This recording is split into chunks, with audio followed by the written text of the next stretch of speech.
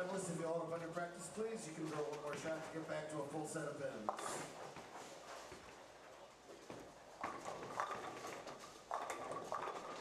Practice time, like the Mariners' winning streak, is over. I know.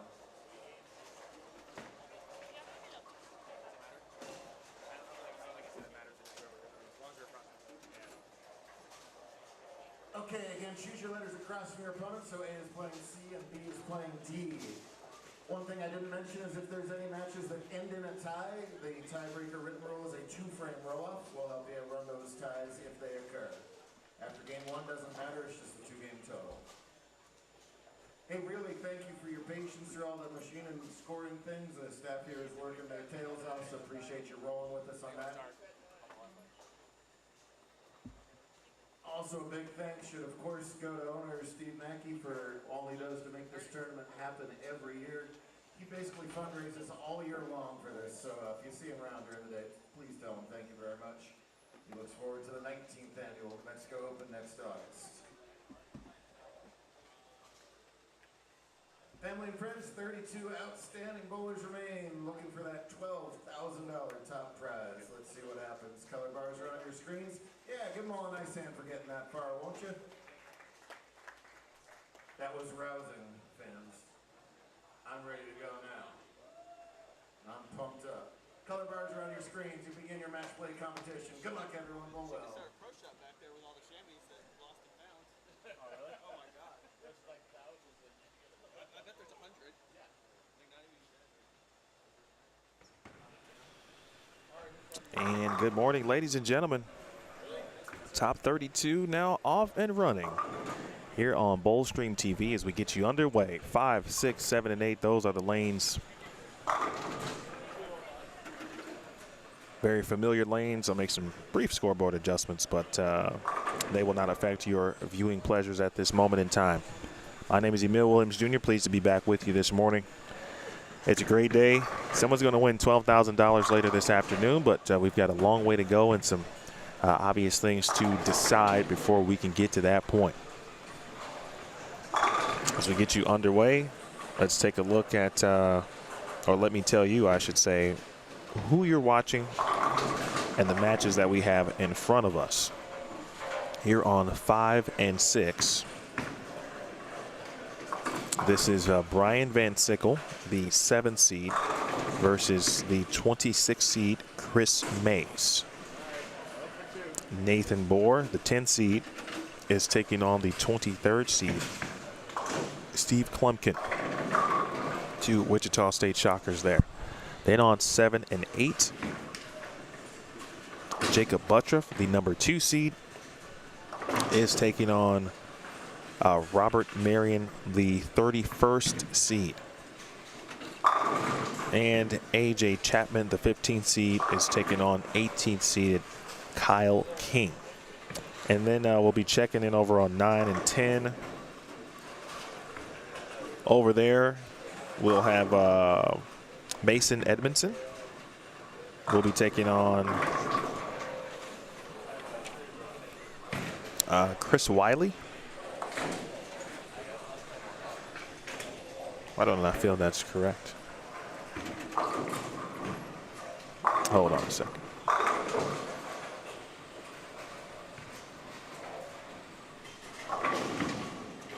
Scott Wiley, I beg your pardon. Scott Wiley. There is a Chris Wiley. I think he went to Wisconsin Whitewater. Nonetheless. And Anthony Lavery Spar, he is the 21st seed, and he is facing the higher seeded 12th to be exact, Ari Wilson. That's on 9 and 10. And then on 11 and 12, Andrew Kane, the 4th seed, is taking on Maria Jose Rodriguez, the 29th seed, one of 2 women to make the top 32. The other is Eileen Linares that you saw in Squad 4. She did just enough as we watched that one come down to the end of that squad. The other match on that pair in 11 and 12, Jake Peters, the 13th seed, versus the 20th seed, Theo Duthit. The number 1 seed, of course, is Trey Ford. He is down on 15 and 16, which is the last pair in use. taking on 32nd seed Stephen Wood. Bracket is posted on the Bowlstream TV Facebook page. Feel free to check that out. If you have a question on a player or a seed and where they're bowling. If you are familiar with the tournament, we're going through to use 1 through 16. And obviously we get as many matches as we can throughout the rounds. Jeff works to try to get as many obviously in front of us as possible. We can't get everyone.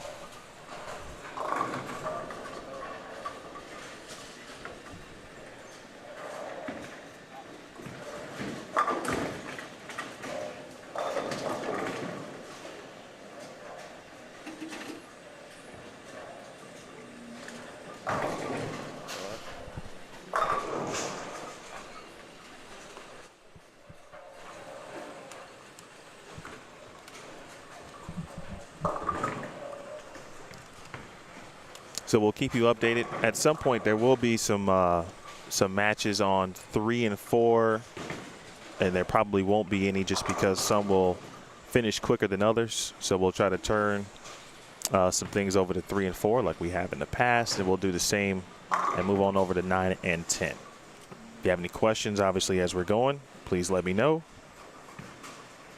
and we'll do the best that we can to make sure you're all taken care of. Good question off the top, Terry. The cut did end up being plus 46. It was plus 46, and it did not start. Oh, I'm sorry. It did not change for the final 3 games. Jeff gave us the cut number at the Game 5 update, or Game 6. And it didn't change for the final 3 games. We thought it was, actually, at the end, because Matt Jones had fallen out. We thought there was a possibility that Pharoah Williams and Dallas Leon would have gotten in, and there might have been a roll-off. But it ended up being plus 46. And plus 46, of course, was Stephen Wood. I mentioned Eileen Linares, just so you know, she is on lane 3 and taking on Marshall Kent. And there was an update to the overall scores that Jeff added here. I took a picture before he added, but basically he just adjusted the ties. So Linares is actually the 30th seed and not the 31st seed because she was tied with Robert Marion. She's facing Marshall Kent again on 3 and 4. We'll keep you updated as best as we can there. Steve Mackey has joined us here this morning. Steve, how you doing? I'm good. And the end of a long week, and this is arguably and probably the best 32 bowlers field that we've had in the bracket play. You think so? How about that? That says a lot. Yeah, it does. And quality of the field, the quality of the bowlers in the field. We used to have the top 12 that would bowl 12 games of match play and then a step ladder, and we went to bracket play a number of years ago. I think Eric Hatchett was the first winner. Some interesting last games. Cortez Schenck finished with 183 in squad 5. Matthew Anderson 191. A lot of nerves there. I felt bad for Pharoah Williams. Pharoah was commentating with you last night, and he left a moved 10-pin. He did. On the 11th shot, and that ended up costing him. He missed the cut by 3. They're paying down to 49th place, however, and it'll be over 65,000, so it is a record prize fund payout for this tournament this week. Got a treat for you later on, joining Emil in the commentary position, a couple of experienced commentators from way back when, and more recently the last couple of years here, Mike Miller, the lane guy, and Dana Miller-Mackey, my 7 Hall of Famer wife. She's pretty good. Yeah. And so is he. Yeah, both. Mike's in the Central New Mexico Hall of Fame. He won 3 national titles. He won at least 10, maybe 11 PBA regional titles, mostly here in the Southwest region. I remember he beat Chris Barnes up at Starlight Lanes at the Santa Ana Casino just north of here a few years ago. Mike has some knee issues, but he's planning to get an operation now that this tournament will be over soon, and we hope to see him back on the lanes. The last time he bowled league here on the house shot, his average was 241 for the season. And Dana told me he used to bowl in the garage when he was growing up. Wow. 5 years old, so he's bowled for quite a while. Well, looking forward to that. We got 7 rounds to go before we can decide that top 4. And we've got ourselves a very good match, several, but on 5 and 6, perfect are both Steve Klumpkin and Nathan Bohr to start. These are 2-game total pinfall matches. Again, 2-game total pinfall matches, not best of. 2-game total pins. We'll have this format for the essentially first 2 rounds, and then once we get to the elimination matches, those specifically will be 1-game matches. The winner's bracket matches will continue to be 2-game total pins. And Steve Klumpkin carried a late 10-pin there for a 5-bagger. And Team USA versus Team USA, quite familiar with each other's games, and both have very simple games, but very dedicated, love to practice. They've paid their dues, that's for sure, not only on the pro tours, but representing the country. Well, here comes Bohr now up on lane 6, hoping to match Klumpkin's. Yeah, and in a 2-game or any total pin format, guys, but especially 2 games, you at this point they gotta kind of match, right? Because you don't want anyone to get out to an astounding lead early. And the first to blink there was Nathan Bohr, leaves a 4-pin. He knew it too, out of his hand. For those who are wondering, obviously a strong field if you've been joining us. If this is your first time joining us here this week so far, we've had 5 qualifying squads, 2 on Friday, 3 on Saturday to determine the 32 bowlers who are competing here this morning. Good shot there for Chris Mays, but he gets a good break in the 10 out. His Chris and his brother Hunter, their mom came up and thanked me for being here, and they essentially watched all day. They watched while they were bowling, after bowling, then they went to go eat. Then around dinner time, they tuned in again, so I appreciate that. Again, 2-game total pinfall, 2-game total pinfall, and that changes only for the elimination bracket where it's 1 game. So there's essentially 2 formats. Okay, now lane 7 and 8, we've talked about it for a couple of days. Lane 8 is usually tighter than 7, and Butturff's left 3 7-pins on that lane. Missed the first one. Very happy with himself making the second time, and tell you what, if Jakob could spare every 7-pin every time he left one, he would have won another 3 or 4 titles. Yeah, he would tell you that. Yeah. Butturff, 2015 winner, correct? Yeah.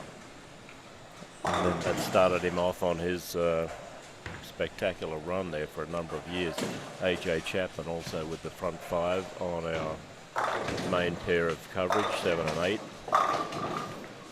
Mind if I take a look at your main roster there? For AJ, during qualifying, he got out to a little bit of a slow start, but he picked it up in the back half of the game, or I'm sorry, of that block, which was squad 3. And so I was very curious on how he would attack the fresh. And looks like what I think is a little bit of urethane. He's off to a great start, and certainly the early advantage in his matchup versus Kyle King. And they know each other well. They bowl in the same house and the same top class leagues in the Phoenix area. King ahead by 9 after 4 frames. He can't buy a double either. Little light, little fast too. Good call there. I'm sorry, go ahead, Steve. Here's Klompkin. That's the end of his string. And let's have a look at Butturff now. He's at 2 for 2 on lane 7. Oh, goodness. What? I'd give anything to be able to send pins like that. Well, not anything. I'll send him a bill. I just put these pins in there, and that one's probably got a broken neck right now. Brian Van Sickle with 3 in a row. That's a great call in the chat there, Ralph. As you are watching the scoreboard, A versus C, B versus D. So they are bowling the player or the letters across from one another and not on the same lane. So A versus C, B versus D. Steve Klompkin happy to get that nasty little 2-5 out of the way. Tricky spare shooting this week on this lane pattern. Well, Steve's on a lane that during qualifying, lanes 5 and 6, specifically 6, kind of was giving him a Jakob Butturff type look on 8, where he just kept 2-pinning on 6, and so far making some things happen, and obviously such a smart player, understanding the situation. Beautiful shot there by Chris Mays, but he is down early. Chris has bowled here quite a few times with his brother in the Junior Bowlers Tour events that we have here, and we've got another one of them coming up at the end of September, the 24th and 25th, the 8th Youth New Mexico Open. We've added $2,500 in smart scholarship money for that. So we're looking forward to all you kids, girls, boys, all ages coming up to participate in that. It'll be a tough shot too. Won't be as tough as this one probably, but it'll be a tough shot. Klompkin out the window there. A little bit out of timing. Might have had fast feet or something. Well, when he came back, he kind of looked down and saying, I think he may have just lost that one at the bottom a little bit. Yeah. But these two Shocker alums going at it here, round 1. We'll try to get you some updates. We've got a front 6 alert down on 1 and 2. Keep you updated on that. If there is a player, of course, in the field, obviously, that you do not see, and obviously we can't get every match here early on, please let us know. I'll try my best to update you. It'll be a little difficult, but we'll do our best. Boy, King's come back a long way from some health issues and some injuries. Yes, you mentioned that in a tough break there for Steve. I've seen that all weekend. It's the worst break in bowling, I think. It's not a 10-pin. Yeah. And it's not even an 8-pin. You guys know I hate 8-pins. Yeah. But that head pin around a 10 and trying to make a washout is just horrible. Chapman on the front 5 in front of us. A well-practiced bowler, A.J. Chapman. Oh, cold 9-pin. The interesting thing about bowlers, especially those at this type of level, but even youth players, right, as when they know exactly typically what's happened, what the difference was in striking or not striking, and then they basically tell you when they turn around from the foul line. And that time AJ kind of off his hand, he was kind of mimicking that, and then it was a little left. Yeah.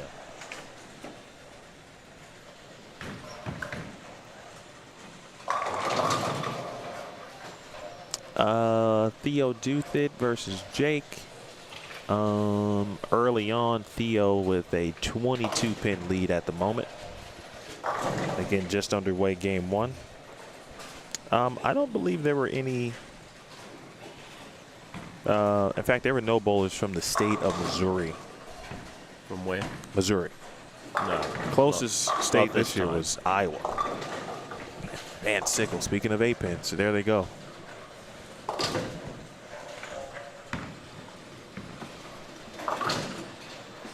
Michael Fitzgerald, he's on the left of your screen.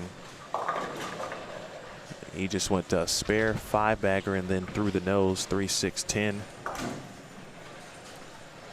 All these messages coming in, Emil. There's a lot of people missing church this morning. Yes, they They've are. gone to the Church of Bowling. And they can listen to our sermons. That's right. Aileen Linares in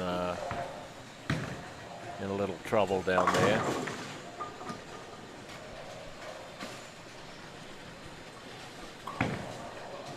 Eileen is facing Marshall Kent.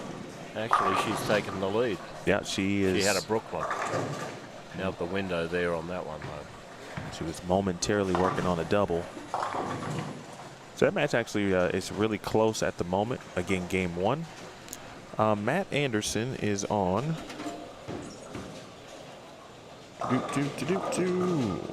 Matt Anderson is down on 1 and 2 as well. He's facing Sean Lavery Spar.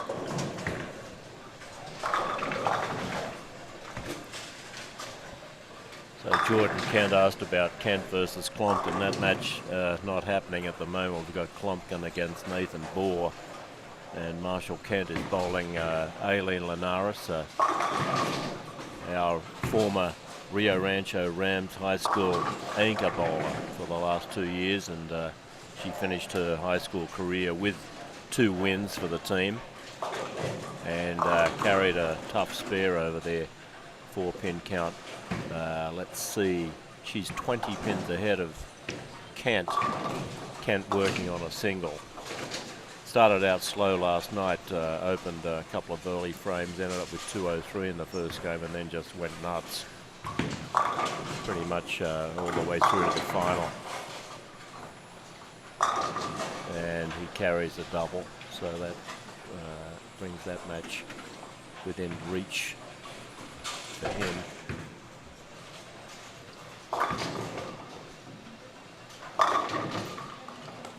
Boy, Chris is throwing some really great shots here. And Brian gave him a little bit of a break. Missed a single pin there in the 8th. And Hayes can get to 193.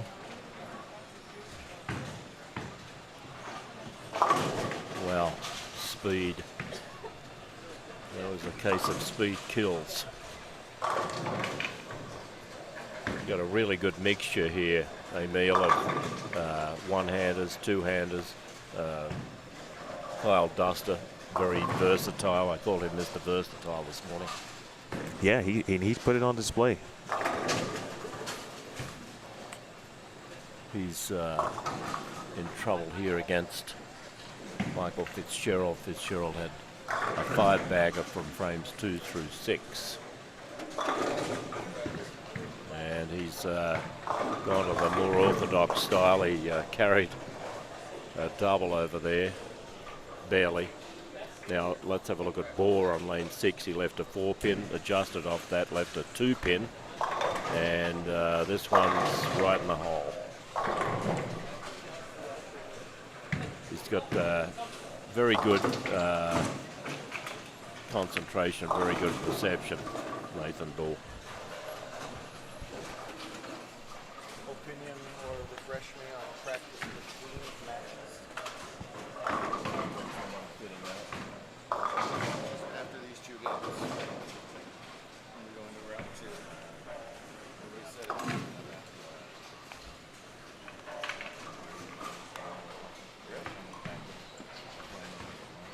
2. All right, so on this lane, we've got Van Sickle. Get my pen and paper out. Van Sickle and C. Mays. More generous than I would have been. We've got Bohr and Klumpkin. And Steve Klumpkin down by 5. This is a 2-game total pinfall match. Marshall Kent has a turkey, and Aileen Linares on lane 4 going for the baby split to try and keep close in that match.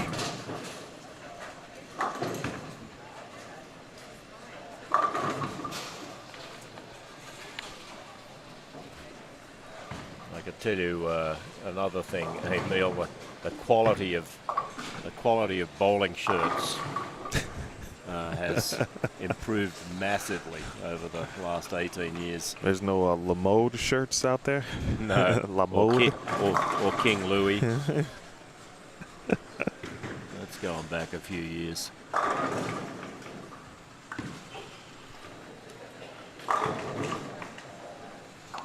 Well, that's made it somewhat interesting for Chris Mays.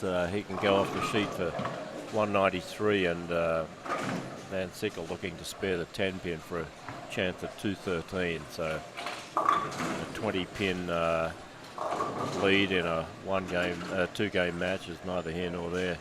That can disappear in the first frame. That 10-pin almost disappeared from Van Sickle then. Just made it.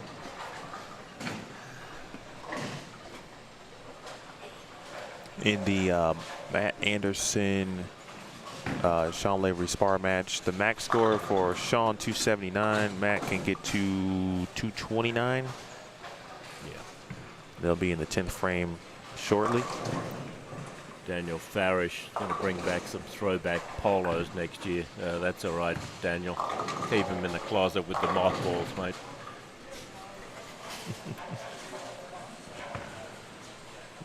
JD Nance taking on Brian Chamber. There's a split in the 10th right now for Brian. And he just opened the 9th as well. Nance is working on a double. First shot in the 10th. There's a strike. Good carry. So he could be in the 2 teens potentially. Okay, well, Van Sickle, the first score on the board here, 213 against Mays, and that's going to be 170 something. Butturff a little lighter that time. For a 4-bagger, and Kyle King's lost his way there. Going to have to go off the sheet for 180. Not good. Marshall Kent finding the way in. Started with a turkey, had a couple of open frames, a spare, another turkey. Wow, another 9-pin. And it looks like Nance is going to take a handy lead down there against Chamber. Chamber out of southeast New Mexico area. Linares ends up opening the 9th and 10th for 170. And Kent can go off the sheet for 210. A little slower that time for Kyle King, that helps. Gonna give the ball a chance to read, and speed control on Mike Miller's shots is almost always a vital necessity. Big double there for Nathan Bohr. Got the first one in the 10th. Now with the split here for Steve. Bohr will take the lead. And Steve Plumpton going to be disappointed with that 10th frame, that's for sure. 209 for him after an opening 5-bagger. That'll be a bummer. Robert Marion slow to start here. Just 2 strikes, no doubles. Well, that helps to start. First one in the 10th, a good one. Gets a break.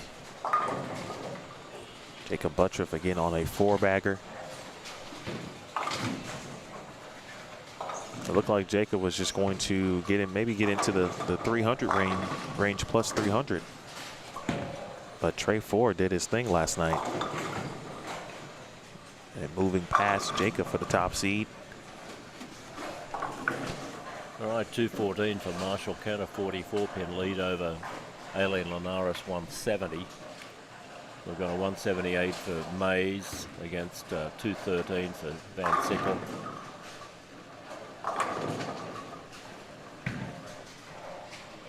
Bohr's going to shoot 248. He'll have a 39-pin lead or so. Tried a different ball, bad move. Tried a different ball, got a 5 count. That might come back and haunt him.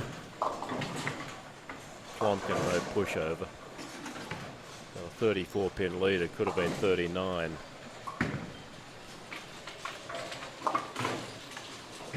Some matches next door, Mason Edmondson. Edmondson 235. Scott Wiley, I believe, is in the 170s. Let's see. Or 190s, I beg your pardon. 198.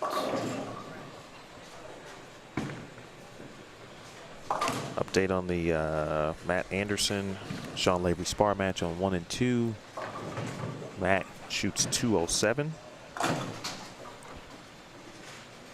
Sean just spared in the 10th. He's going to be in the 250s to start. Yeah.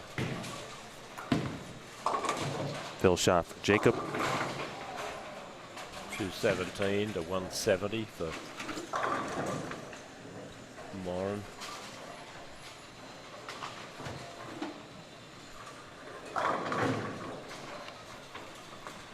AJ Chapman can get into the 250s with a double here in the 10th. Kyle Duster. Important frame for Kyle. He can get into the 230s with a double, but gets a good break as he was flirting with a 2-4-10 for a second. Duster is taking on Michael Fitzgerald.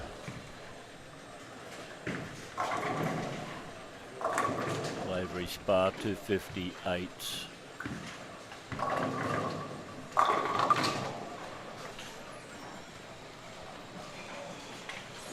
Game 2 now underway on 5 and 6.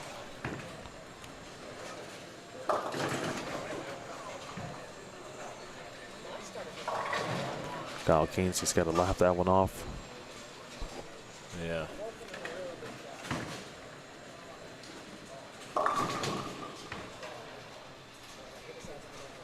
Harry Wilson, a close one over there.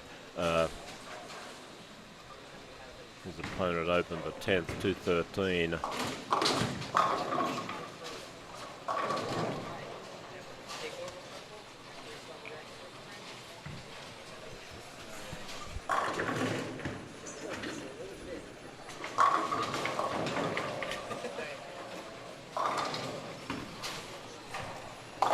sure what happened there. Oh, he spared that. How about that?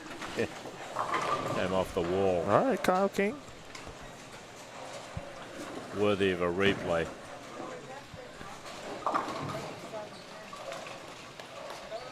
No, there was a scoring error there, so Lavery spar 223. He'll be 7 or so pins ahead of Harry Wilson. 8 pins ahead. 211 for Duster.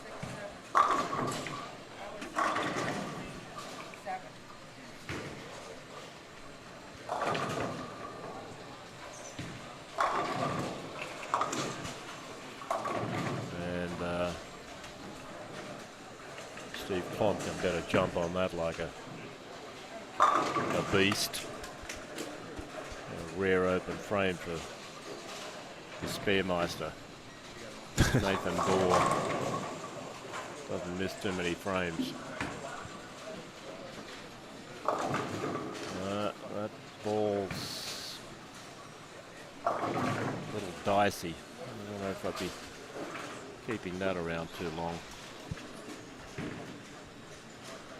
All right, so here's what we have so far. Of course, the matches in front of us. Brian Van Sickle, 213 to 178. Or Chris Mays, again, that's after one game. That's 35 pin lead there. Nathan Bohr, 34 pin advantage over Steve Klumpkin.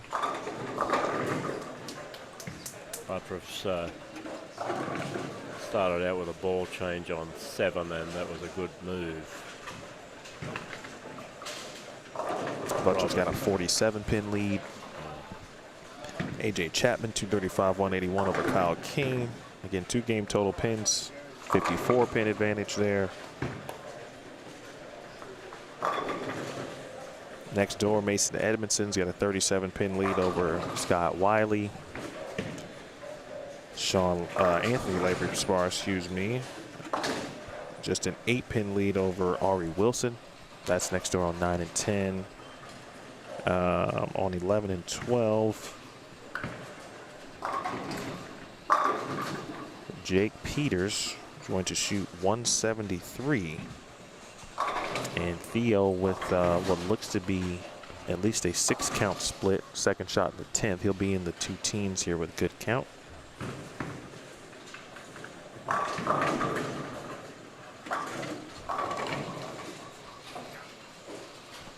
.211 for Theo Douthit. Douthit with a 38-pin advantage over Jake Peters.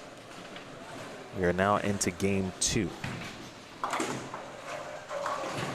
2-game total pinfall matches. If there's any ties, it'll be a 9th and 10th frame roll-off in all ties today. We don't subscribe to the 1-ball roll-off.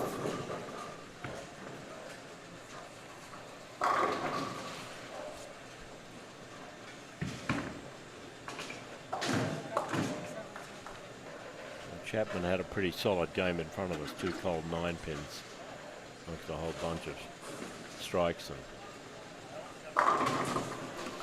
close. Okay, of the matches that I was able to keep tally of, I just went through what we have in front.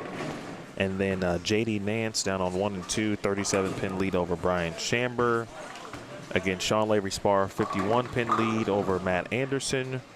Marshall Kent, 44-pin lead over Eileen Linares. Michael Fitzgerald, 31-pin lead over Kyle Duster. Maria Jose Rodriguez, 28-pin lead over Andrew Kane. And Theo Douthit, 38-pin advantage over Jake Peters. Every match is now into game 2.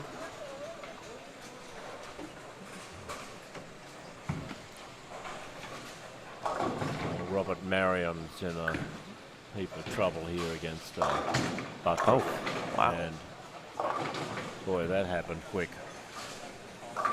Unusual 4-9 on the 10-pin with it.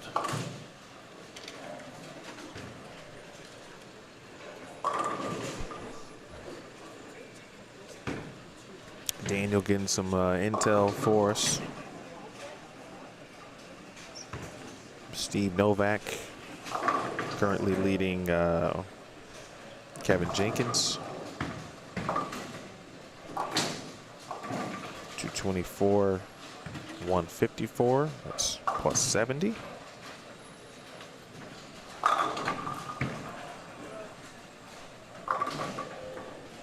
I almost got all the matches. I'm missing 2, and they're all down on the high end. One is Trey Ford and Stephen Wood. Oh, get 1. All right, you got 1.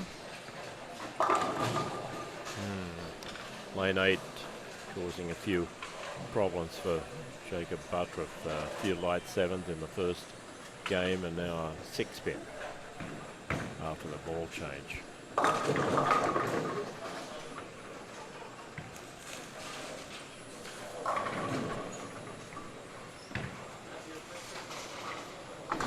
And Cortez Schenck, any number there? I do not have Cortez. He faced Steve Smith. Both Team USA members, different eras.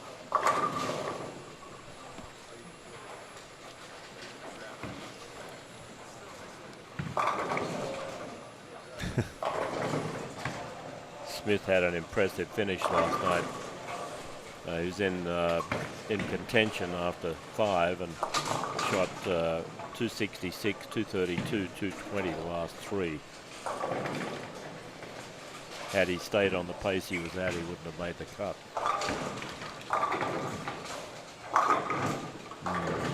Nice shot, wraps a 10. That urethane falling there. It looks like it. It's, actually, no. Look like it's going to carry. It's an IQ Tour. I think it's an IQ Tour for Steve.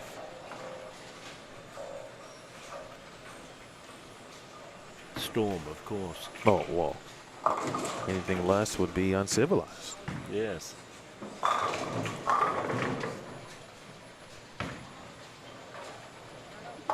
Also a terrific spare shooter.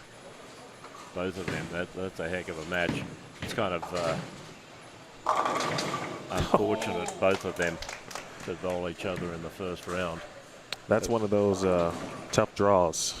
Yeah, it's going to make it a long day for one of them to get to the finals. If you are just joining us, this is Double Elimination. Hit the thumbs up too, by the way. As you hop on in, it is Double Elimination. This is round 1. Good spare for Kyle King. Round 1 now, game 2 of the 2-game total pinfalls format. Losers of these matches will move into the elimination bracket.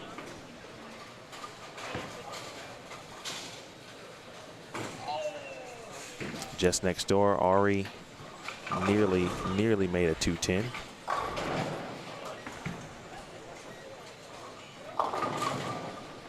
Robert Marion looked really solid in course in qualifying, and in a 2-game sprint. You know, if you have any struggles with ball reaction, especially against a very tough opponent, one like Jakob Butturff, it's hard to make up pins in that amount of time. Good question there, Sean. See, approximately what time has the final started in the past? Like 3-ish, 4-ish? Yeah, 3:30. 3:30. Okay. We'll be running the lanes before that, and they'll have some practice bowling. They all get nice shirts to bowl in from thehillbilly.com. Supplied all the Pro-Am shirts this year, and the TV final shirts. Of course, if they're on any staff contracts, they can add their logo to that shirt. We've got the main tournament sponsors' logos on it as well. I think they're going to like the look of them a lot.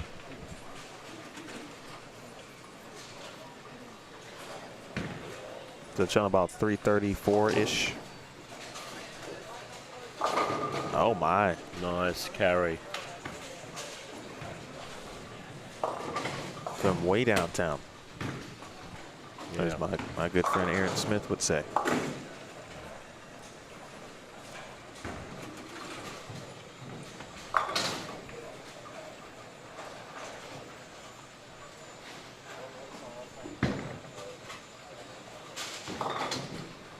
Pretty impressed with Scott Wiley. He's over on 9 and 10. Made some clutch shots last night and did enough to remain in the number.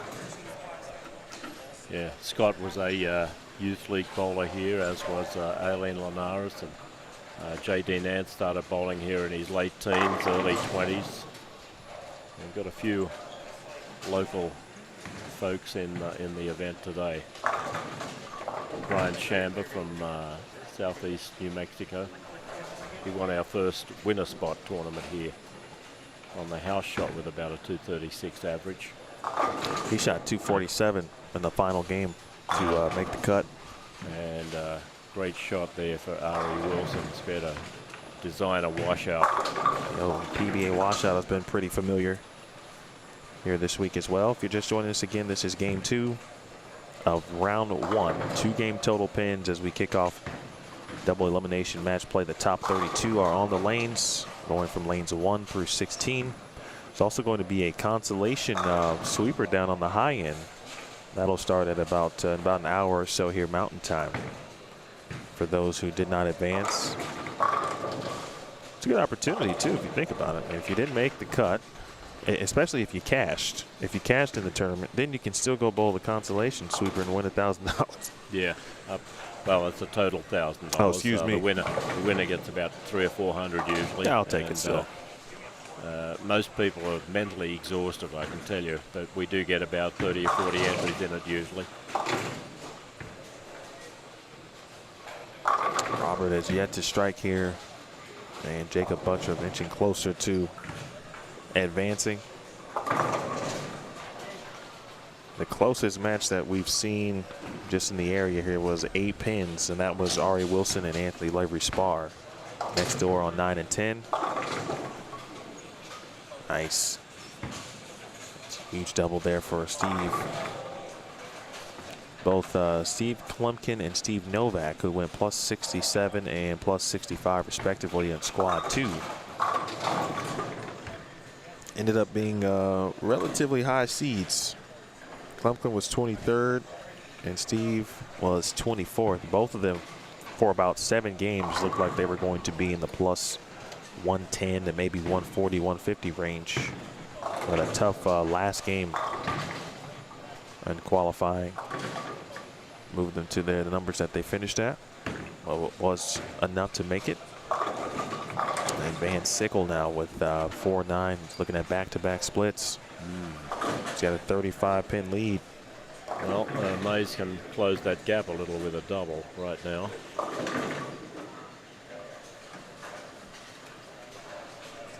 High game of the tournament is 289. Last night, Trey Ford had the front 10, left a 2-pin on 5 and 6. That closes it down a little. Did talk a little bit to Kyle King this morning after you mentioned yesterday. Had gone through some health issues, and yeah, he's working his way back. Their back injury.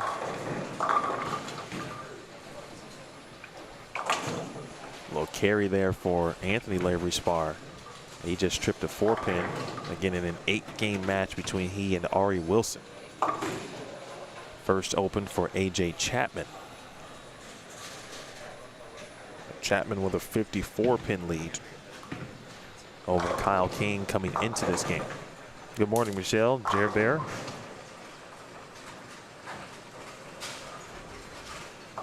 Thomas, the pattern is not disclosed. But at this point, they've all seen the pattern at least twice. Their qualifying squad and now this. For some, they also bowled some sweepers earlier in the week, which also was on the tournament condition.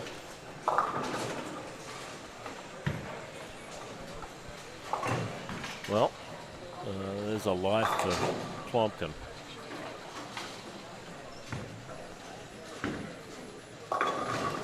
And he took full advantage of it. That's a turkey for him, and Nathan Gore has this sad-looking split here, 3-6-4-7. And he's lining up carefully, so he's going to have a go for this.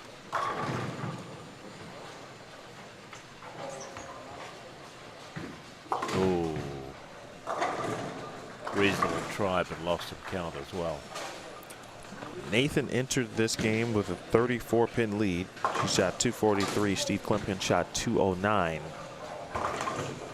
And Robert Marion struggles, unfortunately, continue as Jakob Butturff is inching closer to being the first player to advance.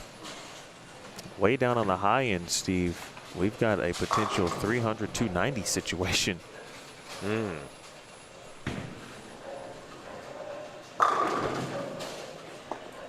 And boy, that's either Trey Ford. That's Wood. That's Stephen Wood. Morgan Moore. Looks like Morgan Moore is bowling Noah Gallegos.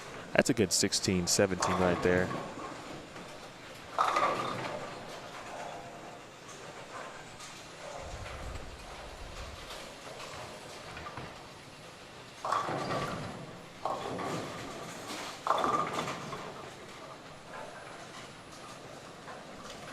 Ryan, it was a 54-pin lead entering game 2 here for AJ Chapman, and now back-to-back 210s. Some trouble here. If Kyle can put together a string. But, talk about back-to-back 3, 4, 6, 7s as well.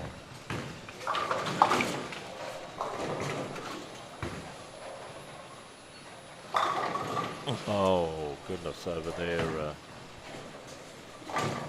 Stoned cold. 9-pin for Andrew Kane. quick update.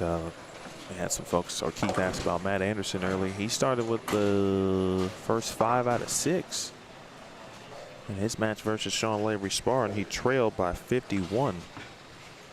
He's gonna make it interesting. Ooh. Does not clip the 2 open frame. That's back-to-back as mentioned. No. Here it comes. So it is Stephen Wood. Chris, that is that's the one pair that we couldn't see and get finals on, but I'm probably going to end up turning the camera down there as Wood has the front 8. He's got the front 9. At the front 9. We'll see you in a few minutes. I'll be right back. Neil going down at 15 and 16. We're up behind lane 7 and 8, taking a camera down there. We haven't had a 300 this year. We haven't had a 300 for a couple of years, since Chris Barnes had one in the first round of the bracket play in 2018, when he won it by 1 pin with a strike on the bonus ball against Brandon Bowtie Grant. Brandon now living out of Los Angeles, hoping to get back to this tournament next year.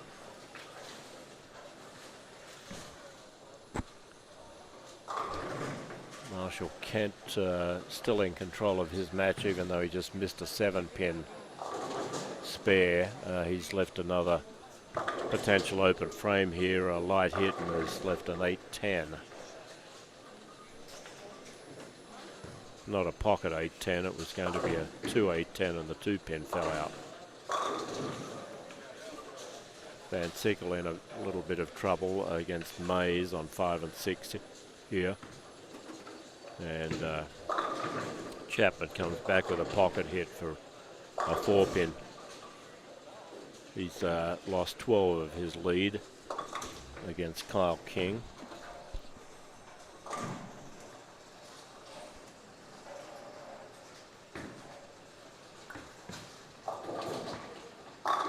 And Mays in the hunt all of a sudden against Van Sickle. Know each other well from Arizona bowling tournaments. Big bowling scene in Arizona, a big tournament coming up at Theo Duthet's CBT $10,000 first place event. Same weekend as a big event down in El Paso.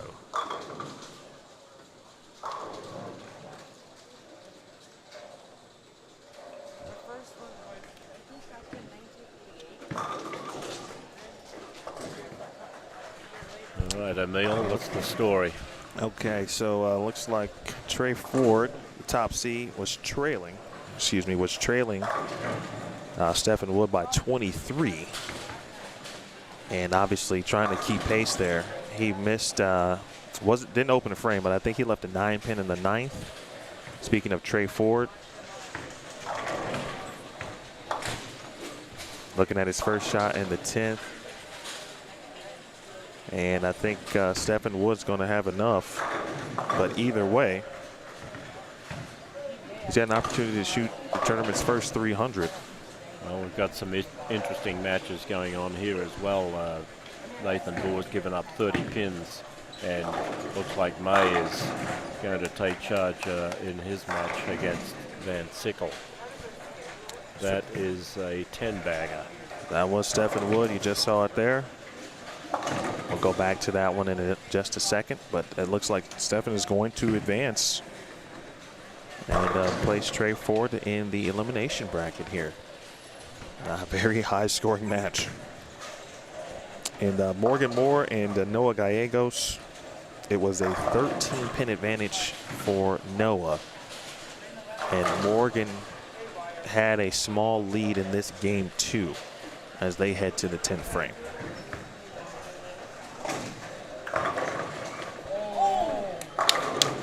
Mays, the leader, over Van Sickle. Wow. And he's hit the pocket very well the last 5 shots to take that lead. And here we go now with Kyle King making a move against Chapman, who's had some issues this game. All right, quick look at Stephen Wood here for 11 in a row. Didn't make it. 10 in a row. Left a 2-pin.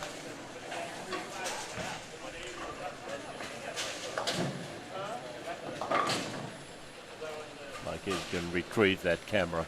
Yeah, I'm gonna go change it back. And Aileen Linares making a charge against Marshall Kent, who had 2 open frames back to back, flagged a 7-pin in the gutter right at the pin, and then left a light hit 8-10. The 2-pin fell out, and then he left a 4-pin, which he spared. The match is getting close. Van Sickle looking for double, only found a 2-pin on the deck.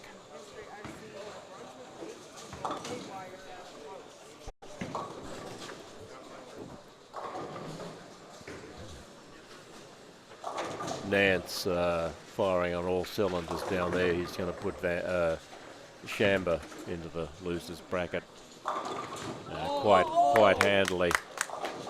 Butturff on a 6-bagger. So Stephen Wood at the moment first to advance. Jakob Butturff is going to advance.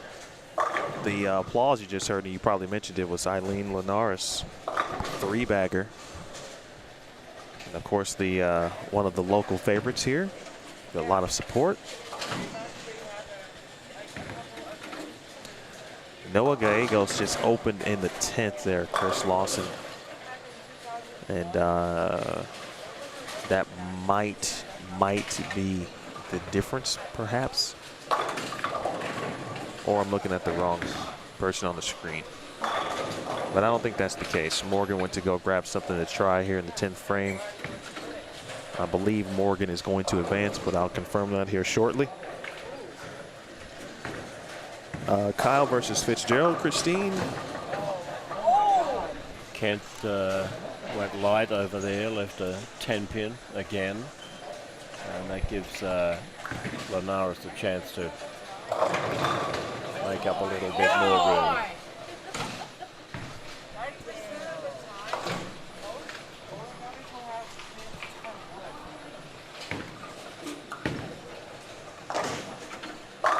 Jacobs actually bowled here quite often. He used to come up as a youth bowler and play in the Junior Bowlers Tour Christmas doubles. And we remarked on his unusual style at that time. He's really had a good career for himself, 7 in a row, and he'll easily advance. So Chris Mays here is going to win this game by about 49 pins.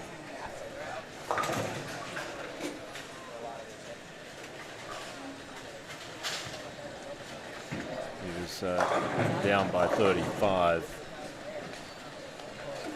No worries for him. All eyes on Linares on lane 4, working on a turkey. Double, 2 opens, turkey. Oh, through the face. It's an unfortunate break for her.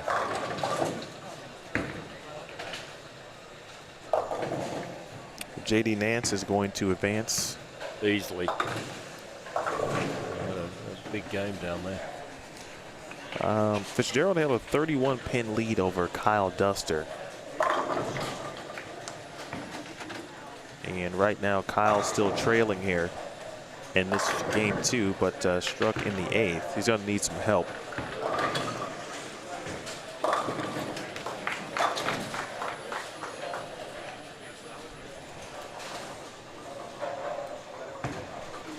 Oh, Chris Mays. How about that comeback?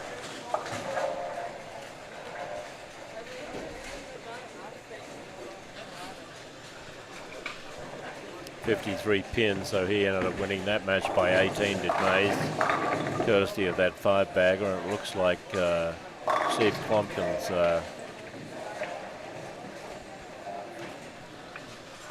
making it hard for Nathan Bohr to stay in the winner's bracket. Yeah, so let's see.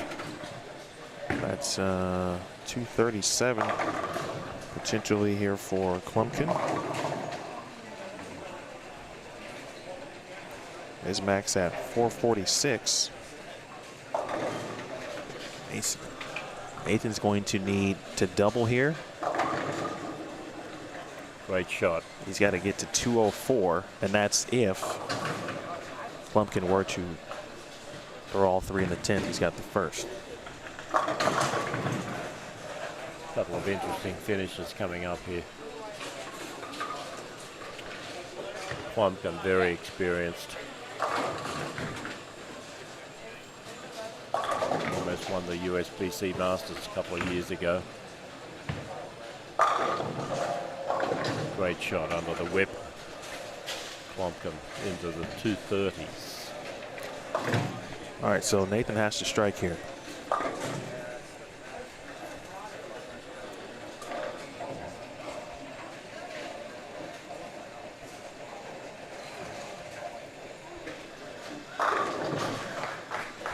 Lamara's up by 10 in this game, but she's got a bit of a deficit there, 40-odd pins after the first game against Marshall Kent.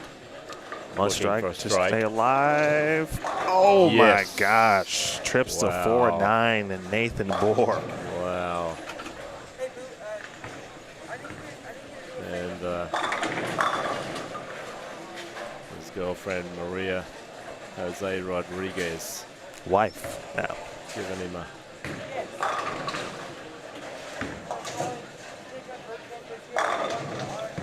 good finish for Steve Klumpkin, 237. Does he still need count? Yeah. What count? I think 5. Okay. Well, he had two actually 6 7. counts earlier on, so better keep it in play outside. Actually, it might be 7. Oh, that's enough. That's plenty. 10's always enough. And a huge sigh of relief there for Nathan Bohr. Great match between those two Team USA longtime members. Klumpkin, long day ahead of him to try and get to the title match, as he was in a couple of years ago against Dwayne Mellinger, the winner in 2019 here.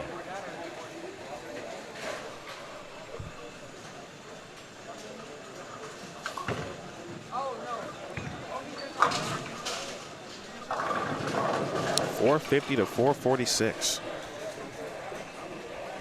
Match of the round, perhaps.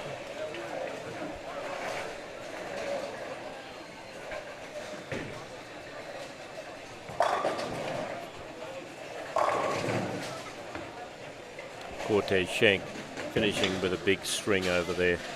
How was he in the first match? I did That not. one? That's the match I don't have. The but one missing event. I'm just, you know, you can't assume. But He's had spare, double, spare, and off the sheet. He's up to the 11th shot now. 257 for Butturff. Good finish for Robert Marion. 191, but an easy win for Jakob Butturff.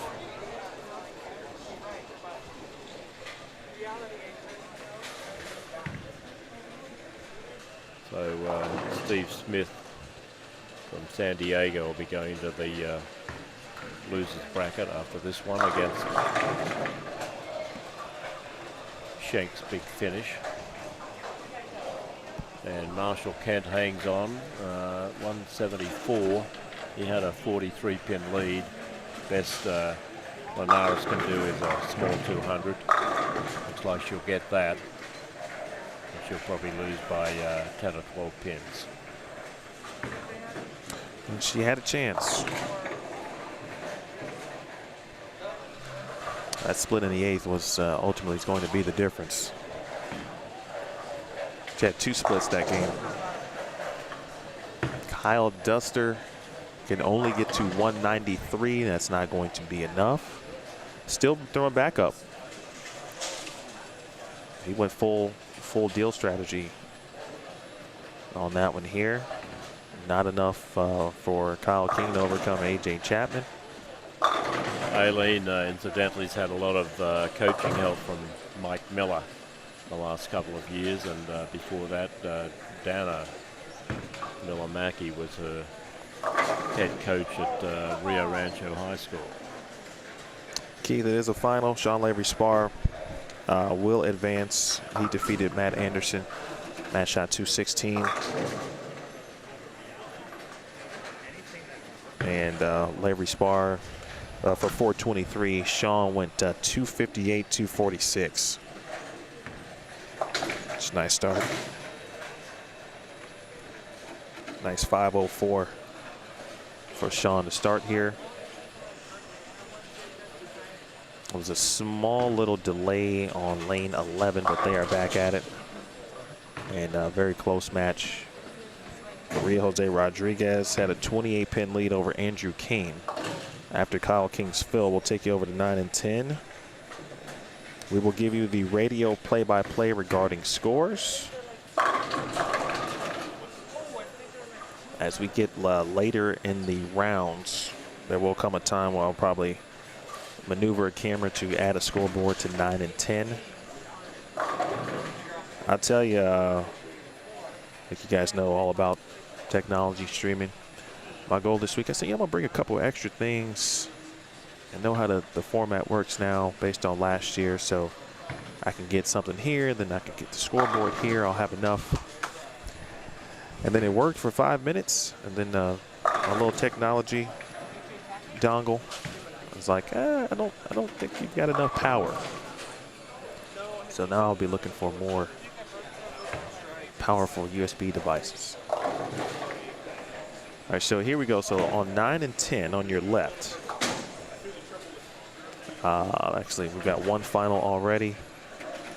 That was, I believe, Scott Wiley at the top there. Yeah, Mason and Mason on. Edmiston. Mason will advance. Anthony Lavery-Spar had an 8-pin advantage over Ari Wilson, and that shot actually sealed it. Ari can only get to 169, so Anthony's going to advance. And Ari missed a couple of single pins in this game to make it easy for Lavery-Spar. So 11 and 12 is the main focus at the moment. Maria can max at 227. Andrew Kane can max at 247. And as you can see there, no love on the 4. Yeah. And then the other match there, Jake Peters versus Theo Duthit. I believe that's Theo with a 4-bagger currently, but I don't remember their letters, so I will wait.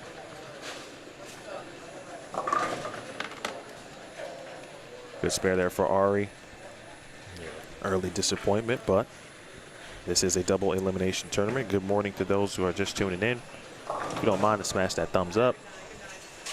Maria just leaves a 2-pin. So this one's coming down to it. Again, Rodriguez had the 28-pin lead. Andrew makes a spare. Newly minted USBC Hall of Famer. Former USBC president. Max score 227 for Kane.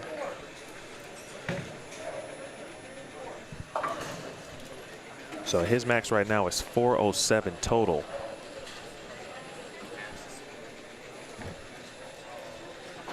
Maria can get to 206. And that would be 414. So this one's far from being decided. Oh. Jake Peters just stoned an 8-pin. And that is Duthit with a 4-bagger. And that's going to about do it in that match. Again, Theo strike, spare strike, split in the 4th of the Open. And he's working on a 4-bagger and is going to advance here past Jake Peters.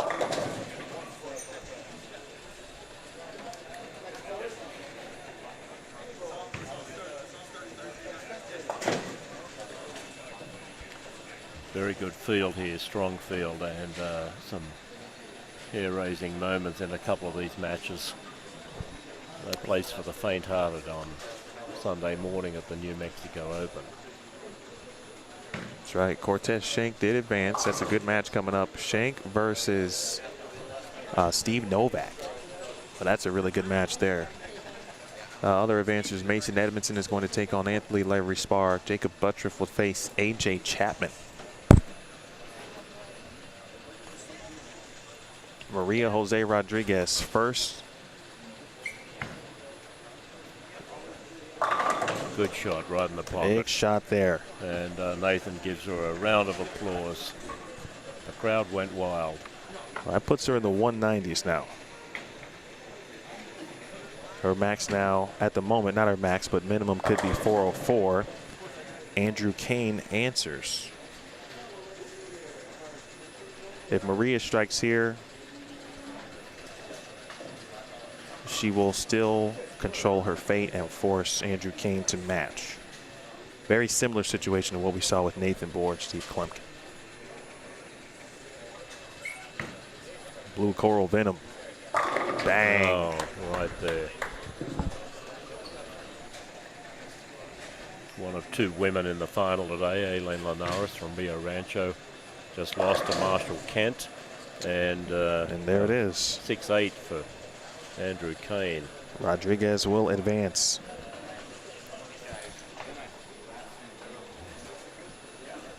And she will face, looks like Theo Duthit. So, and the way it works in the bracket, the winners on the pairs will bowl each other. Oh, what a good 10th frame that was. 206. 215. But that's just not enough. 414, 395. Rodriguez is on, and then finally Jake Peters and Theo Duthit. Theo has this one locked up. He is going to face Maria Jose Rodriguez. Jake trying to get lined up at this point. Yeah. And after this, round one will come to an end. Quick question for the chat. And folks, as Jake and Theo finish up, we're all set. Once they finish for our round two matches, these are still 2-game total pinfall matches in both the winners and losers bracket. Quick question for the chat. So the way it works is we'll have 4 consecutive rounds, and there's going to be a brief break for re-oil. Bowlers, you may service during the practice. The practice is 2 balls per bowler per lane. Not 2 frames, just 2 shots on each lane. Please do not get next game down on the monitors. If you do, we will be furious with you. The question is, would you rather me keep this stream live for that 30-minute break? I'll put a message up, tell you that there's a break for re-oil, and obviously we return. Or would you rather me just close it down and start a new stream? Close nothing down. Give me my money's worth, Emil.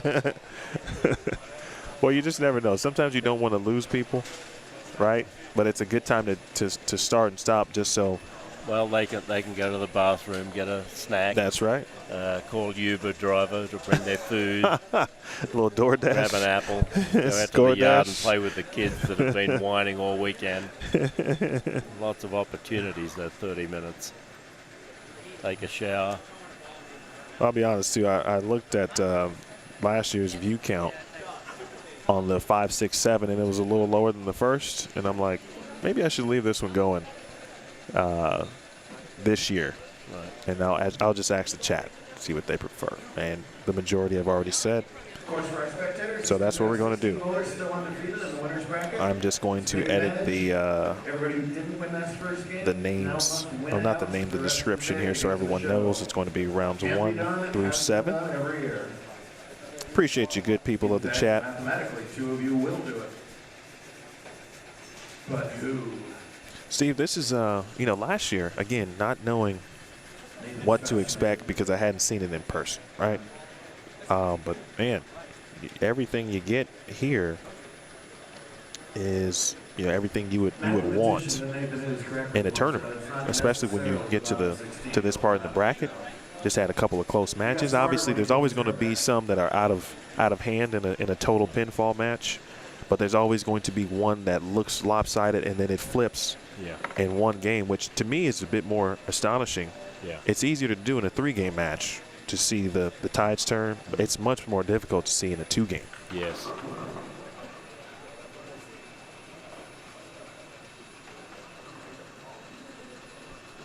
Gus, Farrow is not bowling. Farrow was the first player out, actually the first one of 2. He and Dallas Leong tied at plus 43. And if we were to have or buy the ties or break the ties by a high game of a block, Farrow technically was the first player out. But he was great about it last night. You know, you guys heard him talk. If you didn't hear him talk, he talked about a lot of stuff ranging from the industry, pro shops, you know, how bowlers can support and what bowlers need to do, and then even from the bowling industry, et cetera, to, you know, continue to help the sport thrive at the higher levels. He even threw in a love story and how he met his wonderful wife, Cassandra. It was a nice 3 games. Shout out to Eric Espinda, too. Eric was great, by the way, Steve. He was really good. He was really good on the air. Good. I knew it. I could tell it wasn't his first time, and he told me that he had did a lot of stuff with Matt. Once your practice is over, don't bet on me, just bet me if this game is over. Now this is practice shots.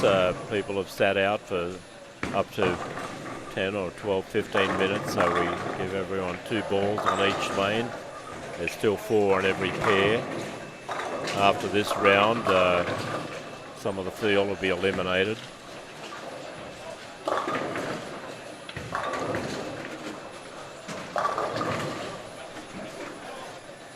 We'll be back shortly.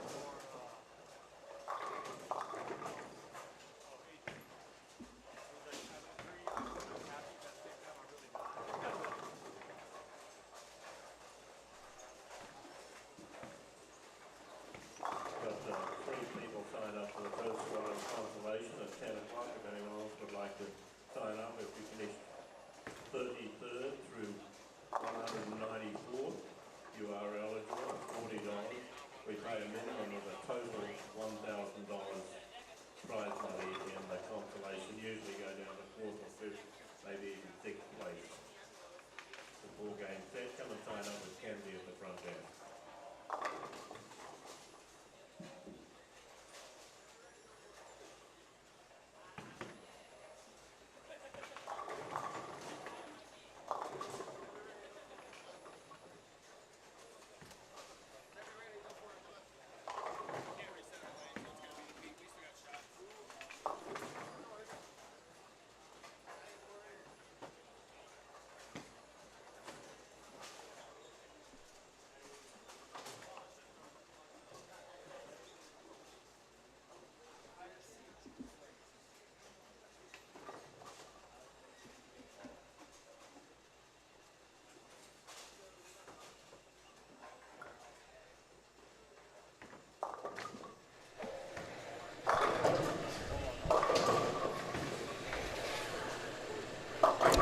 All right, our first round now of elimination matches.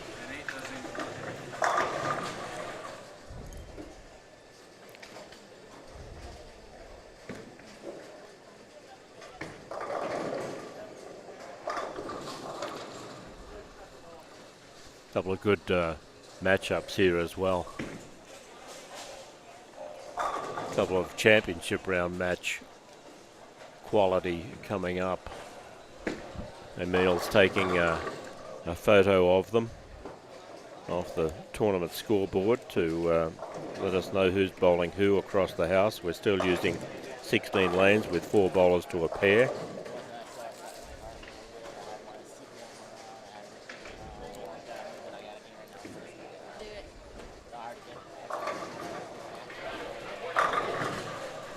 Steve is now doing additional items. He's got to pay folks. Yeah. All right, so on 5 and 6.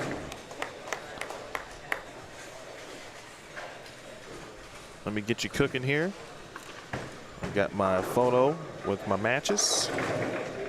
All right, so 5 and 6. JD Nance, the 6th seed, now taking on Sean Levry-Spar. The other match on this one is Marshall Kent, the number 3 seed, versus Michael Fitzgerald. And then the A versus C is the Levry-Spar versus Nance match. Oh, excuse me, I'm sorry. It is the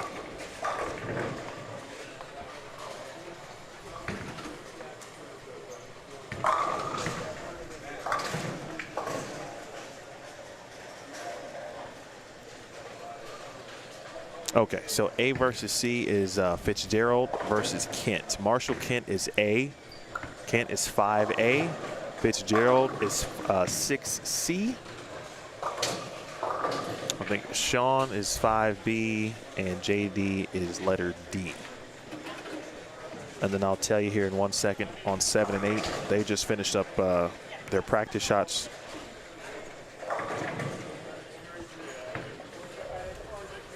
I can't tell you the opponents though. It's going to be Mason Edmondson versus Anthony Levry-Spar. And Maria Jose Rodriguez versus Theo Duthit. And it looks like Edmondson is going to go first. He's going to be 7A. It's going to be letter A. Anthony will be C. And then I'll tell you, of course, about Rodriguez in a moment.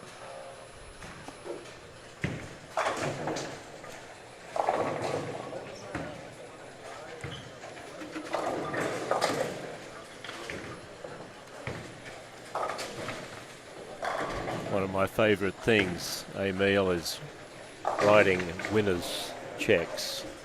And one of the favorite things is writing a $60 check for a house league bowler that's been bowling for 1 year. Trent Irwin had the high game on 19 and 20 the other night with a 216. And that was the best in that squad on that pair. And it gives them what scripture would refer to as a hope and a future. Jeremiah. Amen. 29-11, if my memory serves me correctly. We do have, obviously, let's see, we've got winners bracket matches from one. No, I'm sorry, that's not true. They alternate pairs, I believe, winners and elimination matches. So the other set of winners matches near us are on 3 and 4. So it looks like we've got 3, 4, 5, 6, 7, 8 winners bracket matches. 1 and 2 elimination matches. 9 and 10 elimination matches. Uh-oh.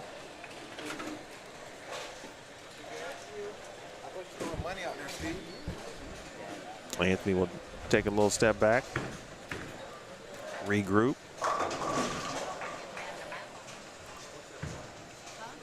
Well, Michael Fitzgerald and Marshall Kent both have opened a frame already. Early days, 2 strikes were split for Michael Fitzgerald, and a 7 count in the first frame for Marshall Kent, followed by a strike. And this could be Theo's favorite pair. He bowled very well here yesterday in qualifying. Trouble still for Kent. A little too deep with his feet on lane 5 for sure.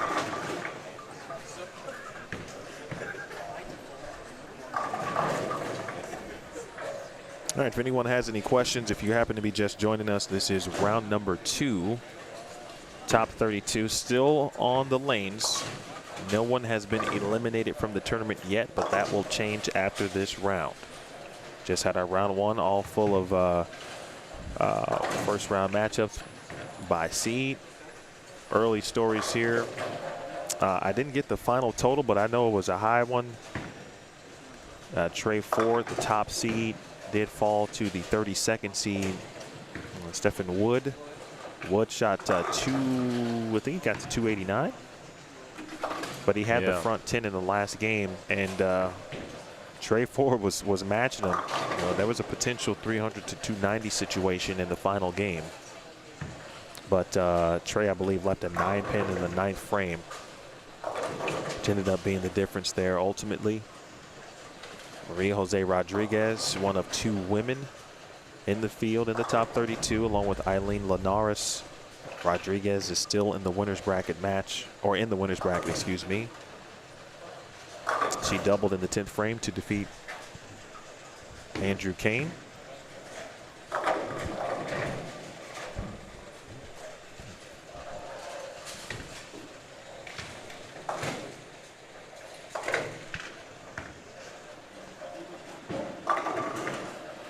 All right, Anthony's good. Made the spare over on the right lane. And now 10-pin here on the left lane. It's JD Nance. Nance led the way in squad 1, which seems like an eternity ago now. He bowled Friday morning at 9 a.m. and hasn't bowled, obviously, well, at least in the tournament, of course, since then. What do you think about that there, Steve? You know, JD hasn't bowled since 9 a.m. essentially on Friday. That's the last time he saw the pattern. Not that his knowledge is going to go away. But, you know, I imagine certainly he took advantage of the day off, got some rest, preparing himself for today. But that's a long time to kind of wait a little bit to bowl again. He's bowled so much and bowled so much. When he comes in here and practices with his wife and daughter, his daughter's now in a league here, and I think he's got a great memory. I don't think it's any problem for him. He could bowl every other day of the week. It'll be like he'd be bowling back to back. Well, yeah, and if it was the opposite, you know, again, a day off has never hurt anybody, especially when you've bowled 8 games that, you know, feel like 16. Yeah. But he did lead the squad at plus 161. Well, this match here between Fitzgerald and Kent is strange. Goodness. Kent had a 4-3 strike and a 6-2 a washout. And if he gets a strike here, it's all even. 1 pin the difference.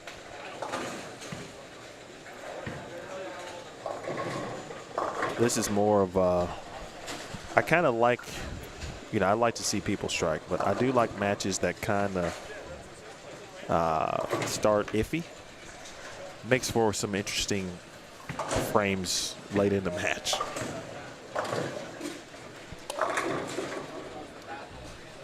Theo with the early double.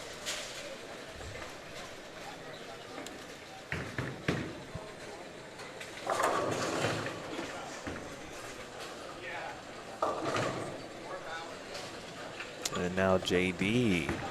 That's a rare sight for him.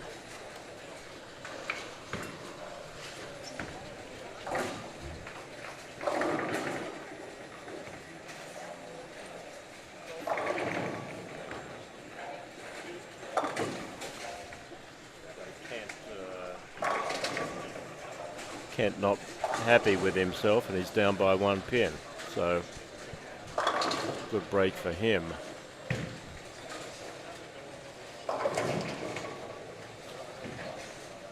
Both him and Michael Fitzgerald have had their issues on lane 5. They haven't had one closed frame there yet on that lane. Looks like it's the mystery pair. Well, I'm trying to see. We just had Nathan Bohr and Steve Klumpkin on that pair, who bowled pretty well overall. And that was a pretty good match, obviously 450 to 446. And who else was on that pair? Brian Van Sickle and Chris Mays. That one was slightly lower scoring, but no one seemed to struggle. You know, as always, there was a little bit of urethane there.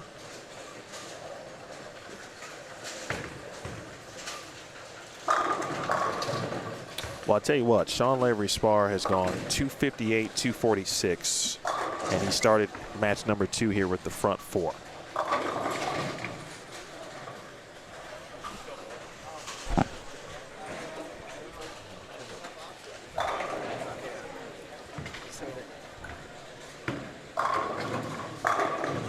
That's better. Marshall Kent found a strike on his tough lane. Let's see if Fitzgerald can find something on lane 5 next time he goes back there. 1 pin the difference, 53 to 54.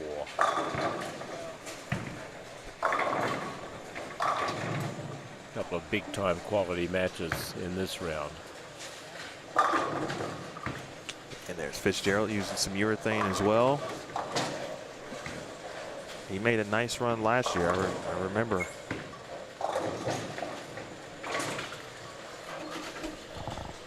Spare, strike, spare for Maria Jose Rodriguez. Mark, Brian Van Sickle did lose his first match. He is now facing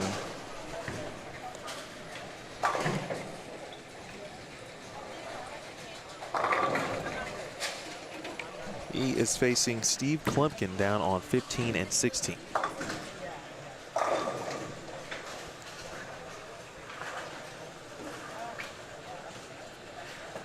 Sean will take a moment. He'll allow brother Anthony and Jakob Butturff to go left and right.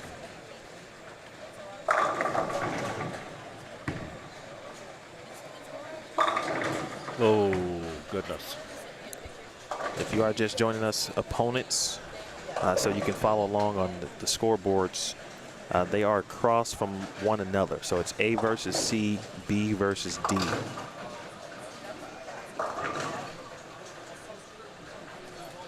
Sean Lavery spar did not like that one, and for good reason. 210.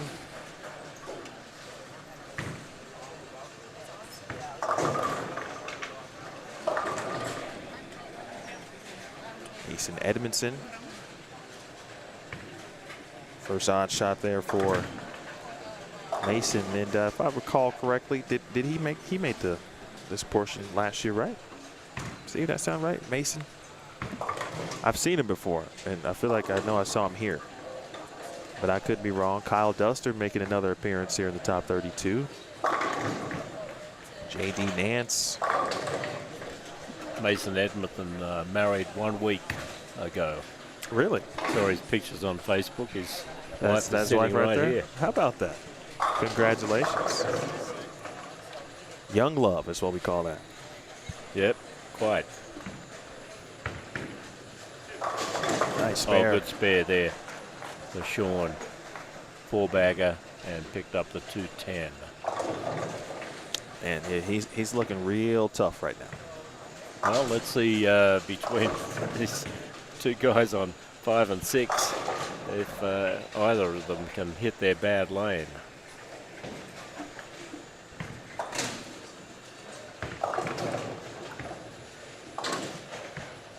That's the way. He's in his fighting shape here, Marshall. He's lost some weight. He looked good at Bowl Expo when I spoke to him about coming over for this tournament, and he looks like he works out a bit. He's always in the gym. He's I think he's even given out some exercise and or fitness tips for bowling in some publication. I don't know if it was Bowler's Journal, Bowling This Month. Well, Fitzgerald's woes continue on lane 5. And we're probably getting into the area of carry down and whatnot. They've had some practice, bowled their first 2-game match. Now they're in their second 2-game match with a bit of practice in between, and that does make a change. And there's a lot of black urethane coming out all of a sudden.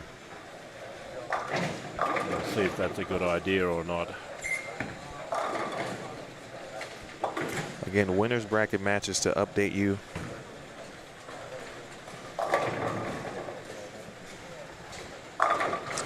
Again, Stephen Wood, the 32nd seed, knocked off Trey Ford, the top seed, to advance to round 2. He's facing Morgan Moore. It's a good match there. That's on 11 and 12. Cortez Schenck versus Steve Novak. Really good match also on 11 and 12. In front of us, Maria Jose Rodriguez versus Theo Duthit, along with Mason Edmondson and Anthony Lavery Spar. On 3 and 4, Jakob Butturff and AJ Chapman. Again, that's a winner's bracket match. Chris Mays and Nathan Bohr, also a winner's bracket match. 5 and 6, Marshall Kent versus Michael Fitzgerald. JD Nance versus Sean Lavery Spar. Those are the winner's bracket matches for this round. Elimination matches. Trey Ford versus Noah Gallegos on 13 and 14. Steve Smith versus Kevin Jenkins on 1 and 2. Andrew Kane versus Jake Peters on 13 and 14. Scott Wiley and Ari Wilson on 1 and 2. Robert Marion versus where is Robert Marion?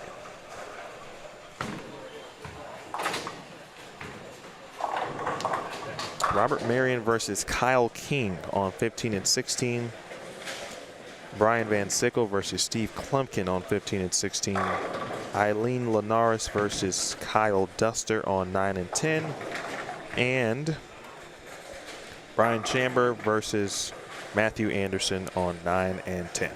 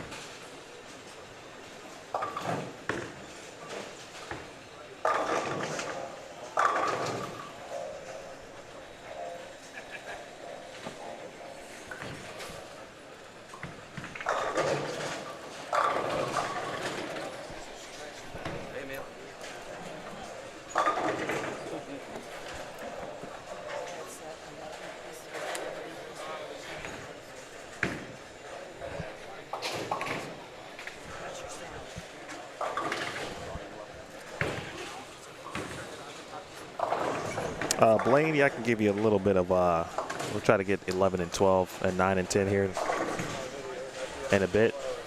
Those do not have scoreboards, so we'll give you the radio call as we back and forth, especially on 7 and 8. This one looks like it's going to finish last, certainly in comparison overall, unless they start striking.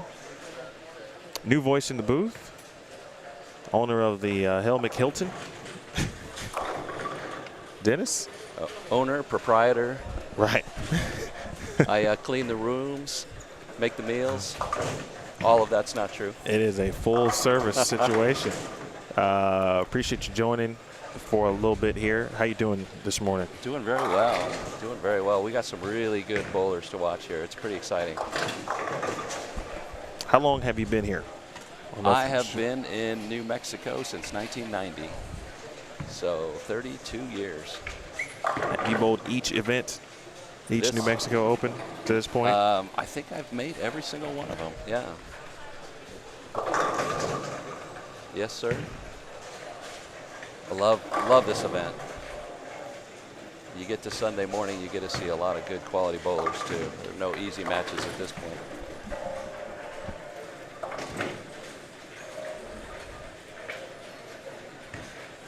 So this is my broadcasting debut. Okay. Emil. Dana just came down and put her hand on my shoulder and said, I have got an opportunity for you that you cannot pass up. Well, I'm sure Steve is off doing something very important for the tournament. I know Yes, he is. He'll work his way back here at some point. Now, how long have you had a chance to watch this morning? I've been here probably an hour or so. Okay. All right. So you know what's happening?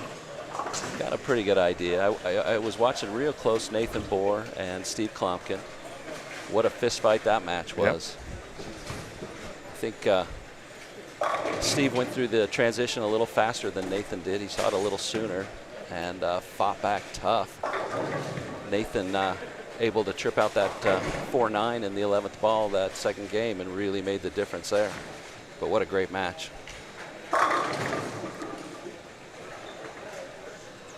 Marshall looks like he's feeling okay right now. I think he got off to a little slower start than he wanted. Yeah, 4-bagger for Marshall. Again, Sean Lavery Spar has, to this point, been pretty dominant. 250, 240, and then looking at another game possibly of that caliber. Got a see lead on his opponent at the moment, JD Nance, but JD very tough, as you know, certainly. Bowled a lot of matches with JD over the years, and he is tough. He's physically good. He's mentally good. He's not going to throw away any sticks.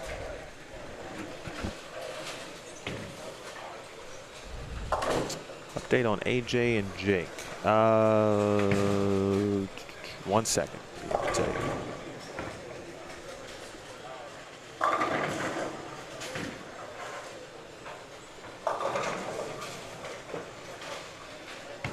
So it's Nance, 8th frame. Stepped it out.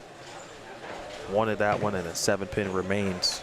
This is round 2, first game of a new set of 2-game matches in the winner's bracket. AJ able to throw a double there. Looks like he pulled ahead a little bit in that match.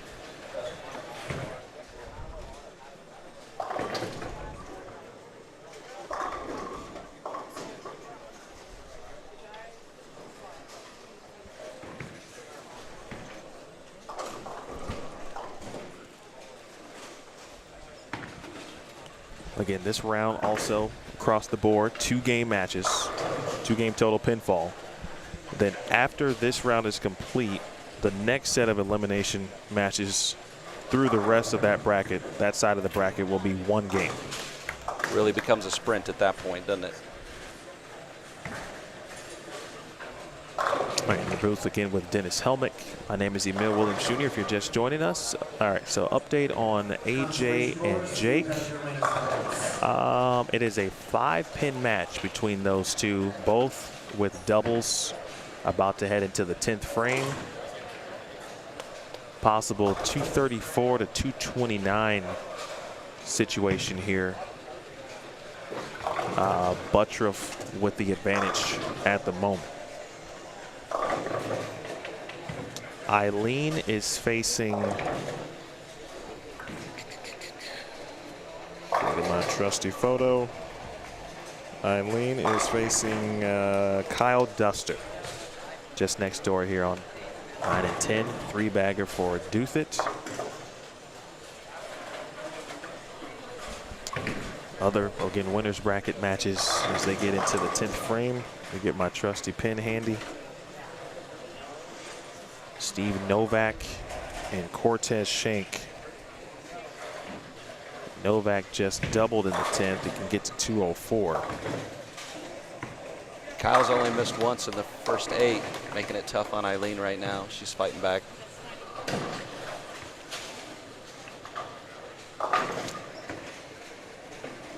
Mason Edmondson trying to pull one in off the ditch. Able to get that one to carry. AJ Chapman down on 3 and 4, just threw another one for a turkey, so he's putting a little pressure on Jake. Yeah, that's a match that looks like it's going to come down to the 10th frame of game 2 for sure. So I think so. Sean will return. He's just going to reset here. Make sure he's ready to make that shot. While we have a moment, let's move over to 9 and 10 and 11 and 12 briefly here. I'll update you on what Anthony does. Anthony 2-pin in the 8th. This is Cortez Schenck. This is his fill shot. And Schenck gets to 225. Novak 204. So Cortez with the early 21-pin lead there.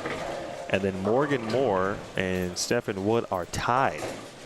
Both can max at 207. This is their 10th frame. On the right of your screen. Nice shot there for Morgan. Theo off camera on 7 and 8. See it on the left side of your screen. Now with a 4-bagger. Marshall Kent about to step up in the 10th. He's working on a 5-bagger. This is Brian Chamber trying to stave off elimination. Uh-oh, and Marshall Kent's got it working. I think you might have gotten that one just a little wide. It came back and shook out the 7. Little wry smile for him. I know Steve knows Bill and Stefan really well. I think they own a bowling center, if my memory serves correct. But every time I see him, this has been a couple times now, Stefan is pretty solid.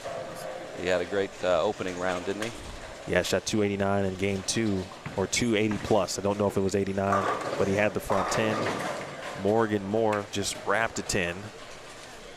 And now the best he can do is 197. If Wood strikes here, that would give him a 10-plus pin advantage. Meanwhile, Marshall Kent burying shots on 5 and 6. Filling it up. 7 in a row there for Marshall. We'll get you back there in just a second.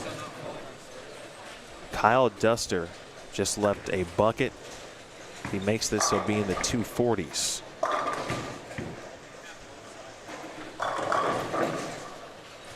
Wow. And Big ring 10 for Stefan. Goodness gracious. So both of those players wrap 10 pins. And if they both make them, they will be tied heading into game number 2.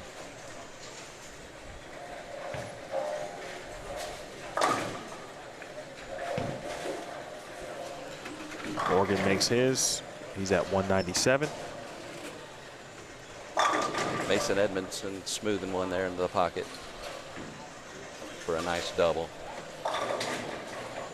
Marshall's trying to finish up his game with a bang. Ring 10 there. Nice. Finish out with 232. This game by Marshall Kent. Duster did make the bucket. Eileen Linares, best she can do is shoot 172. She would need to fill it up here and give herself the best possible chance heading into game 2. Michael Fitzgerald is going to be in the 150s against Marshall Kent. In the Chapman Butturff match,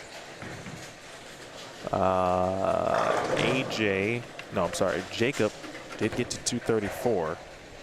That's a close one there. 234, 229. So they both did strike out. It's a 5-pin advantage for Butturff, 5-bagger for Douthit.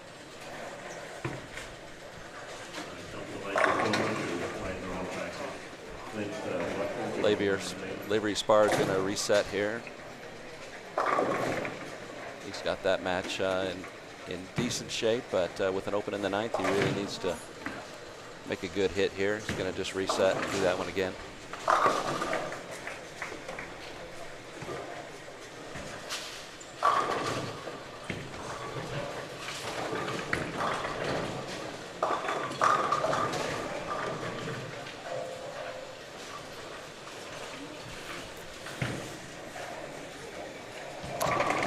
Eileen gets to 147 there for Eileen. 47.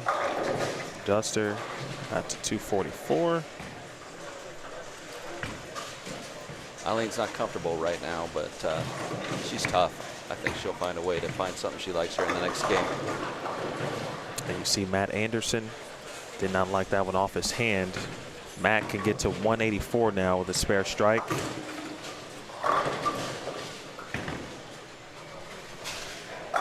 Fitzgerald shot 158.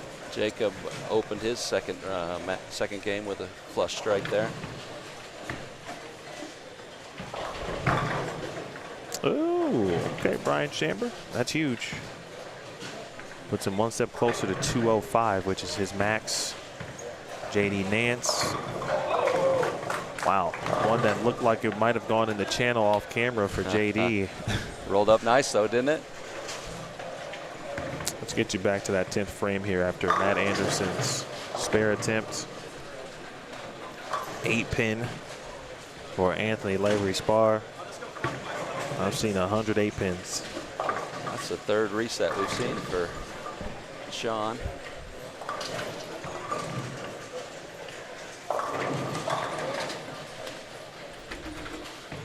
All right, best Matt Anderson can do is 184. Keep you updated there. Mason Edmondson rolling over here. Looks pretty comfortable. He's looked comfortable since yesterday. He has. He's not putting a lot of effort into it. At least it didn't appear on the outside. Just posting shots and carrying. And boy, missed 7-pin there for Sean. That's tough out for him. 208. JD Nance is trying to jump all over him there. Yeah, after the great start. Strike here, and Nance one hit away from 221. Chamber left a 4-pin on 9, by the way. He'll be in the 190s. Fast 8 for JD. Yep. He's got some pitch. support in the crowd. He's a real favorite here.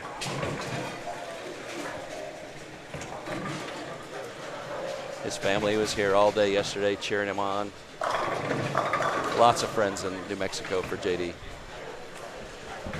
Thank you, Mike.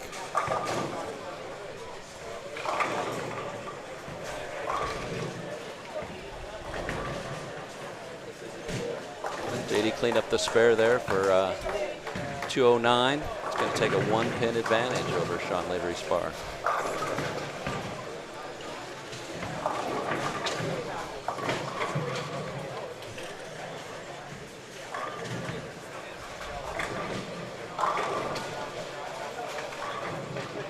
Rodriguez can only get in the 180s, and what max for Theo here is 266.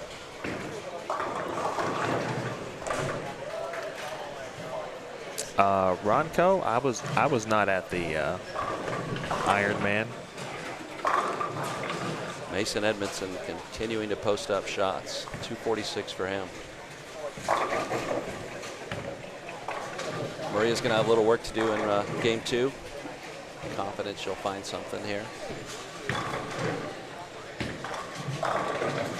Just let me ask you, you're a pretty experienced player, bowled a lot. When you get into a format like this, and whether you're down or up, but if you're down and your reaction doesn't quite look to be somewhat decent. How do you, you know, what's your response like? Obviously, how much, you know, and you don't have a lot of time to try to figure it out. You don't have much time. And I think in a lot of cases you're better to take a little bit of a gamble, make that change early, give yourself a chance, and you know, it might not always work out the way you expect it to, but if you stay with that ball reaction that's not getting you what you need, you just really don't give yourself much of a chance. So I'd rather switch sooner rather than later. Theo keeps rolling. Nice cover. 210 for Fitzgerald.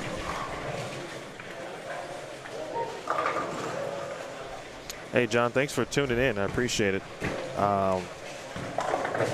But I got to be honest, this is, and Steve Mackey said it himself, this might be the best field of 32 he's had in the tournament. This is the 18th year. So I would say that the standard is pretty high on hitting the pocket. Now, if you're just tuning in for the first time and haven't watched any qualifying, the Mexico Open is not, there's no house shots here. No. So it's a difficult lane condition. And for some players that have made it look a bit more playable than it actually is. Mike works hard to put together a shot that really requires shot making, and I think he aced it this time. We always have something challenging here at the Open. You're seeing stray players, you're seeing high rev guys, and really the guys that are making the quality shots are the ones that are still bowling today. So kudos to Mike Miller for putting together such a great event. Rodriguez 177. Anthony shoots 206.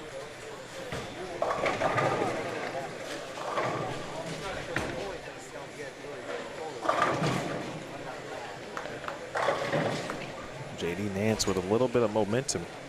I didn't see his final tally. 209, I believe. How about Theo? Said he hadn't bowled in quite a minute. Last time he bowled, he said, was the USBC Open Championships. He thought about practicing, but he was like, don't want to create any last-minute bad habits. Right? It seemed like a very good idea. Sometimes it's good to just get out of your own head and just relax and throw the shot, and it'll come to you. Doesn't seem to be having any trouble right now.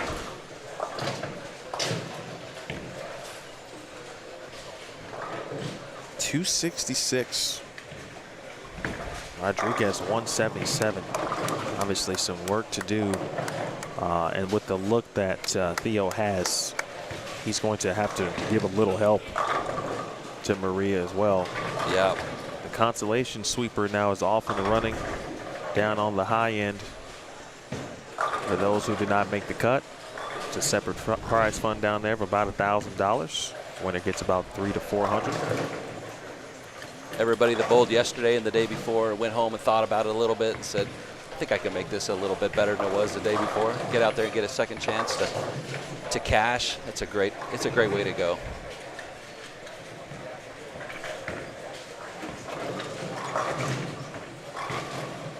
Mason Edmondson continues to pound the pocket over here. I don't see any sweat on his brow at all. He's comfortable.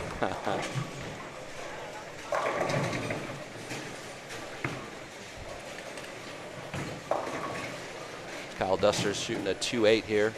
It's never a fun spare on this pattern. Get the ball started a little bit early and it wants to go left. Maria got one started a little early and it crossed over and got a nice break out of that one.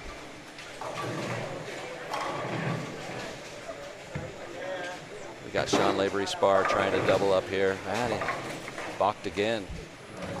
That's about the fourth time we've seen in the last 20 minutes.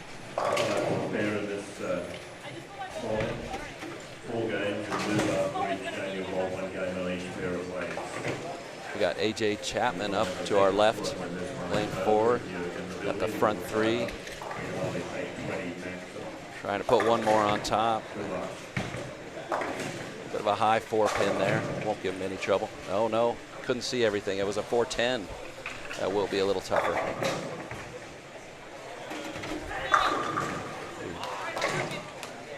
Nice pitch from J.D. Nance. Rang a 7 there. He wanted that one. Dennis, if you wouldn't mind holding down the fort for a second, I'm going to try to round up a few updates. All right, there's some good stuff going on the other end of the house. Okay. We can't see very well. All right, Sean Lavery's spar is ready to go here.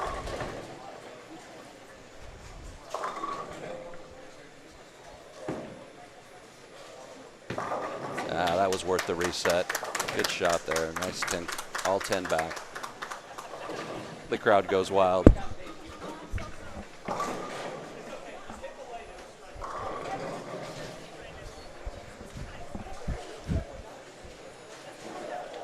He's getting a little bit of a bad time from his brother here. All right, J.D. Nance is going to shoot the 7-pin here.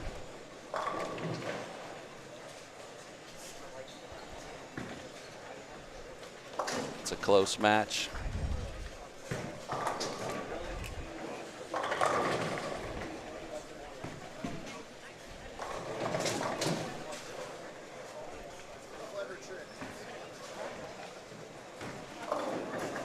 Mason gets a little wide. He's going to shoot a 3-9 here. Anthony's going to see if he can jump on that opportunity.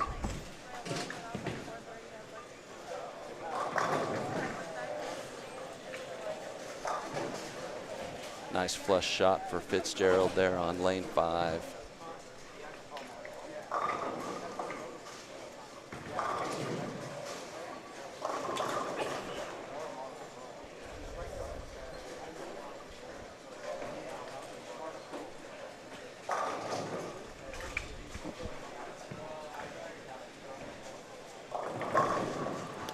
Marshall Kent back on track after open frame. Flushed up in the 3rd there. Mason Edmondson's going to try to shoot the 3-9 here and make it look easy. No trouble.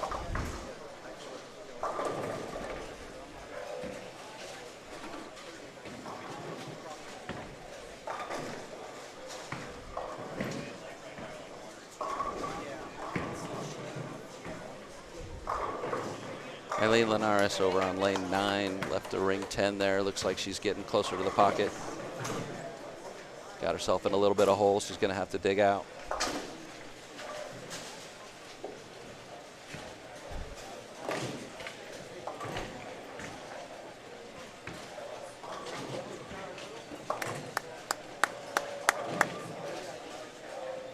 AJ Chapman had the front 3. And I think it was a 4-10, went 8-1 and then 4th, and now he's looking at a 9-pin to get back on track in the 5th frame. Jakob Butturff in the meanwhile has gone strike, spare, strike. So that's still a pretty close match over there. Little advantage to Jakob. Marshall Kent on lane 5 looking to double up. Quality shot there, blows out the corners.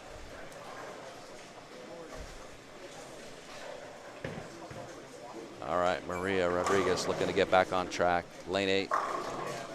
Nice. Kicks the 10 out. Starts that game out with a double. She's going to need to work hard here.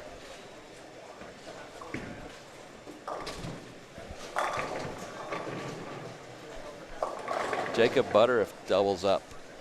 Put a little pressure on AJ Chapman. Sean Lavery's bar cleaned up that mess there. Start that next string in a moment.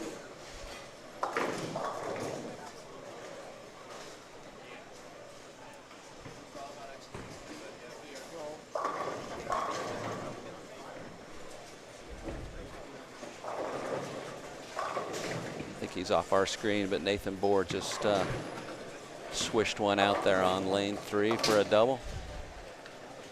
Single, pardon me. He's got 4 of the front 5.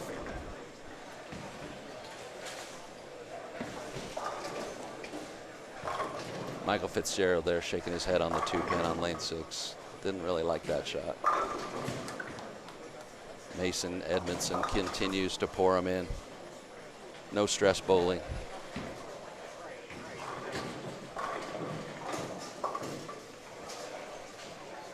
Well, if you guys tuned in today hoping to hear Jim Tillery Sorry, but you got Dennis Helming. Jim Tillery is on his way back to Creek, Colorado today, so hopefully he's listening in the car. Shout out to my buddies going up that direction.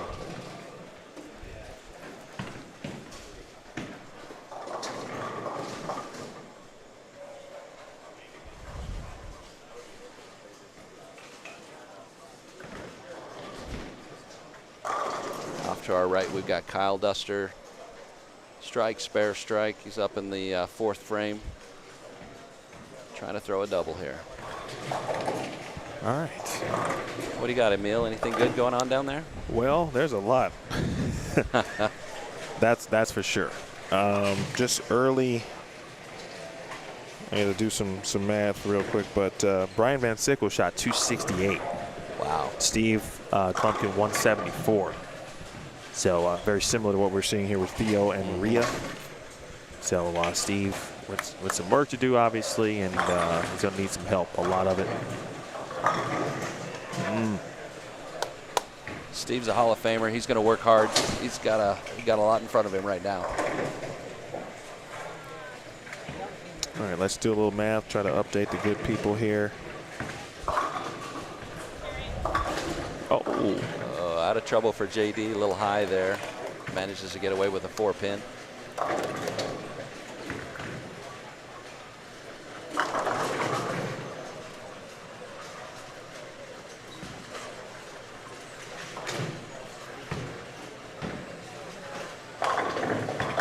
This is a tough match here between JD and Sean Lavery Spar. It's going to be going down all the way to the end of this game.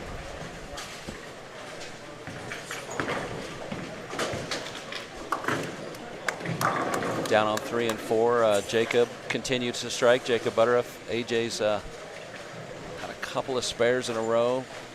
Looks like he needs to get the ball rolling again here to stay in that match. Clean up for JD on aisle 6. So he's going Dutch at this point.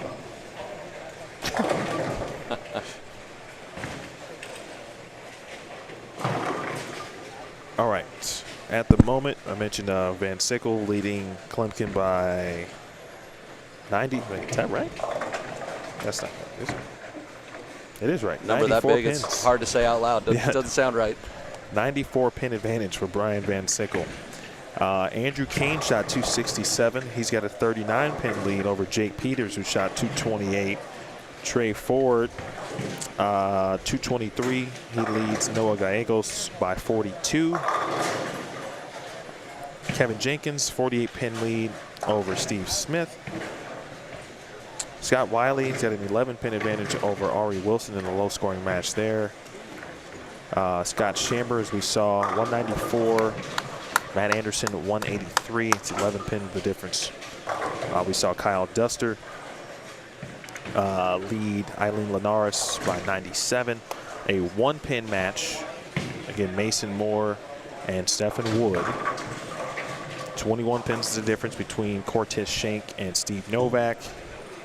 And Robert Marion has a 12-pin advantage over Kyle King. The Novak-Schenck match is a winner's bracket match. The Wood and Moore match is a winner's bracket match. We saw AJ Chapman and Jakob Butturff, or at least we told you about that one. That's a 5-pin advantage to Butturff, 234, 229. Nathan Bohr, 7-pin lead over Chris Mays. That too is a winner's bracket match on 3 and 4. I believe that covers them all.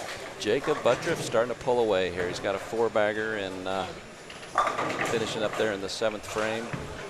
AJ's working on 3 spares in a row. AJ's got some work to do in the 8, 9, 10. If you are just joining us, this is round 2, double elimination. No one has been eliminated from the tournament yet, but that will change here following this game. I see lots of changes following this game. Yeah, some big changes going on 11 and 12. 11, 12, 13, and 14 are moving quickly. So is 15 and 16. And seeing some strikes here. The Kane and Peters match is a good one. They both were striking. Jake Peters now on a 3-bagger, but Andrew King is going strike, spare, 4-bagger. No, 5-bagger. He could go 260, 280. Those matches go a lot faster when you're throwing that many strikes. Yeah, strikes are always pleasant. Right? Morgan Moore. 5-bagger over there. I'm sorry. Yeah, go ahead. Morgan Moore, as you just mentioned, 5-bagger. He had a 1-pin lead, and now it looks like he is just pins away from advancing over Stephen Wood. At the same time, Steve Novak, who was trailing by 21, has went 4-bagger, spare, 3-bagger. He's going to be up in the 9th. Through the nose, 310. His opponent, Cortez Schenck, his max score now 224. I think seems like a good opportunity to take that. Yeah, Cortez really needs to step up and finish out with a 5-bagger here to give himself a chance in that match. He struck in the 9th. That's a big double. Mary, you know you're going to make me play this back now, because I'm almost 1,000 times positive that I said Morgan. Mason is here, and Dad. I did see them earlier. You're going to owe me $1 if I go back and listen to this and I said the right name. If I didn't, I'll give you $1. Oh, J.D. Nance. J.D. coming in hot. Trips out the 4, 6, 10. That's a big double in that match.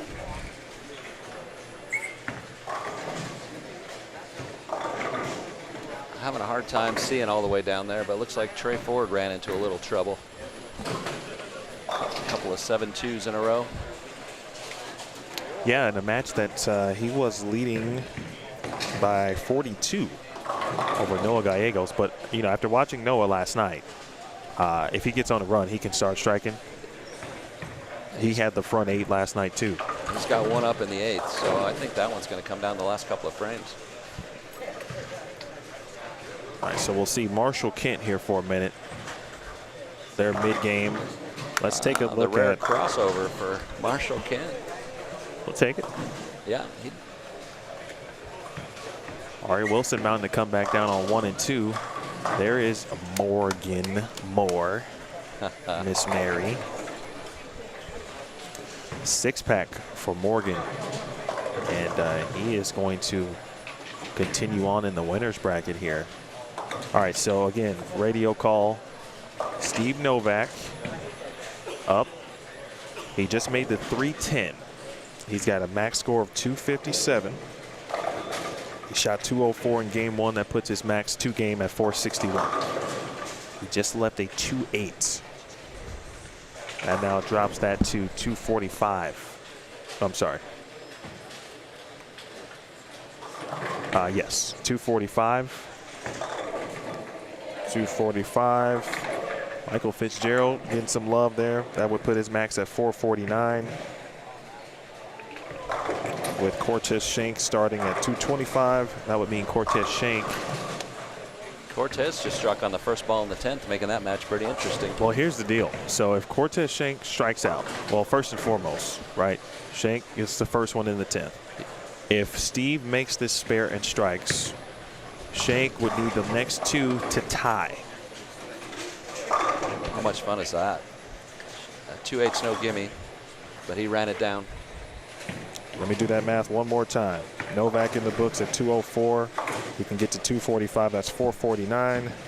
225 plus 224 is 449. That's the situation right here, folks, on the right of your screen. Cortez has been here many times in the past.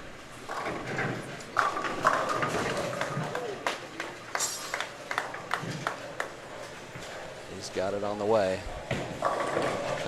Got the carry. Did. A little bit of a light hit, switched out the 7. Oh, he's so good. He's got a lot of experience for his age. Team USA. I've been watching Tez for probably 12, 15 years. Finished 3rd last year at the tournament. Steve Novak with his wife Tracy watching. The kids are at home. Bang, Novak. And that guarantees himself at worst a tie.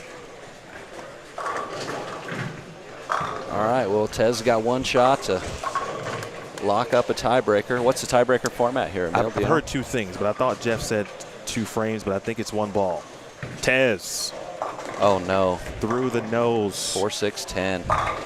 And that's going to do it. Novak is going to continue in the winner's bracket match. Wow. That one was left from the get-go. I know he wanted to pull that one back. Novak survives. 449 to 446. Novak will advance. 446 is going to win you a lot of matches here. Yeah. But not that one. Next door, looks like Andrew Kane has not stopped striking. And unfortunately, it looks like my guy Jake Peters may have an early exit from the tournament. Jakob Butturff continues to strike on 3 and 4. He's got 6 in a row now. He's pulled away from AJ. And we'll get you back here. I'll keep you updated on Matt Anderson and Brian Chamber. The next door on 9 and 10. Matt was looking for a triple there. Uh-oh. Maria, I think she kind of felt something on her slide foot, so she stopped as well. Over on 3 and 4, Jakob Butturff. Looks like, as you just mentioned, is going to advance. Yep, he's walked that one up. We got ourselves a match here. Sean Lavery Spar gave a little extra. Came on around to JD Nance there. Yeah. How you feel about that?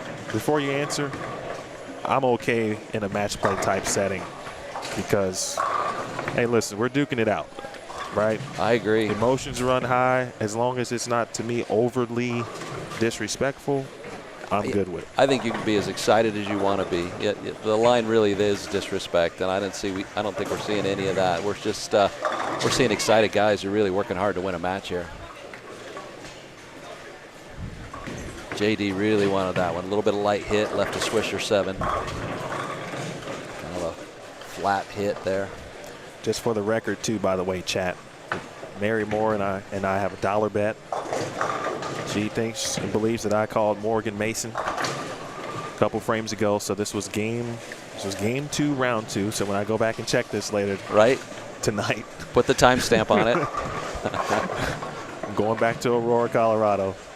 I'm going to either receive a $1 or I'm going to give you $1, Miss Mary. Thank you. She may have timestamped it as well. She probably did. One thing I've learned in this business, when you're broadcasting, you call sports or whatever it is, you know, no parent will ever miss an opportunity to let you know that you did not pronounce their child's name either right or wrong. Some people even compliment you if it's a tough one.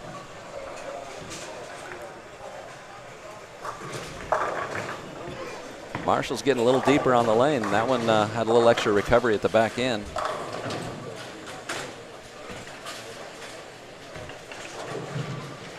Brief little issue there on 11. Good thing those matches are almost complete. I think the 10th frame has to be completed for maybe Stephen Wood there.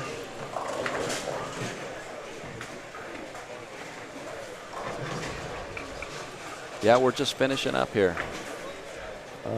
Just about a couple of matches are 7th, 8th frame, and a couple are almost done here. Jakob Butturff, 246 in game 2. That is 480 for Butturff. AJ got to 178. Chapman is going to move into the elimination bracket. Butturff will advance. Close match here. It was only a 7-pin match. Nathan Bohr trails by 5. And just got the first one in the 10th. That was a big hit.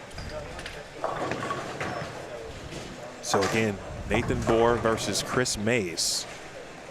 Bohr had a 7-pin advantage entering this game, but he trails in this match by 5. If And Chris Mays matches again. We just saw the Nathan Bohr match with Steve Klumpkin, and they went back and forth. Yeah. It's a similar situation. Nathan Bohr has to strike here to give himself a chance. If he doesn't strike, Chris Mays can step up and win. Well, he was able to punch out in that first match when he really needed it. You know, Klumpkin was right on his tail, and Bohr stepped up and threw 3 in the 10th to shut him out. So this won't be the first rodeo for Nathan.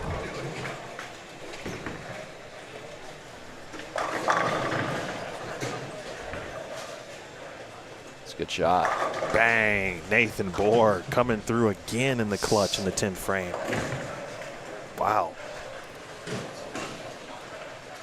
The Bohr-Rodriguez household trying to figure out a way to get themselves to the championship match. Yeah, that'd be the ultimate matchup, wouldn't it? Nathan Bohr versus his wife Maria Jose Rodriguez. Dinner on the line. Chris Mays got that one right, and that's going to do it. Nathan Bohr will advance. He is now 2-0. Big shot coming up for Sean Lavery Spar right here. He's working on a double, getting ready to bowl the 9th frame. JD has had a 1-pin advantage after the first game, but a couple of spares in the 8th and 9th. Sean could really make it tough with a good shot here. Orangutan. Well, that'll keep that match pretty interesting. All right, where am I at? Sean, there he is. Sean Lavery Spar. Again, that was a 1-pin match? I think that was 209 to 208. Correct.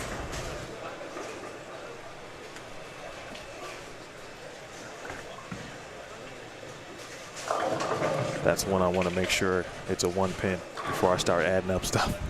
Yep, we're just going on my memory. That's not necessarily the best way to go.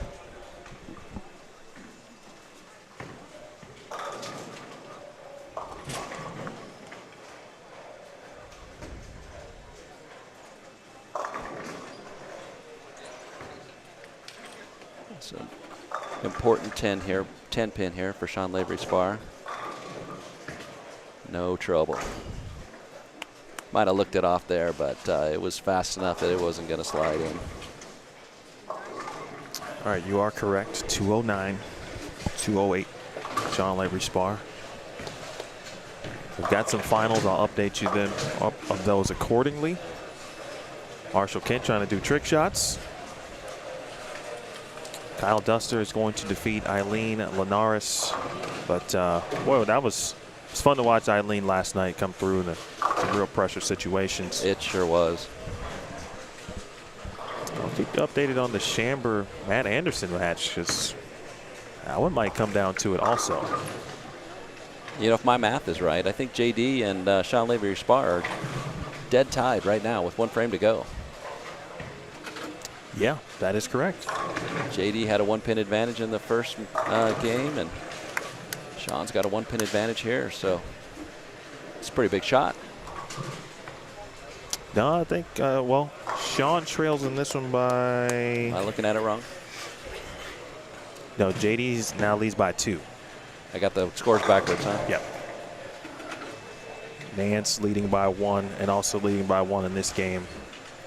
That could change. But essentially now Nance just has to match. Right. But count is very important on this first shot for JD. It will be. Yeah, he can't get up there and get a little loose on this shot. He needs to make sure he's in pocket. Jim Moore, good question. I believe in between rounds they can change surfaces. Not in between games, but in between rounds. I believe that can happen. I will double check and confirm it for you. That is what Jeff Hemer was saying after the first round, so I imagine that'll be consistent throughout the match play. Because a round is considered, once the round is complete, it's like a new It's like a new stage of block bowling. almost, yeah. Now, if this were like a World Bowling rules, for example, World Bowling, you can make surface adjustments in between games. So, for example, at Team USA trials, you will see players change or alter surfaces in between games because they compete internationally and want to get them used to the rules of that. Pretty important distinction there. Yes. Matt Anderson just left another 8-pin. He left 8-pin, 9-pin, 9-pin, 3 shots in a row last night. That's enough to make you start talking to yourself. But it doesn't look like it's going to make a difference. I think he's in. He's going to remain alive. Later Okay. Spar needed a 10 count there. He went 7 for 212. It's 420. It's about 420 in my math. 212 is the number needed for JD Nance to advance. So 9 spare, 8 spare should be enough here for JD. He needs to keep it close to the pocket and clean it up. Oh, he's a little wide. Oh. Crowd goes a little bit wild here. He got that one out and recovered, swished everything out, and he's going to win that match. There's some hook on the gutter. You know, there's been a few players that have been close enough, both righties and lefties, to see it. To see that friction, I think you got to be pretty far out.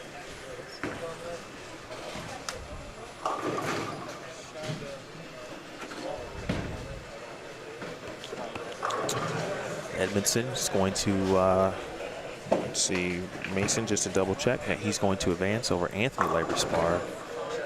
So the Twins, unfortunately, here will fall in round 2, but they are not eliminated. A little more bowling to do here. And that's official. JD Nance will advance. Nance is going to face Marshall Kent. JD told me earlier he wanted to make sure he bowled more than 4 games today. That goal has been achieved, and I know he's looking for better things from here on out. Doesn't want the 0-2. No question. The 2-0. Now he gets to step up against Marshall Kent. That's a pretty cool story right there. Sounds like you got a little backstory. What you got for him? Oh! Don't leave us in suspense. He's a fighter. I don't have any backstory. Oh, okay. I'm just thinking if I put myself in JD's position, think, you know what, I won a couple of matches and now I get Marshall Kent. That feels pretty good. That's a pretty good day. 436 to 420, the official tally. JD Nance over Sean Laverspar. 214 added on for Mason Edmondson. Again, going to defeat Anthony Laverspar, who shot 379. Maria Jose Rodriguez, much better game. Yeah, she got it together this game and bowled a very good game. I don't know that that's going to be enough, is it, Emil? Nope.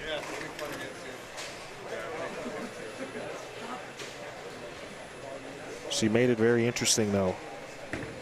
She's got a chance to shoot 224 there.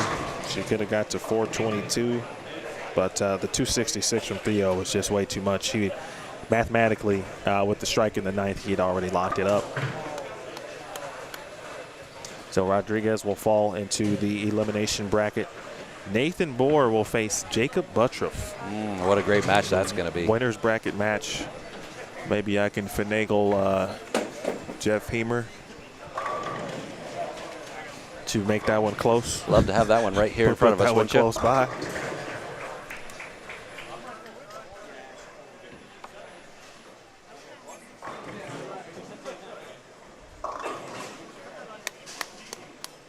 All right, Maria Jose Rodriguez is going to finish up with 222. She's got some more bowling to do. I think that completes all the matches here. Emil is out rounding up scores, so we'll have a moment here to regroup and be back in a second.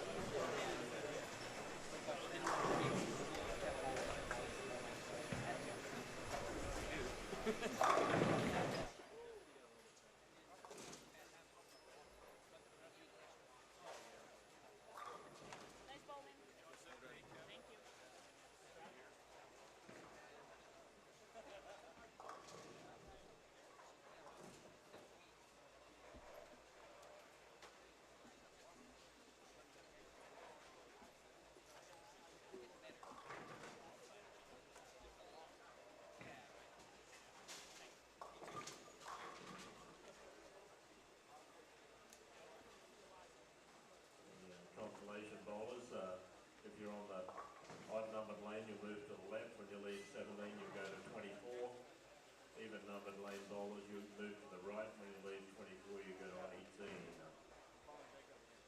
If anyone here wants to sign up for the second Consolation Squad, it'll be a little while before we get started, but minimum total prize money today will be $1,000. We already had 20 people in the first squad.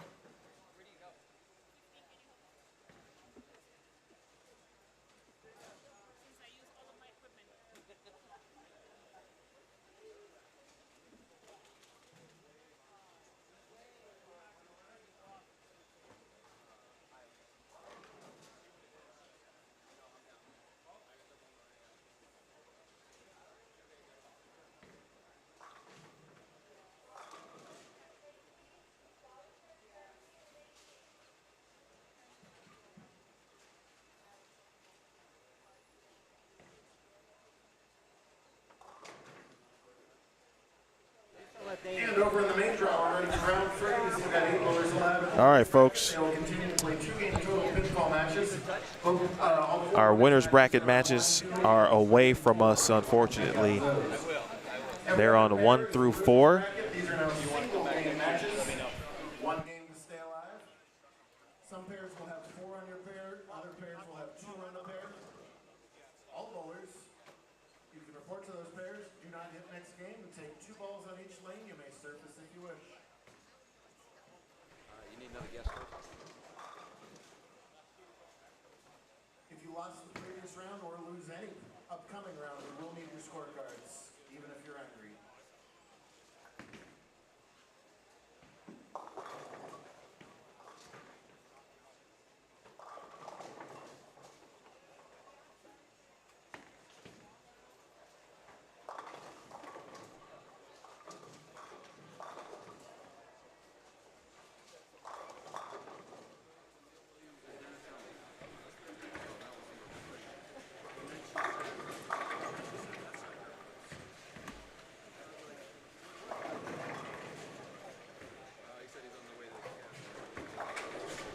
All right, folks. So, sorry. Our winners bracket matches are on 1 through 4.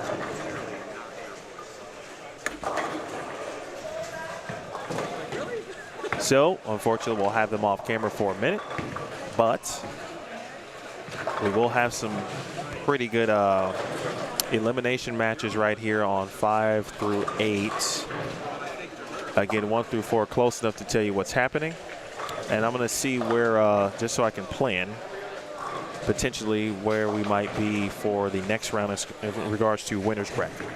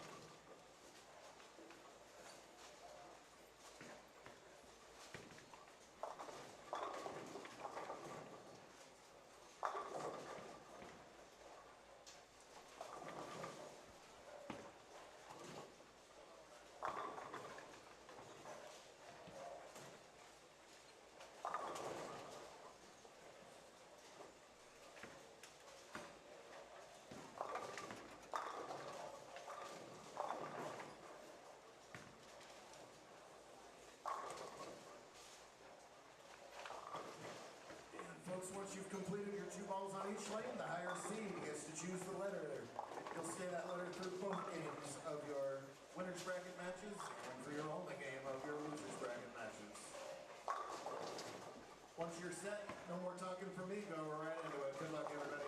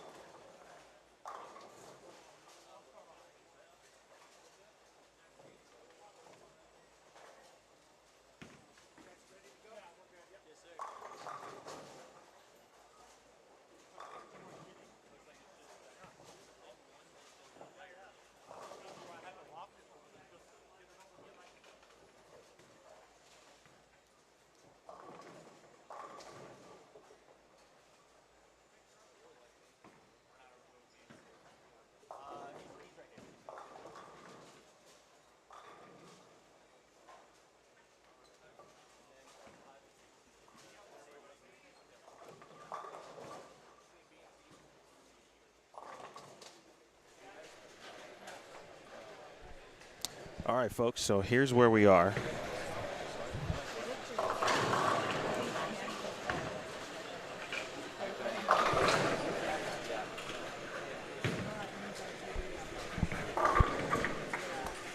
Oh, Rick.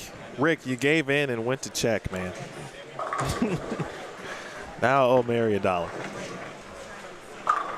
That's funny. Yes, Mason is Morgan's brother. Mason is here.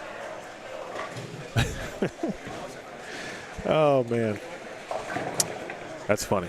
All right, so here we are. We've got round 3 underway. So here's what's going to take place, just to give you an update, because it changes slightly now. The elimination matches that you see in front of us are now 1-game matches. 1 game. So it is now a sprint. So basically, after the conclusion of these 1-gamers, we'll get into the next set of elimination matches. The winner's bracket matches are still 2 games. So more than likely what's going to happen is these matches will finish in front of us. Then I'm going to try to turn this camera to get as much of 1 through 4 as we possibly can. And that's how we'll work that out. Let's see if Dennis is going to hang out.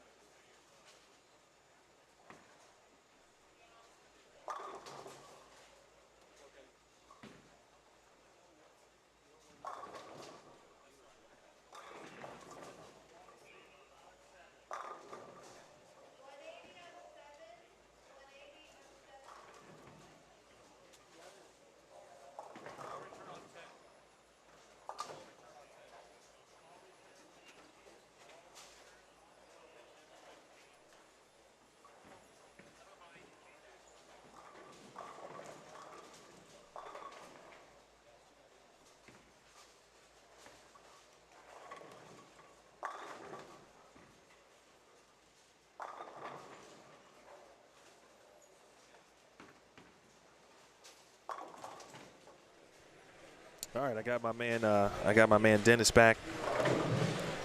Also known as the Rookie. The Rook. Well, Rooks learn. Right. I'm all about the training.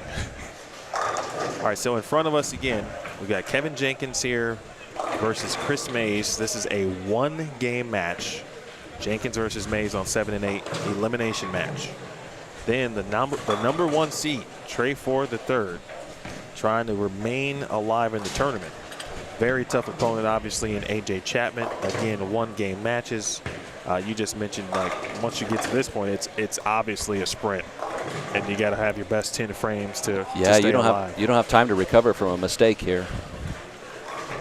1 through 4 are where our winners bracket matches are going to take place or are taking place, and we'll keep you updated there. But what should happen once our elimination matches in front of us are done, I'm going to try to pan and at best or at worst get 3 and 4 to get those matches for you, give you the radio call regarding score until we get our next set of elimination matches, again, which will be 1 game.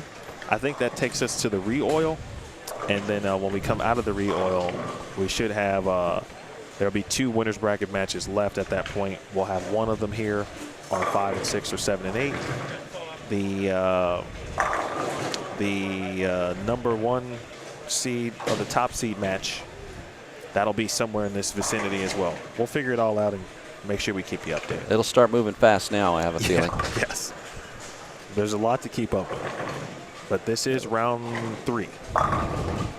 Yes, this is round 3 now.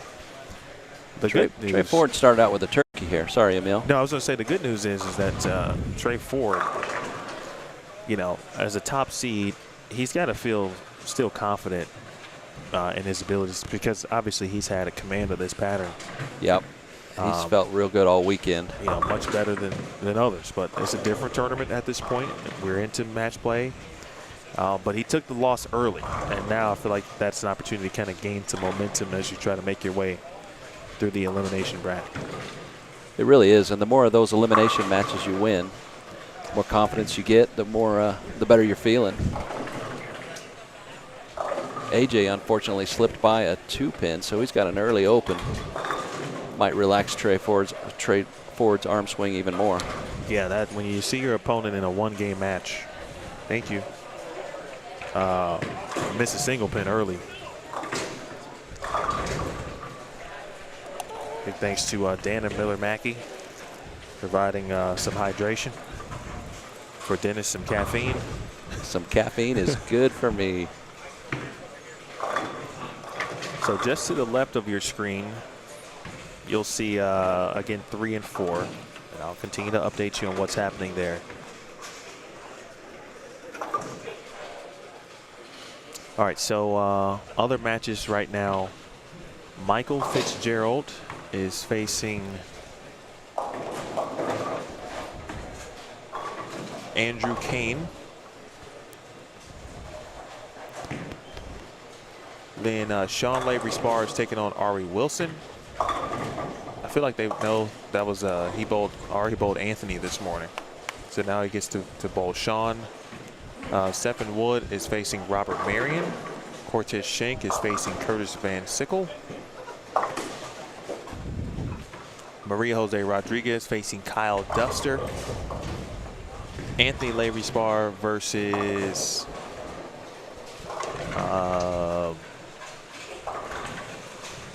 Matt Anderson. Anderson, yeah. AJ looks like he went to a little weaker ball, a little bit more shape than he had earlier. That left lane is got his number right now, though. Well, I know he likes that ball because he put up some numbers with 727 in games 5, 6, 7 during his squad to get himself well into the number. That pair looks like it's gone through a little bit of transition, and there's a little friction down there that he's fighting right now. Good effort at the spare, but that's going to put him in a big hole for right now.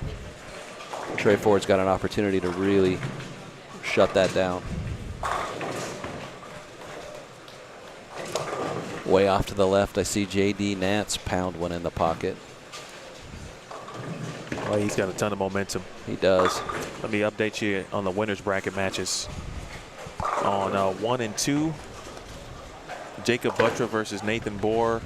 Marshall Kent versus J.D. Nance. On 3 and 4, Morgan Moore versus Steve Novak. Theo Duthe versus Mason Edmondson.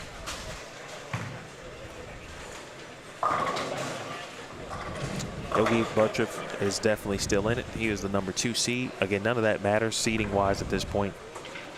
It's just about winning matches. Coming up on 11 a.m. Mountain Time. Please hit the thumbs up as you peruse what you're watching today. My name is Emil Williams Jr. I got Dennis Helmick in the building. Steve Mackey joined me a little bit early. He'll be in and out until we get to the finals as well.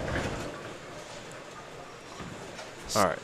Steve has had a long weekend running this tournament. Everything has gone exceedingly well this week, but I know there's a million things to do between now and the end of the day. He might go home and crash for a couple of days after this. Well, he told me he gives himself 2 months. That's shot there by Chris. He gives himself 2 months to not necessarily rest or take a breather, but before he begins his quest to gain sponsors for the following year's event. And then it's 10 months worth of work, right? 10 months straight. Trey Ford. When Farrell was in last night, he was talking about Trey's soft hand. And for him to be a two-handed player, right, you can see two-handers obviously with a lot of revolutions, but sometimes they can get a little grabby at the bottom. Man, Trey always looks like he's in control with his hand. And, you know, if you watch that last shot, it looked like it had just a little bit of hold to it, and I think that soft hand really makes a difference.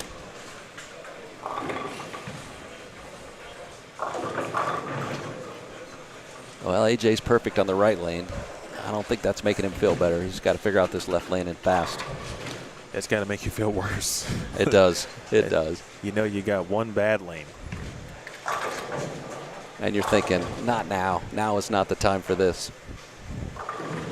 Well, I didn't get a good look at where Trey was the first couple shots he threw on the left. But, you know, AJ might be another 3 and 2 left at this point. I wouldn't be surprised.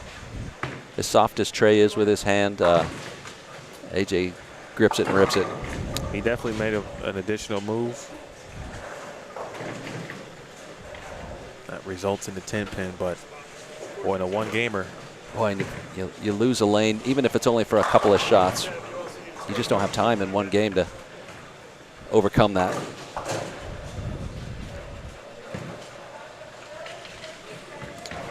AJ's going to need a lot of help here from Trey Ford.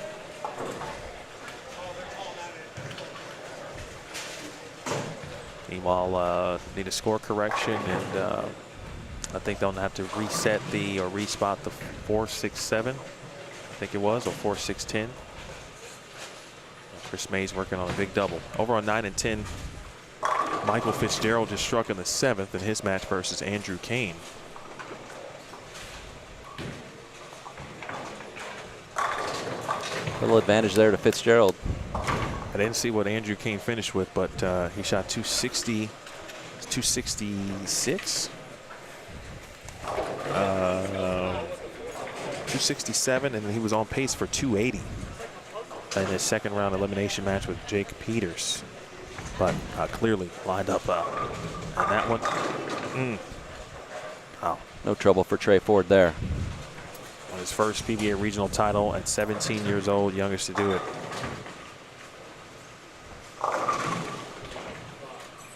Could be an interesting brewing match on 9 and 10. This one is reset.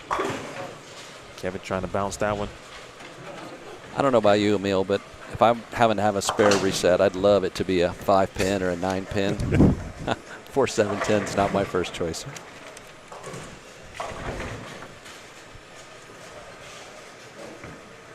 Give me 1 second. I'll update you on who is remaining at the moment. All right, 10-pin there for Trey Ford. All right, so the winners bracket matches right now on 1 and 2. Marshall Kent versus J.D. Nance. Jakob Butturff versus Nathan Bohr.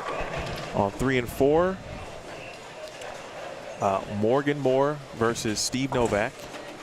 Theo Dute versus Mason Edmondson.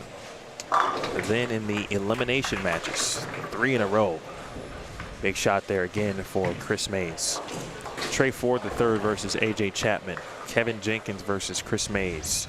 Andrew Kane versus Michael Fitzgerald. Anthony Larry-Spar versus Ari Wilson. Brian Van Sickle versus Cortez Schenck. Oh, wait, no. Sorry, Sean Larry-Spar versus Ari Wilson. Stephen Wood versus Robert Marion. Cortez Schenck versus Brian Van Sickle. Maria Jose Rodriguez versus Kyle Duster. Anthony Larry-Spar versus Matt Anderson.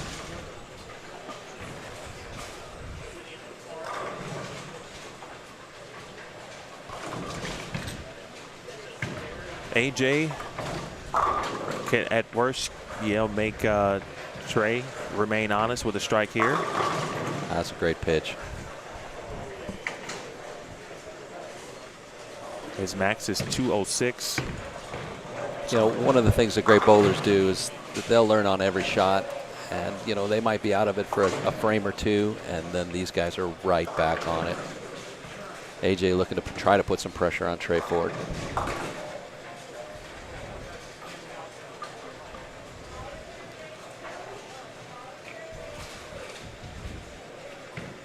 Looks like Bohr and Butturff had a great match going down there on 1 and 2.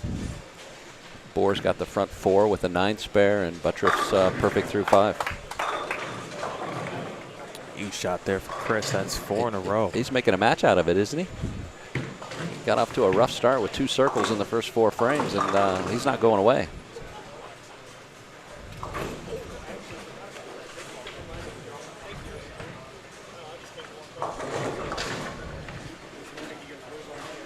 Ace of Moore. Left the 210 there on lane 3. Big shot here, 8th frame.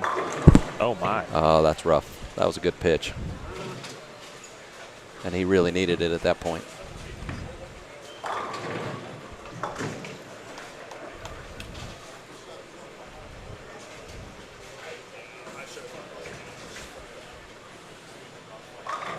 Trey's doing what he needs to do to stay in the match here.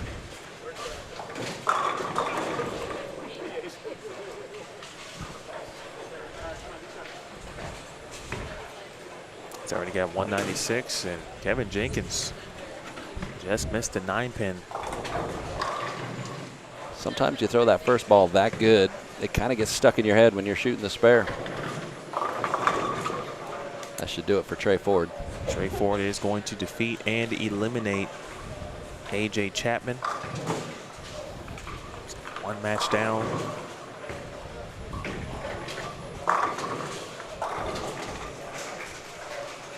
Boy, Andrew Kane threw a great shot there on lane 10. Really had a good chance for a double and just rang a 7. That hurts.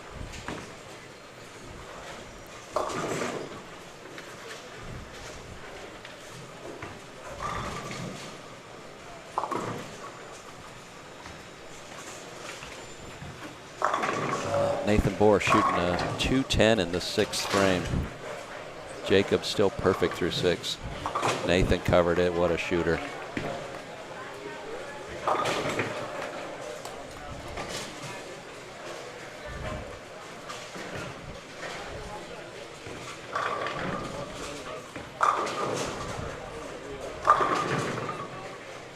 Well, credit to Chris Myers for not bailing after two opens in the first 4 frames. Chris and his brother Hunter. Hunter must have just missed. He did. He just missed the number I thought he was going to be in. Looks like Chris is going for the no spare game here.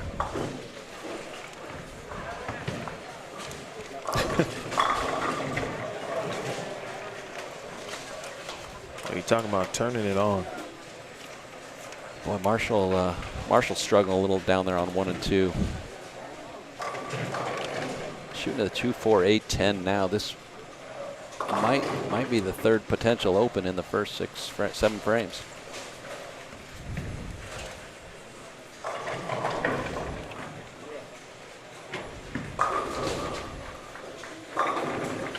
Wow. Ah, Chris, who needs spares? Chris Mays is going to advance. And will stay alive. Evan Jenkins is eliminated. Oh, next door, Andrew Kane. Boy, AJ Chapman struck every time on the right lane. He did. He found a way to strike once on the left lane and finished up with the back 5, just enough to that hurts. Stick in your craw on the way home. Not gonna lie, he threw 7 strikes on the right lane.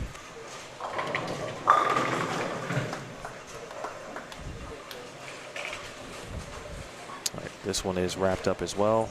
Let's go next door to 9 and 10, 11 and 12. Andrew Kane up on the left side of your screen. He'll be entering the shot. He's got a double in the 10th and get to 204. And that is 204.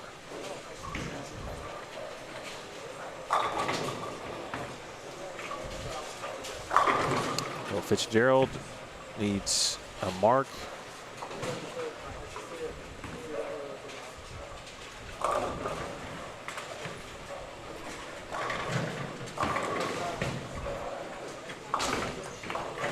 There's a spare for Chris. Yeah, I knew if he hung in there, he'd get one. A mark and good count here for Fitzgerald. All right, it's a good shot. Again, Kane in the books at 204. I'd a lot rather shoot a 10 pin when you have to have a mark. 10 pin's not a bad target. You know right where it is. In general, like if you're saying just in general. In general, if I have to mark, I'd rather shoot that 10 pin than something dicey, a 3-6-10 or a 2-8 or something along those lines. Just adds a lot of pressure when you don't have to have it.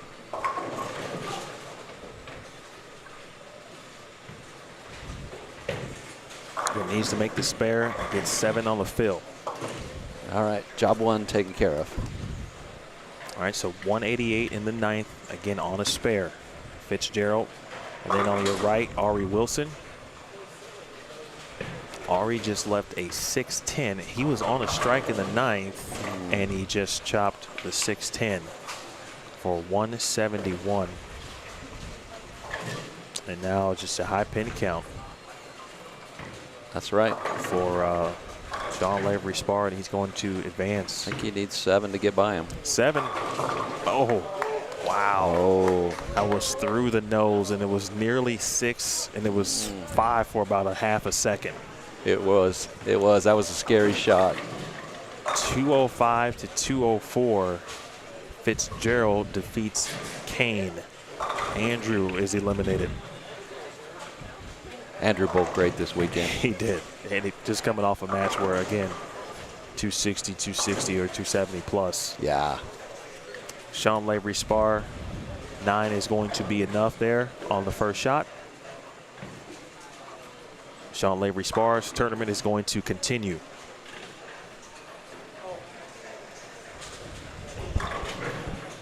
Let's see other, looks like 13 and 14.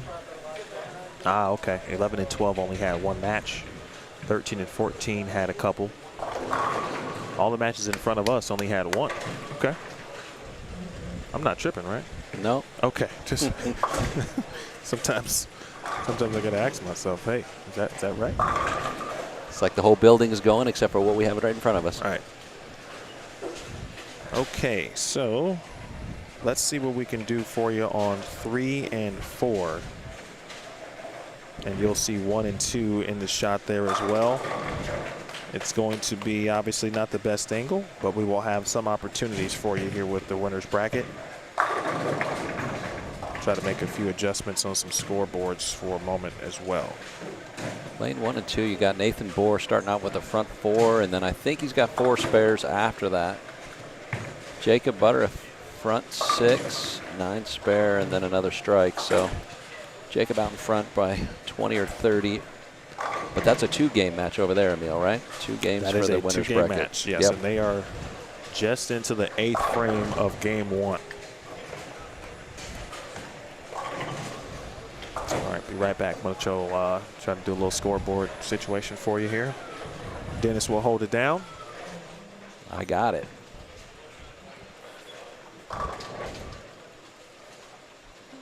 Marshall Kent on lane 2 with a strike up in the 7th, trying to throw a double here, and he gets it done.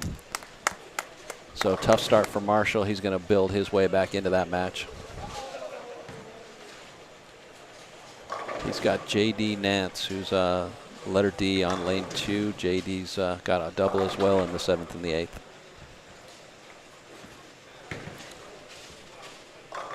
Lane 3, Mason Edmondson just continues to throw quality shot after quality shot. Got a couple of turkeys in the first 8 frames there.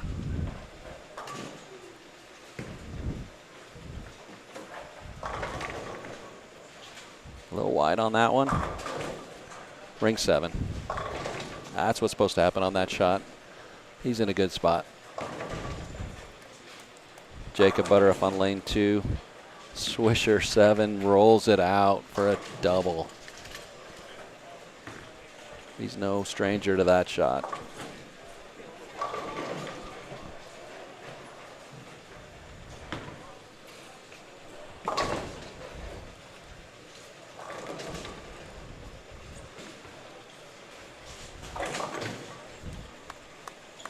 Nathan Bohr, another spare in the 9th frame there. Well, looks like it was a 9-10 he shot and covered it. That's big spare shooting when you really need it. Nathan's going to have to make a little adjustment here, get back in the pocket and chase down Jakob. JD Nance coming up in the 9th. He's working on a double. This is an important shot for JD.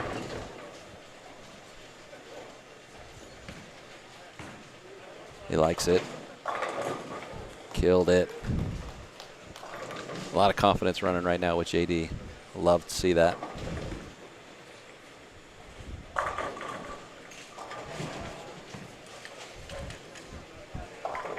little frustration there from Steve Novak. Threw a good shot.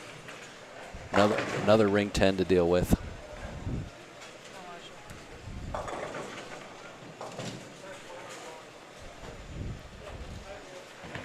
Marshall Kent 4-10 in the 9th frame.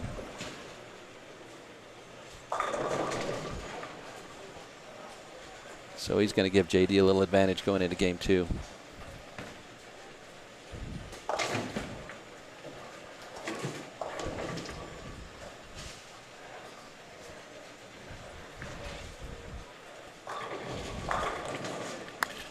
Like Nathan Bohr might have made a ball change there, moved in just a little bit, flushes one up in the first ball in the 10th. He'll be glad to see that.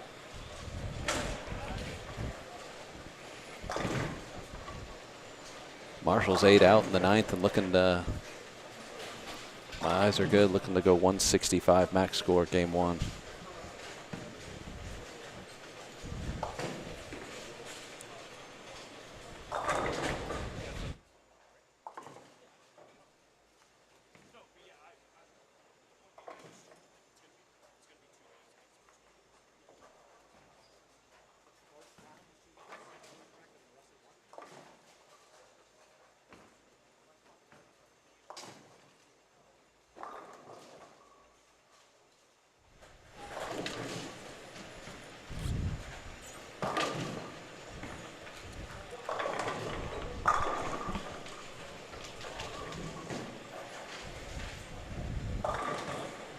Mason put 10 back there on lane 4.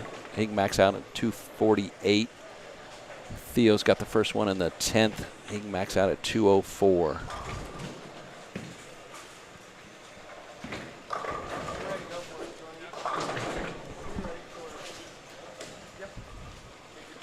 Nathan Bohr's finishing up his 10th frame. He's got the first 2 hits. Looks like he can get to 233, I believe.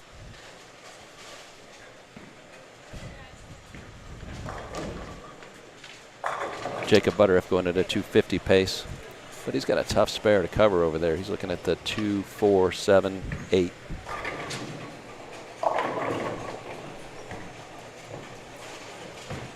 Yeah. Dana Miller Mackey just passed me a note, says Jakob Butturff is making these lanes look easy. And that's all on Jakob, because I'm telling you, these lanes are not easy. All right, so folks, the best I could do is get you the scoreboard from 3 and 4. We'll keep you updated on what's happening on 1 and 2. There will be an elimination match on 7 and 8. We'll keep you updated verbally on that one as well. We'll keep you kind of locked in on what's happening with the winners bracket matches. We'll have elimination matches on 7, 9, and 11. And then I think after this round, we'll have a re-oil. And then we'll reset it all for you. Hang in there with us. Try to give you as much as we can with what I have. Nathan Bohr started out pretty hot, 233 in game 1, and Jakob's not having any of that. He goes 255, so Nathan's going to have to keep working. Yep, I got some updates coming for you here in 1 second, Matt. Sean Lavery Spar did defeat Ari Wilson. Michael Fitzgerald defeated Andrew Kane. So these two are the first to kind of start their new elimination match. The others are just finishing up right now. So I will give you the updates here momentarily. We know that Chris Mays did win his match versus Kevin Jenkins. All right, so on 1 and 2, Did you see who shot 255 there? The Jakob Butturff 255, okay. Nathan Bohr 233. That's a tough draw, unfortunately, for anybody at this point. JD Nance has Turkey up going into the 10th here. That's JD right trying there. To put some real pressure on Marshall, and he fortunately goes 3.67. Boy, yeah, 230 right there with Marshall shooting at best 150. Yeah, he had a really opportunity to put the hammer down. All right, but he's going to be in good shape regardless. Dennis, our first A versus C on 3 and 4. Who was that? Oh, looks like Mason. That was Mason and Theo. Mason 238, Theo 204.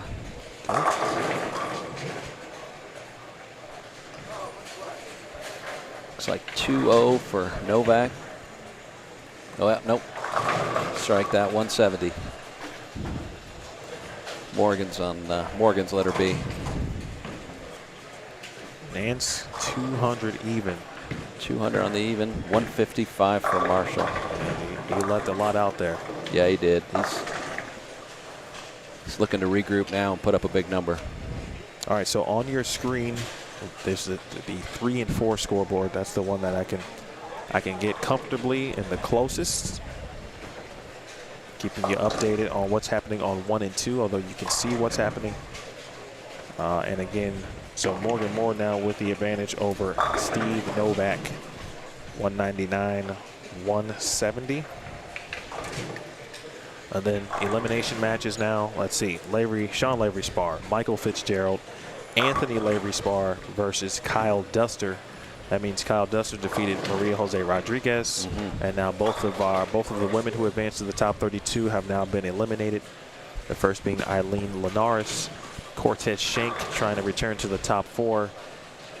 He is facing Stephen Wood, who is making a nice charge here through so far through the elimination bracket, especially as the 32nd seed. He knocked off Trey Ford, the top seed, in the first round.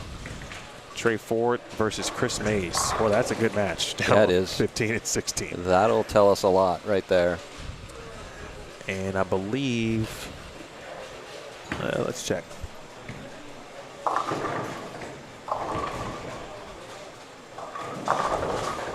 Oh, that's all our matches. Okay, that's all the elimination matches. The only pair that doesn't look to be going right now is 13 and 14 and 5 and 6. All right, if anyone has any questions, you need some updates, let me know.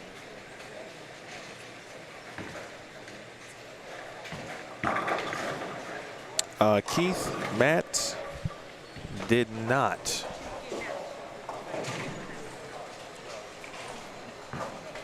The Matt lost in the this past round. I'll check his opponent here in a second.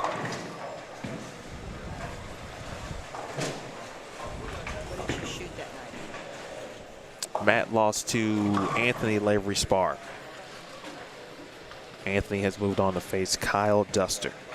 So Matthew is now eliminated. Storm B, first place is $12,000. Steve gave me a prize fund sheet earlier, and I have no idea what I did with it. But I'll tell you I'll find that during the break, and we'll rehash the prize fund. Actually, you know what? Let's just talk about it.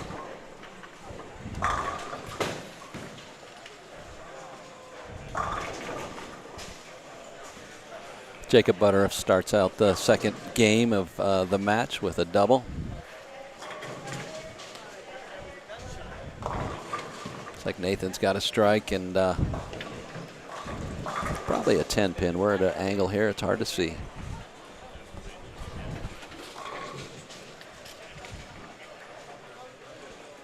Yep, it was, and he covered that. Okay. All right, prize fund. $12,000 to the winner. Fantastic. You also get a paid entry to next year's tournament, plus a great trophy. $6,000 for second, $3,000 for third, $2,250 for fourth. Fifth and sixth get $1,800. Seventh and eighth will receive $1,600. 9 through 12 will receive $1,250. 13 through 16 gets $1,100. 17th through 24th gets $800 apiece. 25th through 32nd receives $650. 33rd through 40th gets $500. And then the extra or additional spot, instead of 48, paying 49. So 41st through 49th gets $400. The high super senior out of the cash gets $400. That's 60 or older. The high senior out of the cash, 50 to 59 years of age, gets $400. The high woman out of the cash also receives $400. And there were high game prizes per squad per pair.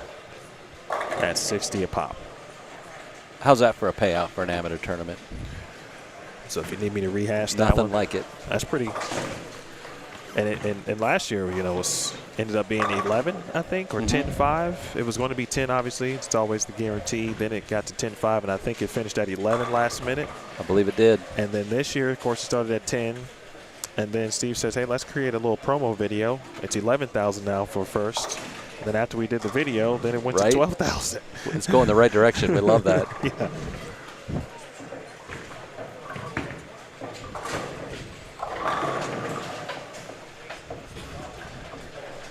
All right, let's update you on what we know. On 3 and 4, which is the scoreboard that you see and the nearest lanes that you see.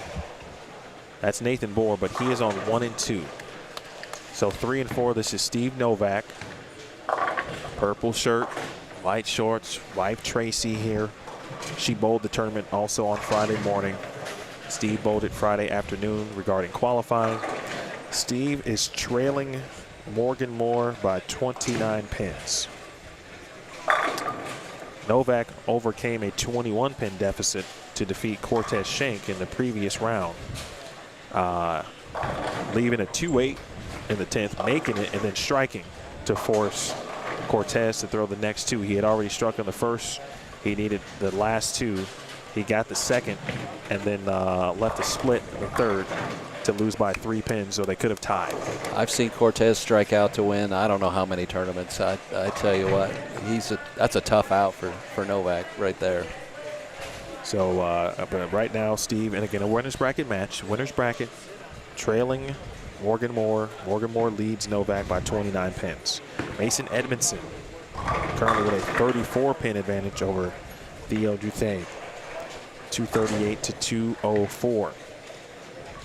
On 1 and 2, Jakob Butturff. 255 game 1. Nathan Bohr 233.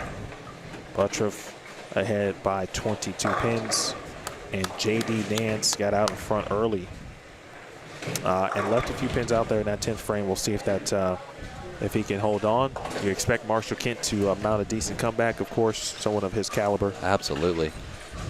So Nance up by 45 pins. That's your winner's bracket. In the elimination matches, Fitzgerald versus Sean Lavery Spar. Sean has started with the front 4 here on 7 and 8. Anthony Lavery Spar and Kyle Duster just underway. Cortez Schenck versus Stephen Wood just underway. Chris Mays versus Trey Ford III. They are into frame 3, and looks like an early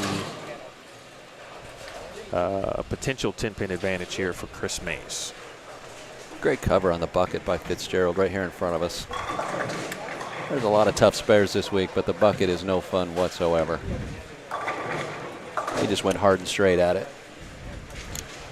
And my guy Daniel mentioned something earlier. We were talking about what pin you would like to shoot or rather shoot in a clutch type situation.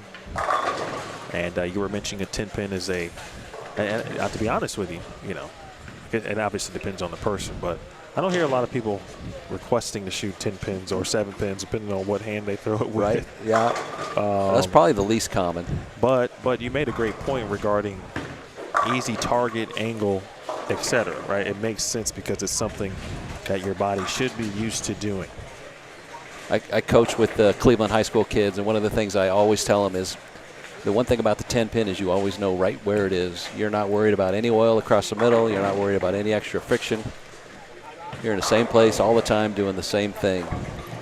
Yeah, you're right. I mean, that's where the mental part, I know, comes into play, because you don't want to all of a sudden start thinking about different things and changing what normally what should be your normal routine. Yeah, you can outthink yourself really fast. Where's Jim Hillary when you need him? We're getting into the psychology. I'm pretty sure we could get Jim to tell us all kinds of psychology about bowling. He is a wealth of information. Jim and I coached together for a dozen years at Cleveland High School. And I can tell you that we spent a lot of time working on the physical game, but not near as much as we did working on the mental side of things. It's so important to believe you can do it, no matter what your physical game looks like. If you get your feet in the right place and you believe in yourself, good things are going to happen.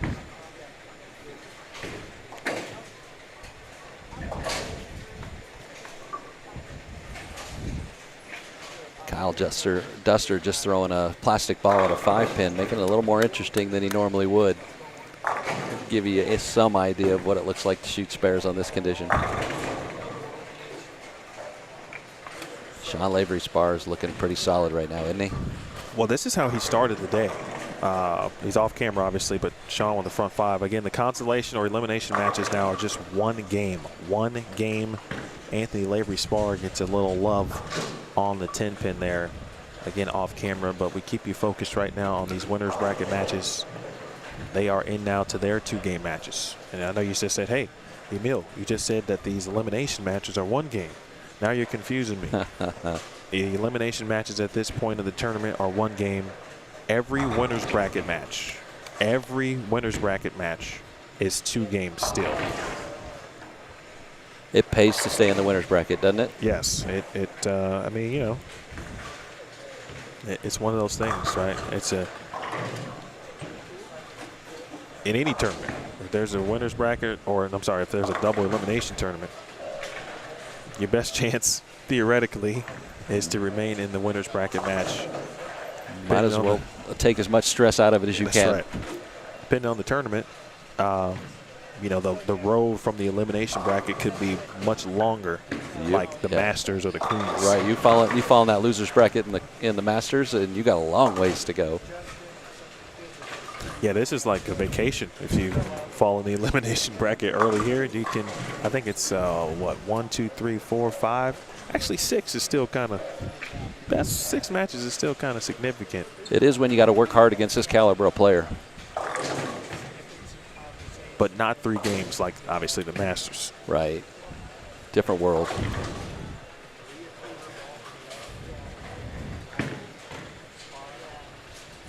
Again, happy to help with all updates. It's a little easier now. There have been some eliminations in the tournament. A little easier to see.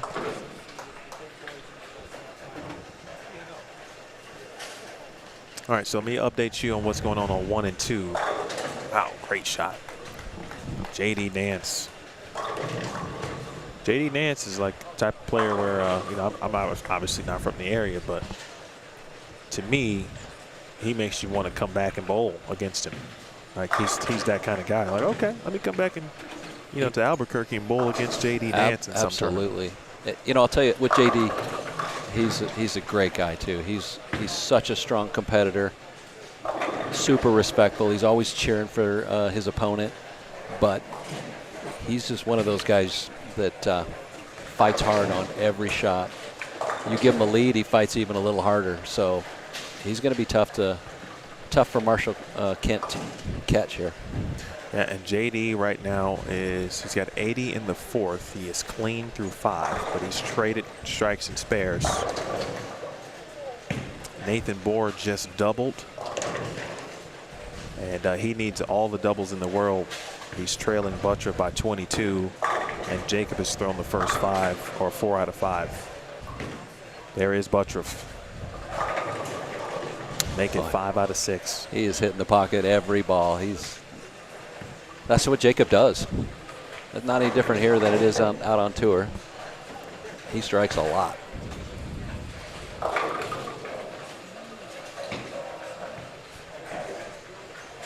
Boy, it sure is good to see Marshall Kent out here bowling with us.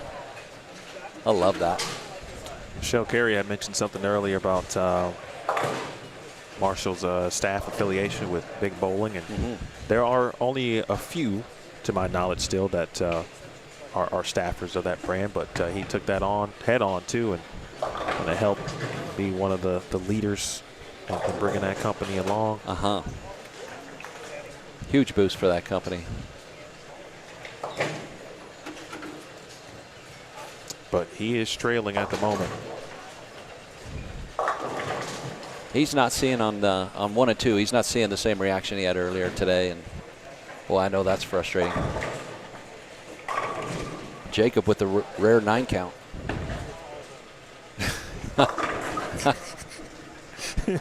Well, it's funny when you can say such things, right? Hey, Jonah, appreciate you tuning in. Make sure you hit the thumbs up as you do it. Trey Ford and Chris Mays are locked in a battle. It looks like way down on 15 and 16. From here, it looks like it could be either an even or 1-pin match. Trey's about to step up in the 7th. I think it's a 1-pin match. That is a long way away. And he throws it so good. All right, Trey did strike. That's a strike in the 7th, but Chris Mays is, I think, right now the one to watch in the contenders or elimination bracket. If he gets any hold of the 1-3, it's a strike. He's been bitten by the split bug. If he can control or limit his splits and get past Trey Ford, he could, and I'm saying this honestly, he could potentially win this tournament. Boy, left a 10-pin there. Got a messenger come out and take it out.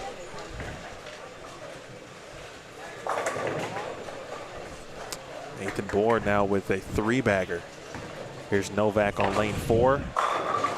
And then the scoreboard that you see up top is 3 and 4. Novak is letter D. Morgan Moore is letter B.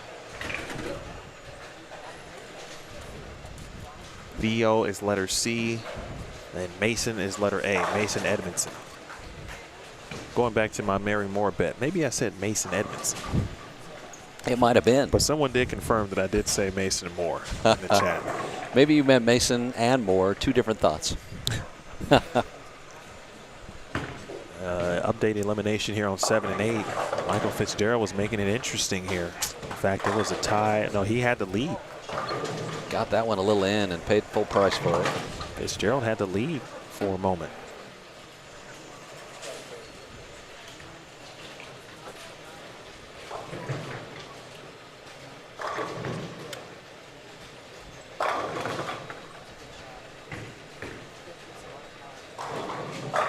Oh, wow.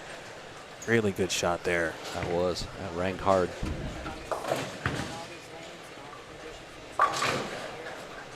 Ball of choice right now for Theo looks like a Black Widow pink urethane. Been a popular choice. Nathan Bohr now with 4 in a row. He doesn't have any quit in him, does he? Nathan will just keep coming at you. Yeah, I was talking yesterday, too, about his recent 80-11, I believe. Oh, Edmondson gets a break. That's a 3-bagger. But Butturff right back at Nathan. Nathan went 80-11 at the Open Championships. Did he? 4th in singles, I think. And then he shot 750 or 60 in doubles prior to that. Those are some big numbers. Kyle Duster sending messengers across the board on 9 and 10. Well, Michael Fitzgerald opened in the 9th, his match versus Anthony Lavery-Spar. Anthony just struck in the 9th. Anthony just jumped on it, didn't he? Well, might be all she wrote there. I said Anthony and I meant Sean.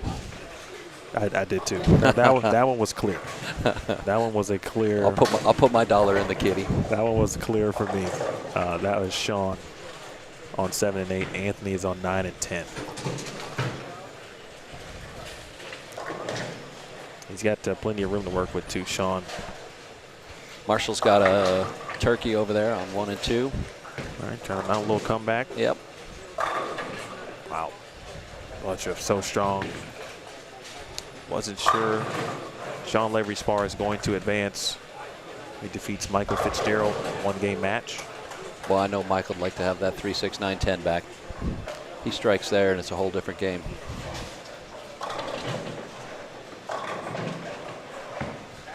This is where now we'll get into, after the break, we'll get into some of these elimination survivors. We'll face now some of our losers of the winner's bracket matches here. It's going to start getting fun.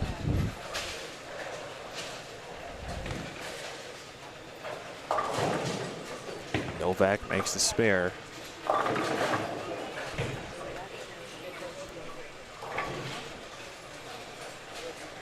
Kyle Duster off screen to the right. Putting up a 4-bagger. Jim, I'll got an answer for you here in 1 second. You're going to see Nathan Bohr into your screen. Big shot coming up, 9th frame.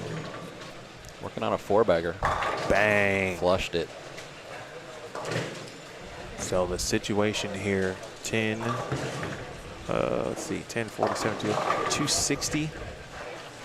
Right? Is that 260 to 258 max? Yep, 258 for Butturff. So, but Jakob with the 22 pin advantage. So at this point, it's going to need an open. That first ball in the 10th is what Jacob's going to need to throw a good shot on. And then the match against Kent and Nance also on 1 and 2. Boy, it's coming back that one's to Marshall getting a little Kent. more interesting than JD wanted. He's shooting a 2.4710 in the 10th. Marshall's on a 3-bagger. I think this is a big shot for Marshall Holman or Marshall Kent. But they both like Marshall Holman, right? They like Washington. Oh. They like the Pacific Northwest. Marshall from Washington, of course, or Marshall Kent. Marshall Holman, Oregon. Oregon, yeah. Not happy with himself there, though, is Kent. Did he cover it? He did. Beautiful. That was the 2.4710. That was. That's going to win the match for JD. Much different scenario, of course. Marshall covered it as well. So, and that difference was 45 pins. Marshall could have struck out for 234. And he needed every bit of that. Now to Morgan Moore. Kicks that 10. Nicely done there in the 8th. Okay, Matt asks about Anthony Lavery Spar and Kyle Duster. Duster's going to be up here in the 9th. He's got 240 out there still. 233 is the max for Anthony.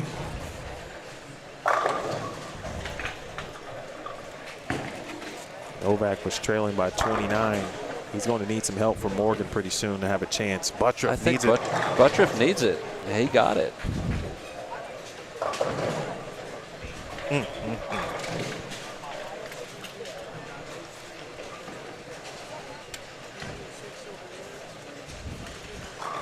We might get to see both of those guys again here before the day's over.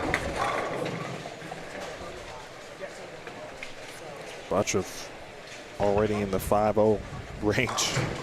5-0 is going to win a lot of matches.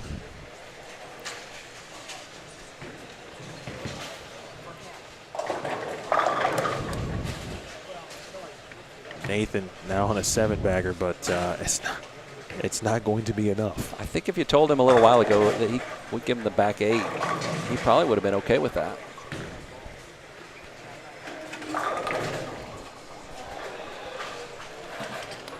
Pretty impressive what Butturff is doing. The number 2 seed. Anthony Lavery Spar opened in the 9th. Let's get you over there real quick if we can. All right, quick look at 9 through 12. Cortez Schenck. Oh, Cortez Schenck in the battle. Mr. Wood down there. Duster throws his plastic ball right up the middle, keeps it on the lane. And Anthony is going to be eliminated. Sean Lavery Spar will advance. So Cortez Schenck, 152 in the 7th. Strikes in the 8th and the 9th. He's got 2 here in the 10th. Max score 242. Make that now 240. See Stephen Wood here in a minute. He's got a double. He needs the first 2 in the 10th frame. We'll get you back to 3 and 4 in the 2nd. Butturff does defeat Nathan Bohr in what might be the highest scoring match of the day. Right.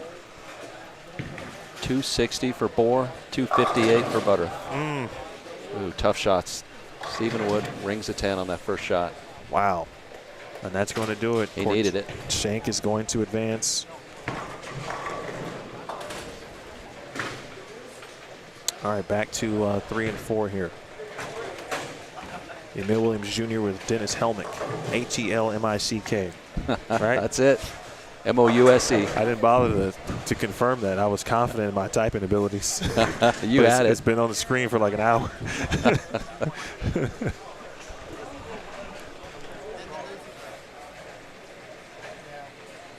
Mason Edmondson. A little 5-bagger there in the middle of the game to really put it to Theo this game. Yeah, and it stopped the train that Theo was on too. I mean, and it was a moving locomotive. Yeah, it was. He was rocking and rolling.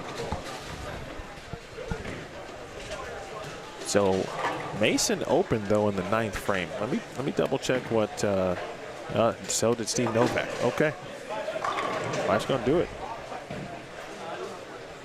We just double check some math here. Best Steve can do is get to 360. Yep, this one's over. Marshall Kent battled back for 2-0 after a tough start. JD Nance 192, so JD's going to win that match. So it's going to be Morgan Moore versus Mason Edmondson. And it's going to be Jakob Butturff versus JD Nance. And with the winner, or winners, excuse me, of those matches after the break, getting spots onto the show, then they will battle for the top seed later on. So have we got a re-oil coming up, Emil? There is a re-oil coming up.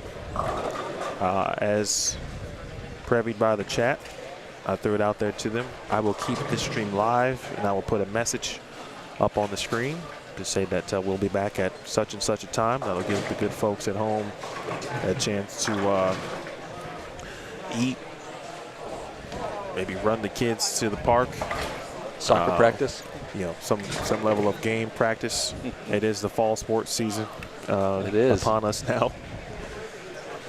Maybe you gotta get the good word in at church.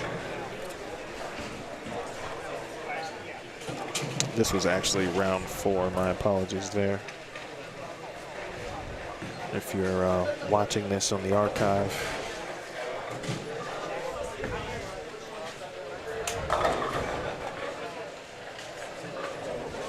A couple of 182s. Yep. For both players. We'll get you some final tallies here. 224 from Mason. And I watched him yesterday, and I think even last year too, I remember him. So right now, Dennis, Edmondson over Theo, 462 to 393. And then Morgan Moore over Steve Novak, 381 to 352. JD Nance over Marshall Kent, 392, 355, and the highest scoring match of the day, outside of maybe Trey Ford and Stephen Wood this morning. Right. 513 to 493 Butturff over Bohr. Wow, that is a pile of pins. That's exciting. Before we go, any questions? All right, I see a Mays update. All right, let's see. And I'm thinking, no, I don't want to think anything. Let me look at the bracket here. Chris Mays did advance. I knew that one was going to come down to the 10th frame. I'm seeing 250 to 240 something. From here, we mentioned Cortez Schenck defeating Stephen Wood. Kyle Duster defeated Anthony Lavery-Spar, but Sean Lavery-Spar defeated Michael Fitzgerald. You got that right. So your bracket at this moment, again, winner's bracket. Morgan Moore versus Morgan Moore versus Mason Edmondson. Jakob Butturff versus J.D. Nance. Battle of lefties there, who both like to throw urethane. That's right. And it's going to be on the fresh. That could change things. Oh, that's some intrigue right there. And then the elimination matches. Well, let me just let Jeff Hemer do it because he's better. Everybody else will be duking it out to try and get the 3 and 4 seeds for the stepladder finals. Novak Mays will play in one elimination game. Dufay and Lavery-Spar will play in one.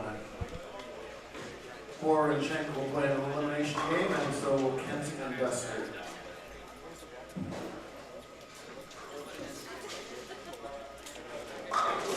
Stay tuned for your lane assignments. I'm checking on a couple things. I'll let you know as soon as I can. After the deal, be sure to tell everybody to tune in to BoldScreenTV.com to watch these matches. They have been very exciting so far. We expect more of the same all the way through.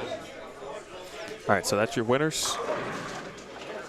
Always, if you're still alive, as soon as they're done oiling, we're starting up the practice, so plan accordingly.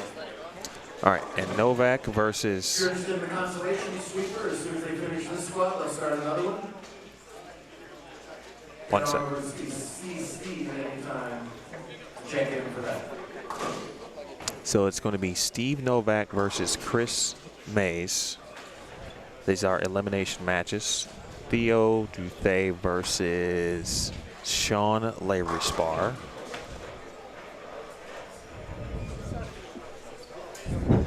Nathan Bohr versus Cortez Schenck. Marshall Kent versus Kyle Duster. Those are the matches at approximately 12:30 p.m. Mountain Time. 12:30 p.m. Mountain Time, 1:30 p.m. Central, 2:30 p.m.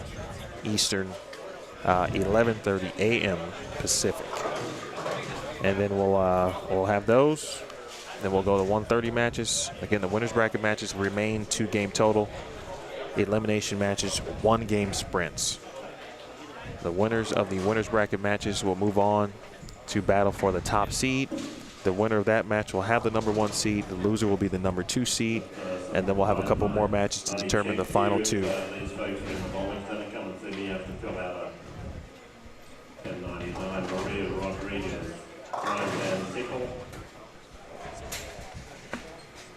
Okay, folks.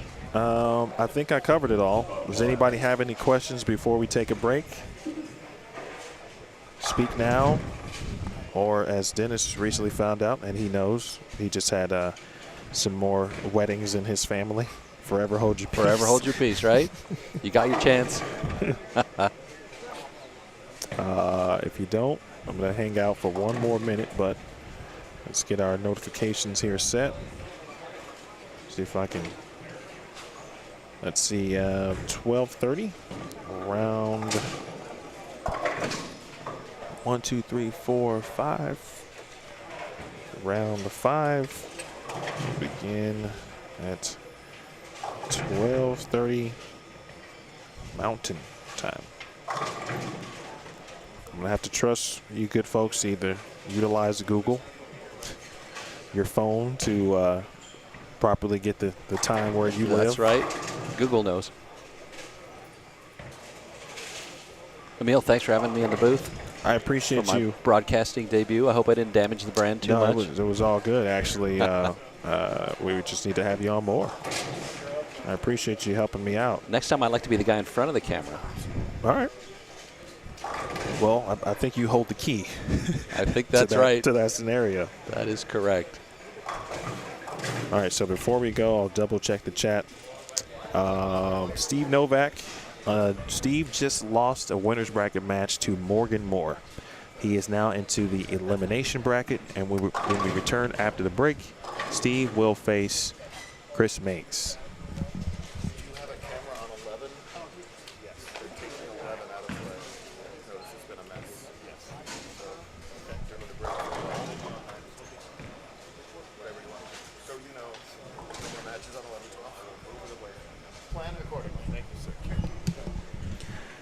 Okay, one more time on times. Let me drop it in the chat. 11:30 a.m. PT, 12:30 p.m. MT, 1:30 p.m. CT, 2:30 p.m. ET or EDT. That's when we come back. I'll be around the chat, so if you do have a question, I'll pop in and answer it. But as soon as the lanes are oiled, just a few minutes will remain after that, and then we'll be back to bowling. Larry Stu Williams did not compete this year. All right, break time. Again, 12:30 Mountain, 1:30 Central, 2:30 Eastern, 11:30 a.m. Pacific.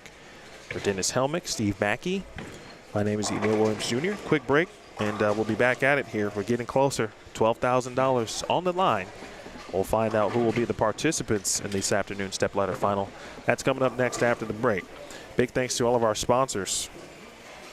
Of course, our main sponsors, as you know, we've been talking about Petrie, New Mexico, Pabst Blue Ribbon, Principal, Financial Group, and Shamrock Foods.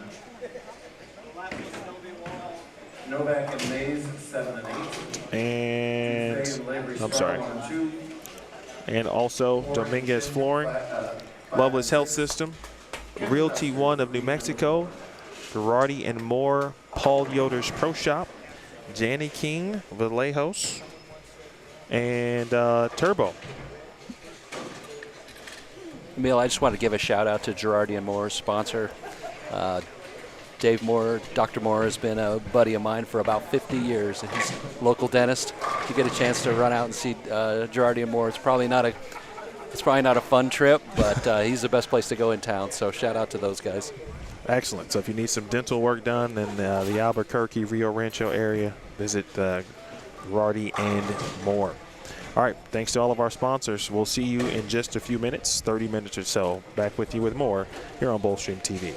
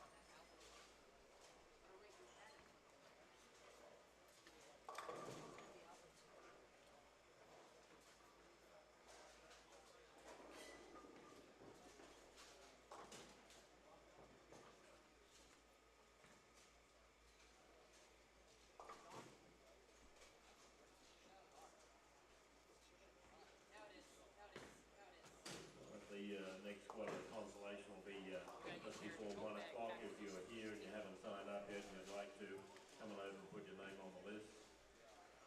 There's 20 in the first squad. We've got half a dozen sign-ups for the next one. It'll be about 1 o'clock.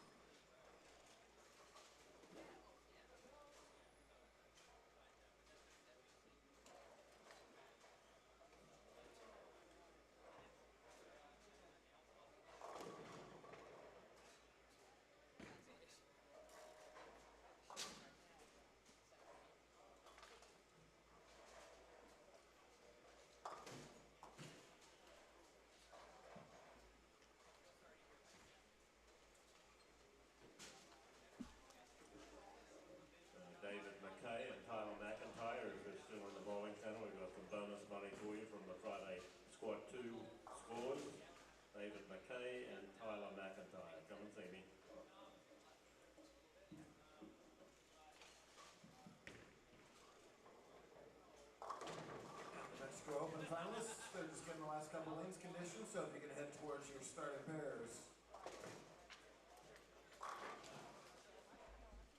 For our spectators, to recap the scenario, Moore and Edmondson are undefeated. They're playing each other on 13 and 14. The winner is guaranteed at least the 1 or 2 seed on TV. Butturff and Nance are also undefeated. They'll play a 2-game total pinfall match at 9 and 10. Winner goes to the show. Loser still got a good shot at it.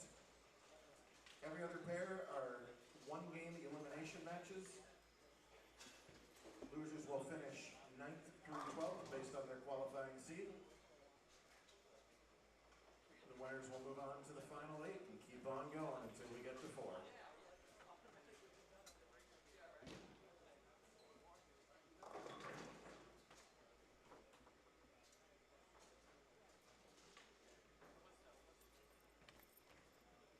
Once the staff has finished their conditioning job and they give us the green light, the lane lights will come on for 10 minutes of practice.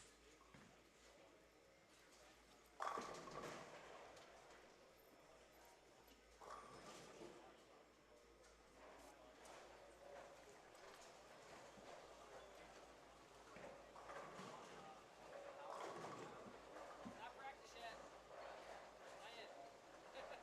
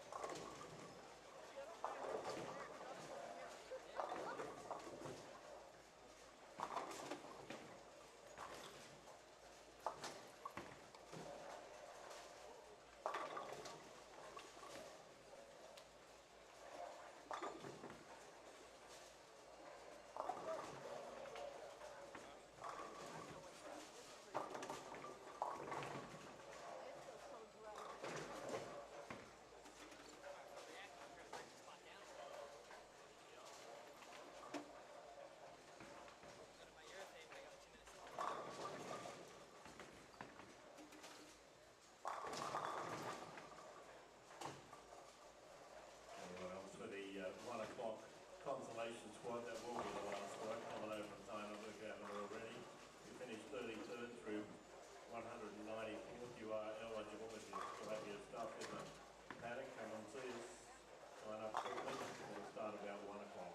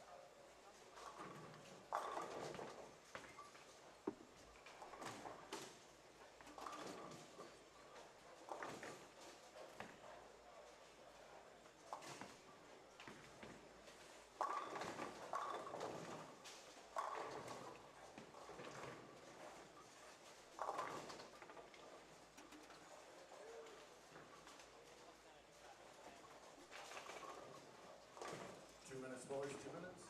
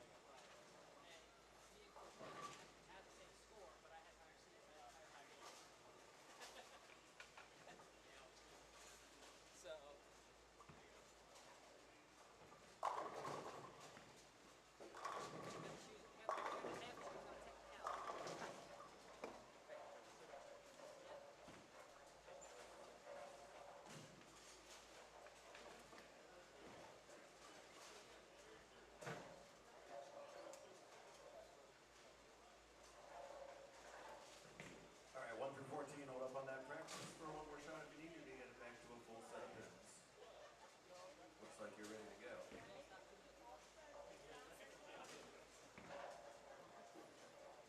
Exciting matches in our last round. I hope for more of the same this time.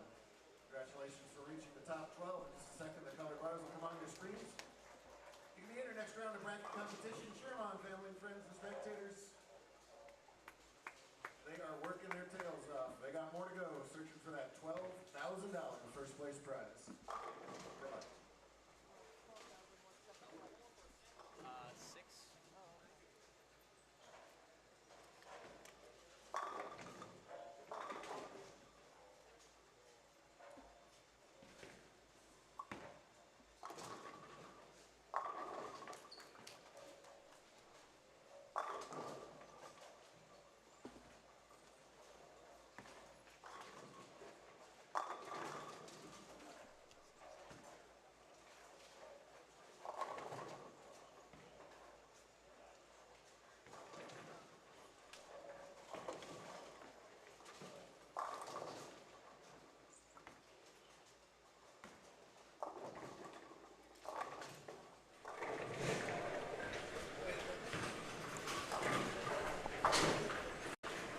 All right, folks, welcome back. Round 5 is now commenced. Just giving you a brief look here at, not brief, but this is one of the winners bracket matches, and definitely should be a good one. The Battle of Lefties. Just re-oiled. Lanes are fresh. With J.D. Nance and Jakob Butturff.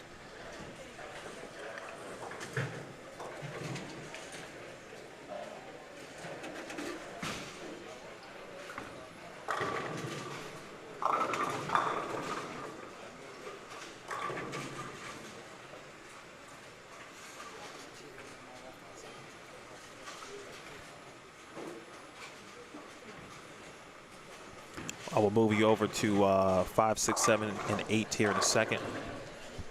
We'll see Nathan Bohr and Cortez Schenck, Chris Mays, and Steve Novak.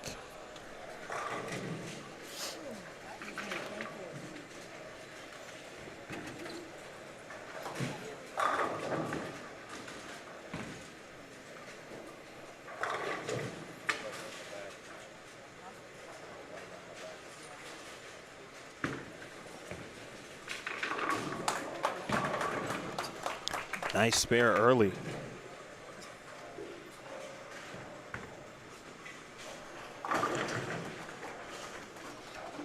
From Chris Mays.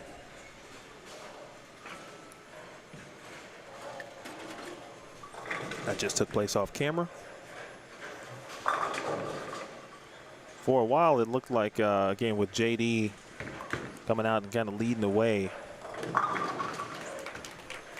in squad 1, that he was kind of going to run away with the lead. But of course, Jakob Butturff did, you know, Jakob Butturff type things. Ended up being the number 2 seed behind Trey Ford.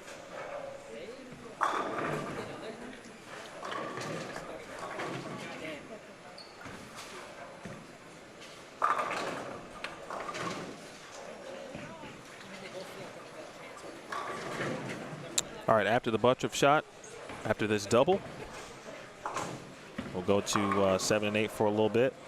5, 6, 7, and 8. So double 7 spare. I'm sorry, double 7 pin for Jakob Butturff. I understand that Chris Mays' family, excuse me, grandparents are watching. Let me say hello to the Mays family.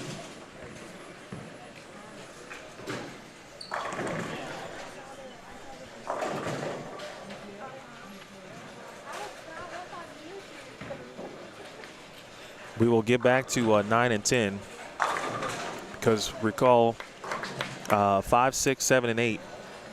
These are 1-game matches, so we will get back to 9 and 10. The other winners bracket match, unfortunately, is on 13 and 14. It was going to be on 11 and 12, but 11 and 12 was taken out of play and it will not return.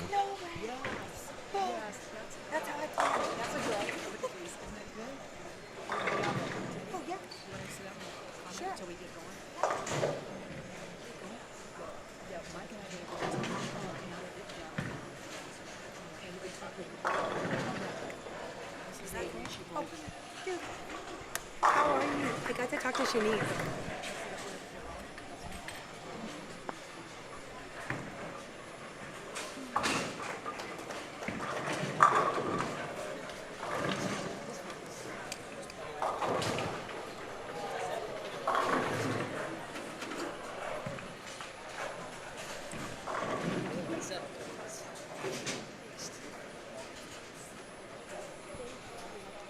All right, folks, please welcome to the booth. More bowling royalty in this area of the country. Miss Adrienne Hare. What's up, everybody? How you doing? I'm doing good. I'm doing good. I'd be happier if I was bowling, but I'm happy to be right here. I appreciate you stopping by and hanging out a little bit. You got the family with you Yes, as well? I've got the kitties with me. I've got my hubs with me. So it's a family affair. Thank you, by good the shot. way. Of course, I haven't returned your message. Oh, But no worries. But You've I been saw busy. it. Adrienne did bowl. You bowled squad 2? I bowled 1. I bowled Friday morning. I mean, I signed up on Monday, so kind of flying by the seat of my pants. But I've been out of my bowling shoes for a little while. I took a long break, and I'm super, super stoked to be relacing and getting back to my bowling home. So I'm getting back in this game. I'm coming back. I had to take a time out to get my realtor life situated and grow some humans. The humans are important. The humans, yes, they're quite a bit of work. Yes, they take up a lot of time. They do. And you got to be ready at all times. You have to. They're the best gift ever, but it's it's work. So Adrienne is here with us. I'm going to assume that you haven't had a lot of chances maybe to watch today as of yet. Not today. Good. I was watching the live streams, and I went back and watched the tapings of a lot of the other squads. I learned a lot. It's really cool that you do this and that we have an opportunity as spectators, bowlers ourselves. You can learn a lot just from watching. I appreciate that. So let me get you up to speed. Okay. So what we're watching now, 5, 6, 7, and 8 are elimination matches. Of course, 1-game matches here. Oh, this is loser bracket? Yes, Okay. these are elimination. Then on 9 and 10, 1 winner's bracket match, which is a 2-game total pinfall match between Jakob Butturff, and I'm sure someone you know very well, J.D. Nance. And then 13 and 14, Morgan Moore is facing Mason Edmondson. Okay. That too, a winner's bracket match. Oh, those are the same, the 2-game match total? Yes.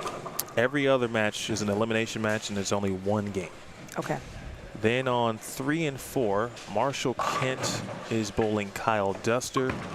1 and 2, Sean Lavery Spar is bowling Theo Duthe. Okay.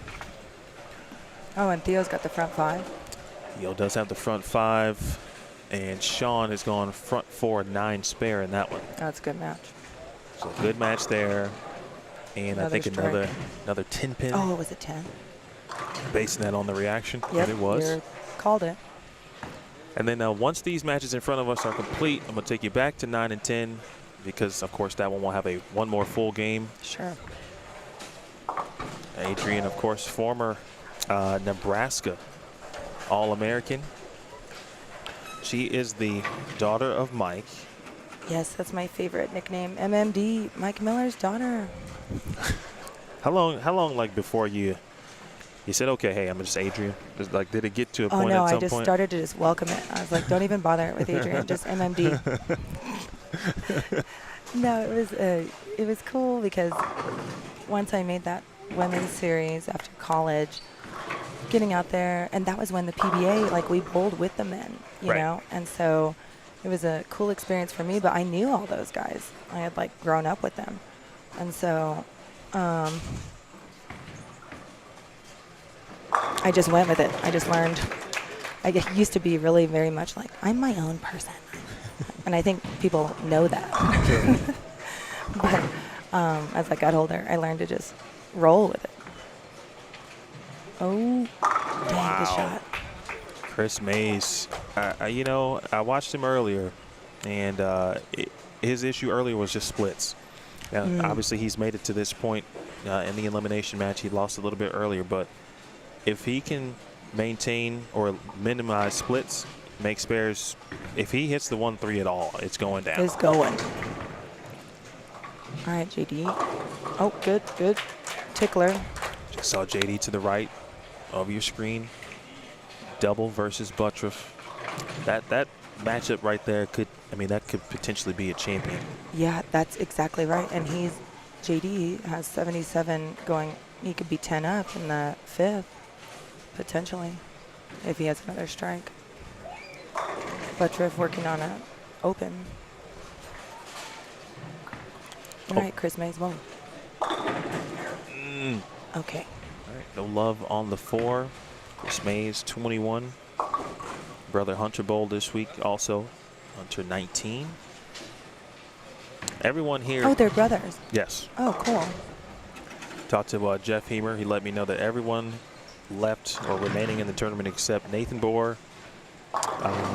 And I think the Lavery Spars are JBT alums in some fashion. That's so cool.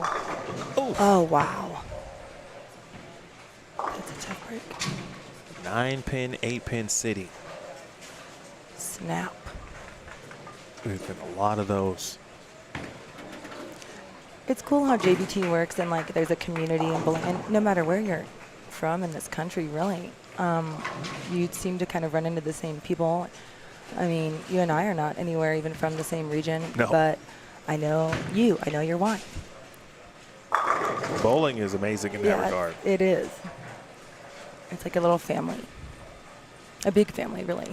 For some additional like info, Adrian, of course, went to Nebraska. She went to Nebraska. I shouldn't assume people know that, but I assume people know that. She went to Nebraska. She was excellent. Go Big Red. She went at the same time about as my wife was bowling collegiately at Alabama A&M, and they bowled each other. Yep. For a national championship. Yep. And Shanice is my girl. Now we talk hey, about Shanice. Kids.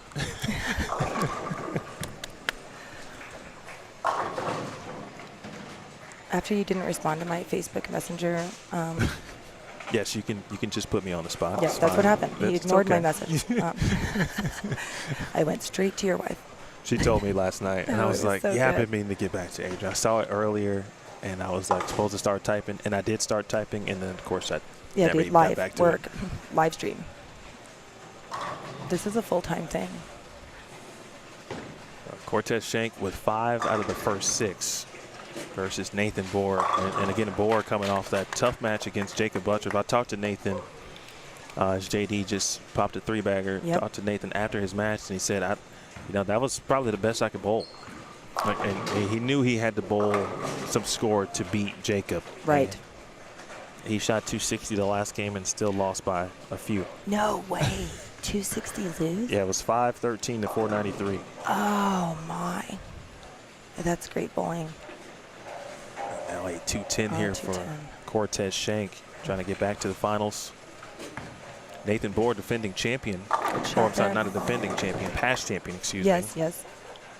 He's trying to get back there. Jakob Butturff, a past champion, trying to get back there. I obviously missed this morning, but we're trying to get a woman's picture over here on this wall. We had Maria Jose Rodriguez was the High woman, right? Yes. And then Aileen right behind her. Aileen lost her first 2 matches, unfortunately. She actually took Marshall Kent nearly to the wire. She had a chance to win that match early. She split in the 8th around the 3-bagger, and then, of course, she struck out in the 10th. Oh, well, that's great bowling. That's great bowling. And Aileen is really young. Oh, get it. Good shot. Well, that's what pros do. That's how we do it?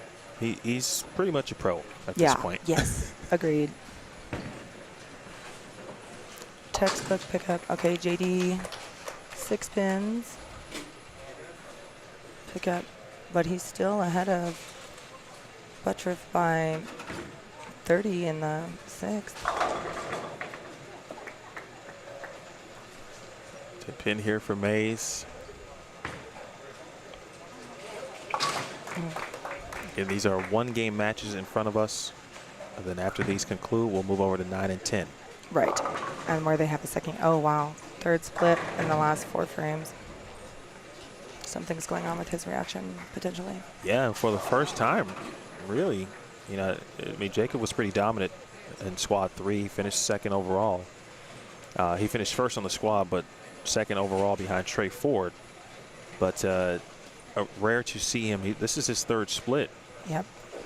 In the last 4 frames. Important to note, the lanes, of course, have been re-oiled. If you're just joining us, we did have about a 40-minute break. That's a good break there for Chris Mays. Yep. Clean break. So in match play, right? These one-game matches, what's your thought process if you're out there? I think the most important thing when you're in match play, it's very easy to get caught up in potentially what the other person is doing. But it's so important, I think, to remain in your zone, in your own world, because there's no defense in bowling, right? Like, there's nothing I can really do to stop the other person from making a great shot and striking. So the only thing I can do is to stay in your zone, to still bowl against the pins. And I think my best bowling, that's the mindset I'm in, just staying one shot at a time, me against the pins.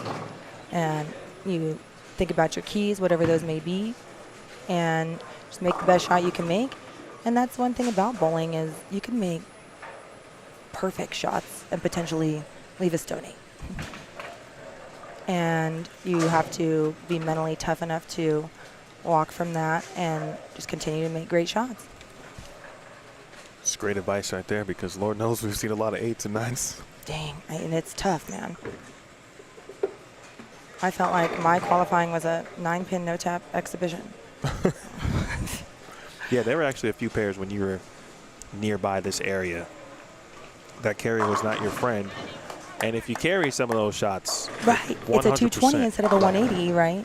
Yeah. But as I get older, when I was young, I used to get so mad. And I noticed that didn't really do a lot for my next shots. Better just to try to remain even keeled. Good shot there. Great shot. Big response there after Nathan Bohr doubled. And that's after, of course, the 210 conversion on lane 5. Right, so now we're heading back to that lane. I'm not sure if that was a shot-making mistake or if the lanes, if he's experiencing some push down. These are just re-oiled, right? So just oil. Probably not that. Whoa. All right, good break there for JD. JD right now with a 35-pin lead in that match versus Jakob Butturff. Novak in control and good continues shot. To be in control. Steve looking good in the Saginaw Valley State alum. And Schenck trips a 4-pin. Okay. All right. Got some good matches here. So on 7 and 8, Chris Mays can strike out for 225. Max score for Novak at this point is 258. Yep. I think Steve likes the fresh based on how he started his qualifying squad. 277 out the gate. Oh, my. And that might do it. Yeah. 5 count, isn't it? I can do it. The old, 4 count. Yeah, the old S4. Max score for Schenck, 259. Bohr, 246. Needs this one in the 9th. Push. Oh, my. He Wow. trips another Great 4-9 on the same lane as he did in round 1 versus Steve Klumpkin in the 10th frame, and he had to have it. Very similar hit. Very similar hit. Well, that's how it goes, right? Bowling, he just left that stone 9 on the left lane. They come, they go, the breaks. Much easier to remember the bad breaks than the good ones. Christine, absolutely. So Marshall Kent can go 224. Kyle Duster is up in the 9th. Max score 234. Oh, wow, that's a close one. This is a big shot here. And I'll tell you about what's happening on 1 and 2, and Kyle had to take a step back. Reset. We've seen a few balks today by multiple players, not just one. It's the first time I've seen of Kyle. I think he had one yesterday, but he's been going the backup ball in the two-handed style from the left side, and so I think every now and then he's got to make sure he's doing the opposite of maybe what he normally would do. Right. Yeah, you have to remind yourself when you can be that versatile of a player, you have to think about your timing, what you're doing. Sean Lavery spar. Hold on. Nathan Bohr. That's got to hurry. Wow. Okay. 10-pin stays. Now it's Oh, 225. Chris Mays, a heck of a run by Chris Mays. Yeah, great bowling. Really great tournament. You're going to see a lot and hear a lot of him. That young man's got some game. Yeah, he's got a lot of talent. Duster just struck in the 9th. How old is he? Chris? Yeah. He's 21. Oh, yeah, yeah. All right, good shot there. Wow, that makes this match real close. 225. Oh, if Cortez strikes in the first. Right now, 9 out would be okay for Cortez, if my math is correct. Yep. That's assuming Nathan strikes here. That would be 226 if Cortez goes 9 out. That first hit was really important for Nathan Bohr. It was, yep. It at least would have forced a mark. Mm-hmm. Correct, exactly. All right, the 10-pin match next door. Duster will be in your frame on the left side momentarily. 202 to 168. Nance over Butturff in game 1. 34 pin lead. Oh, and JD opens in the 10th to do it. Theo Duthe will advance. Okay. Kyle just striking the 10th. First one in the 10th was a good one. Oh, yeah, that was a big hit for him. All right, Nathan. Oh, wow. Soft 7. 224. 224 for Bohr. So, again, count. I think a mark and a count Counts in gets it there. favor. And then speaking of Kyle, he's not going back up on the fresh, so he's going normal two-handed righty style. This is the one. Schenck. That's plenty. There it is. That gets it. Cortez is going to advance. Boy, really great tournament by Nathan Bohr. Yeah, great bowling. You run up against Jakob Butturff. He shoots 233, 260 to lose. 100 over for 2 games, lose. That's a tough draw. And then you go clean, and obviously, 10-pin doesn't fall there. It could be a different match versus Cortez Schenck. Right, you got a stone 9. I mean, some breaks there. Duster, left of your screen. 10-pin wiggles. So that is 223, and now he can lose by 1. Wow. Wow. Okay. I mentioned Theo Duthe shooting 247. He defeated Sean Lavery-Spar, who opened in the 10th. Right. Open in the 10th there. So both the Lavery-Spar brothers are now eliminated from the tournament. Butturff and Nance have begun game 1. I have to get an update for you somehow for Morgan Moore and Mr. Edmondson down there. Duster made the spare.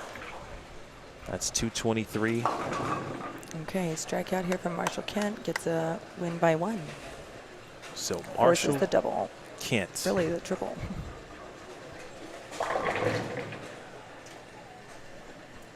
Now on your screen, you will see Marshall. He's going to be on the right lane. It's the most simplest situation in bowling. All 3 in the 10th to win. To win by 1. This is what you do it for. This is the opportunity. First one. Up. Wow. And the 10-pin will remain. Kyle Duster will continue. That's great bowling. Great bowling. What did Marshall leave in the 8th? I did not see it. Me either. But ultimately, that was the difference. Christine said it was some form of washout. Oh. All right. Okay. And now we will turn our attentions here to J.D. Nance and Jakob Butturff. Okay, here we go. Game 2. And we've also got Moore and Edmondson down there. And we're also in game 2.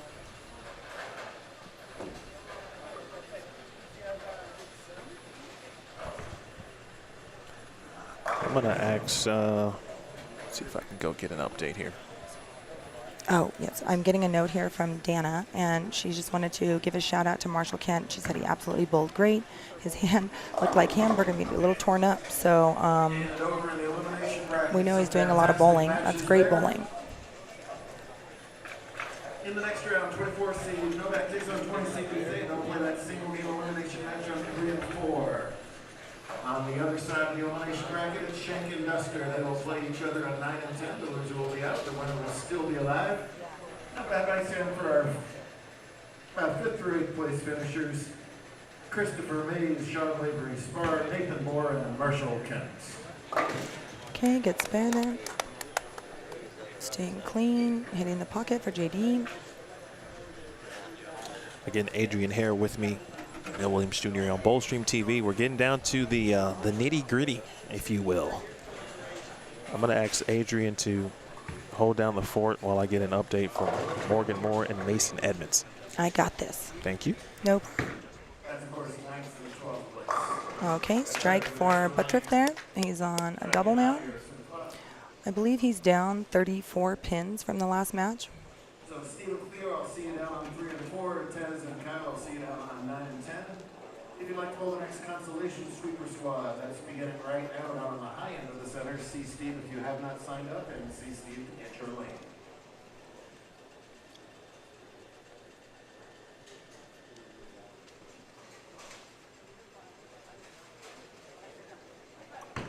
Butturff working to get a triple. Yep, there it is for a 3-bagger. Butturff got some work to do to win this match. Oh, split. Oh, I think potentially a good break down there for Edmondson. Oh, no, not a good break. Still 4-7-10. All right, so Edmondson shot 246 game 1. Morgan Moore shot 218. Oh, wow. Okay. So we got a 28-pin lead there. We've thrown you right into the fire. I'm cool with it. I can tell I'm from the desert.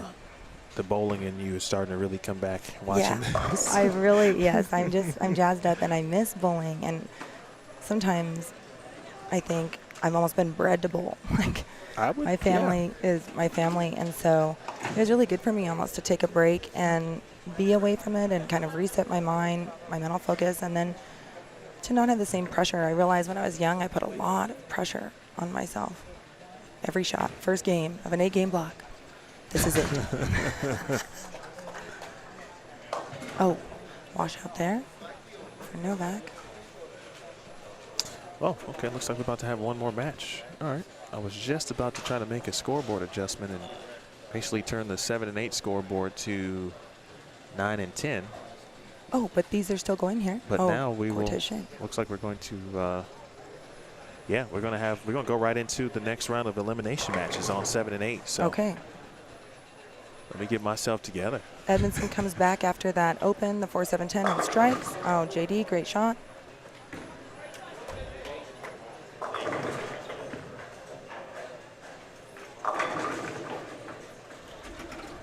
Okay.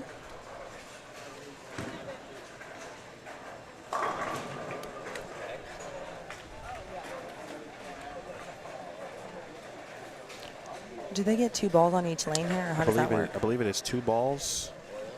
Pretty sure that's the way it's been all day. 2 balls on each lane. That makes sense.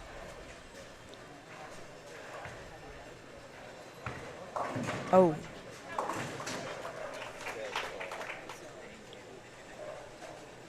I think a wash out there for Moore.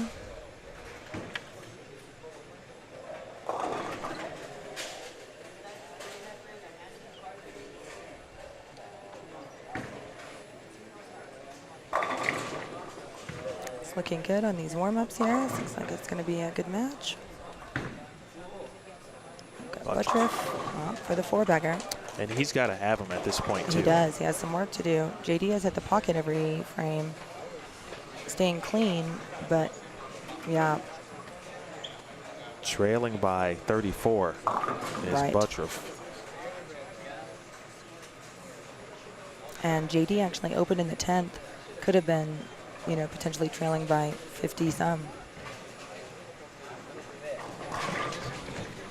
This is, I thought, the most intriguing match, especially in the winners bracket, because two players who obviously throw it and get there differently, but they've had the same plan of attack on the lanes all week. Correct, right. Both like to throw urethane. I don't think there's a resin ball on the rack between JD and Jakob Butturff. Yep. There's purple hammers, there's Black Widow pink urethanes, maybe a black hammer, and I know that Jakob has thrown the attitude control, which also is urethane to my knowledge. So if you like 90s bowling. Exactly, and this is where you should be today, right now. Yeah, I really realized after watching this that a urethane ball is a huge gaping hole in my arsenal. I didn't even know that you needed urethane balls like that anymore.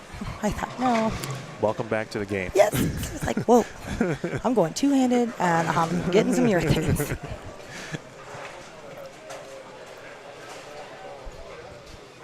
All right, score-wise, Butturff 9 spare, 4 bagger, 9 spare. That's through 6 frames. No doubles here for JD Nance. In fact, no doubles and 1 strike, which came in the first frame. Yes. And up until that shot, I believe it's all been corner pins. That was a little light. This Duster Schenck match, pretty interesting. And Kyle Duster's got some confidence. This is going to be a good one. And Steve Novak is facing Theo Duthe, and that's no slouch match either. No. I've had a lot of players come up to me since they've been here and just say that I should just get seeded automatically into the finals. You may know some people. They all took a poll, and it seems like everyone wants that. Okay, well, let's make it happen. I'm good with it. No, I'm I'm full of sitting back bologna here sauce. either way, no matter what happens. I think I could do both. I'll come back here and commentate my own shots. That's a really good idea. We'll mic you up. That sounds good. That sounds good. I'll get you a mic. Oh. Okay. So down there we have washout and now light. The left-handed 2-4-8-10. 3-6-7-9. 3-6-7-9. Yep. And that was a 28-pin match. You can hear the applause. There you go, JD. No JD, of course, we've been talking about the local product. Everyone here at this point, he is the lone New Mexican. Lone homegrown product in the tournament. We've got Arizona, we've got Colorado, we've got Kentucky. Plenty of Arizona still left in the field. Yeah, AZ coming hard. I have to check where Mason is from. Yes, I don't. Oh, wow, great pickup. He made that. Great pickup. Wow. Great shot. Meanwhile, Jakob Butturff continuing. Back on it for Jakob Butturff. For JD Nance, that strike came in the 7th frame. That was just his 2nd strike. He has no doubles. He can max out for 236, and Jakob Butturff could max out for 269. So that's a 33-pin difference. That still has him losing by 1, correct? If they both were to strike out. Well, Butturff right now would need 271. And this is assuming that that JD were to strike out. Right. So just think about that and where it is. You're assuming, based on the way this game has gone, that JD will find a double, but maybe not strike out. And that's only based on the way this one is. Correct. Right. We're seeing this point. transition happen for JD in real time. He's made good shots. Only the one in the 6th was just a light 3-pin. Oh, wow. Wow. Unlikely miss there for Butturff. Well, missed 7-pin there for Butturff. I tell you, if there's been one bugaboo in Jakob's career, that's been the one, and he knows that. He's been open about it. He usually has a lot of strikes to cover it up. So he does. It's hard to. He does. It's like Shaq. Unfortunately, they just come, obviously, they always come at the most inopportune times. Yes. Yeah. Well. Oh, wow, that's a strikeout for 237. So Butturff max now total is 405. JD could strike out for 236, but he hasn't had a lot of strikes. Same thing with that three pin there. That's where Jakob still has an opportunity just because of Nance's ball reaction. Correct. And at the moment, the inability to double. JP or J2, Morgan Moore is from Colorado. Okay. Thank you for the update on where Mason, I'm sorry, yes, where Mason is from. Morgan Moore's from Colorado, and where is Edmondson from? Lubbock, Texas. Oh, Lubbock, okay. Thank you to Jason Gonzalez in the chat. Appreciate it. Good looking out.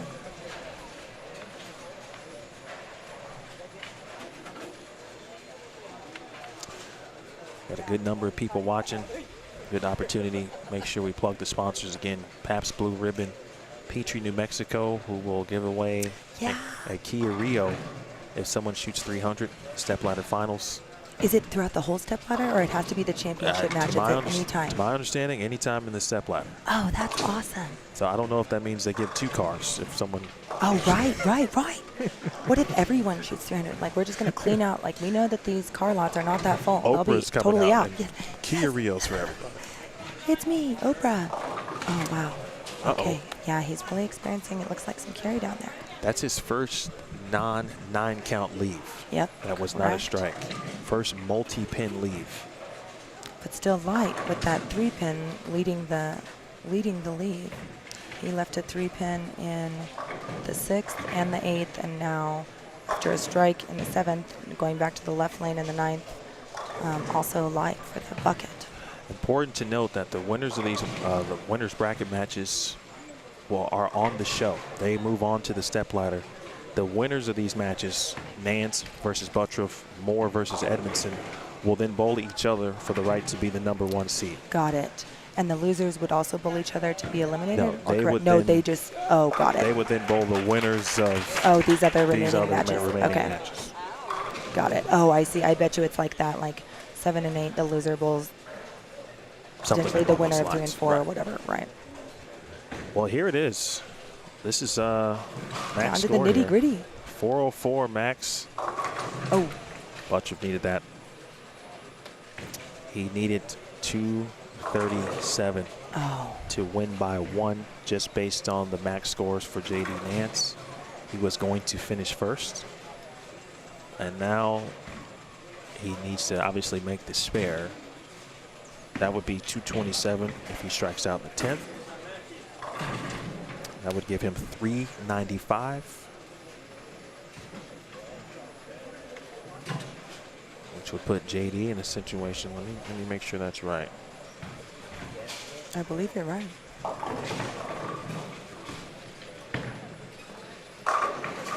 Oh my. Wow. Okay. Back-to-back Unusual opens. open, yes. And as a bowler, like spare game, it's so mental. You get in your, you start thinking potentially, Right. and Get into your head a little bit. overthinking, and yeah, I'm sure he's made that spare a billion times before.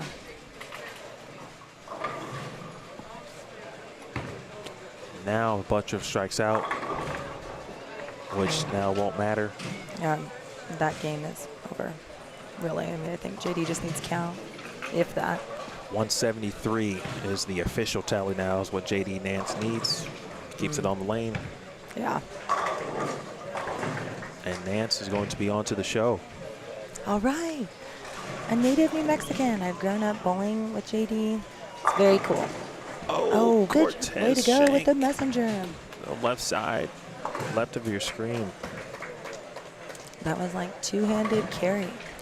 I'm saying, okay, Mitchell is saying Mason is from Amarillo, Texas. Oh, okay. Amarillo, All right, so I'm Lubbock. just going to go West down Texas. ask Mason once it's done, and then we'll. Who are you claiming? That's Lubbock the only. or That's the Amarillo? only way to completely know. I appreciate you, Jason and Mitchell, but since we have conflicting reports, the only way Yes, is we're to going to have ask to the go straight source. to the source. We're going to get down to the bottom of this. Maybe he was born in Amarillo and he lives in Lubbock now. There's a lot of potential factors here. 373 official tally. The Theo Steve Novak match. Mr. Duthe at the moment double 7 spare strike, and he's got a 2-4-7 here in the 5th. Novak has gone strike spare 3-bagger, again in a 1-game match. Still More. close over there. Lots of room for opportunities. Oh, missed spare there by Theo. And Theo just chopped the 2-4-7, so 95 now in the 5th. This is Nance, just got to keep it on the lane. That's going to be plenty. All right.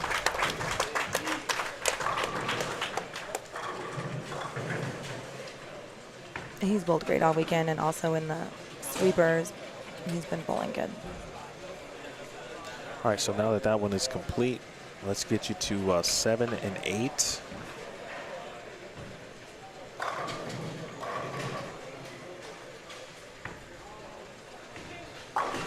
Okay. So this is Kyle Duster and Cortez Schenck. Duster is letter B. No strikes here through 3. He missed a single pin in the 2nd, and he just tried to make a 210 and did not get count, unfortunately. Morgan Moore has 5 in a row. Morgan Moore, 5 in a row.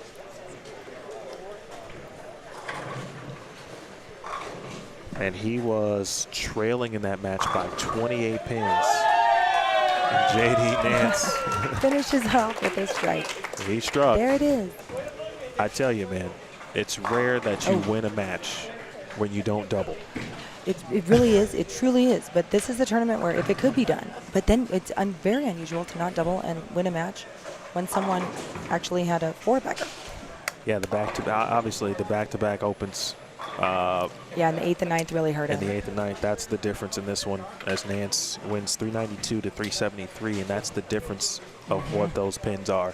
Correct, yep. Novak, by the way, has continued to strike. He's got 4 in a row.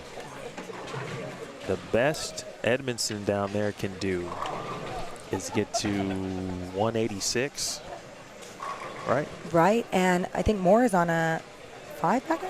Yep. I think that's 250 still out there. Cortez now using a little urethane. And what was their difference before? 28. 28, yeah, and Let's just do the quick math just to make sure. If 186 is correct, that would be 432. Mason, excuse me. Oh, see, she caught me. So there's the thing with me and Morgan Moore's mom. He has a brother named Mason who bowled the tournament this weekend. He also just bowled the Consolation Sweep. Earlier, I called Morgan Mason. Oh. But I thought I said Morgan. Right. She caught me. And I was like, I don't think I did. I'll give you $1 if I did, and I'll go back. I owe her $1. Oh, man. But I just said it again, but he's bowling a Mason. yes, that's almost not even fair. Yeah, Mary, you gotta let me slide on that one. Yeah, he's bowling Mason, so yeah. So Morgan Moore and Mason Moore, I like the double. I like it when there's the same first initial. I always think those names sound kind of like famous. Right. Morgan would have needed 215 if Mason had struck out. That is not the case. And I believe Morgan. I believe he's going to be able to come back on this match. He's going to the show. Take it over. Yep, I think so. He's going to face JD Nance, but not over till it's over. And I'm but only saying Mason that. will still have a chance to make it, like, because this is a 2-game match, correct? So this would be his first loss. Correct. Yes, Mason would then face either one of the winners of these remaining elimination matches here.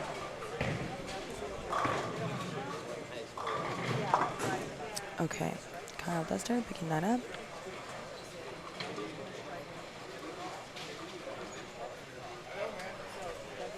Cortez Schenck seems to be pretty much lined in.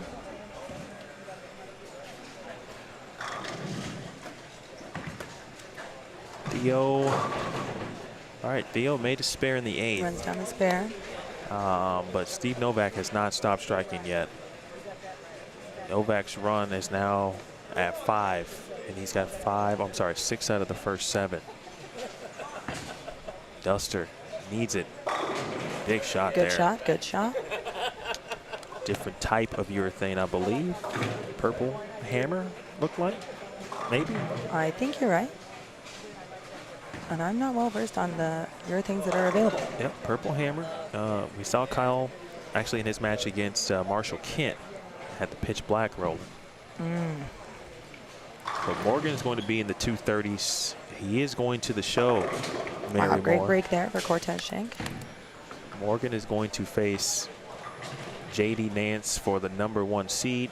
Okay. I believe that match is going to be on 5 and 6. Novak picks up the 3-6-10.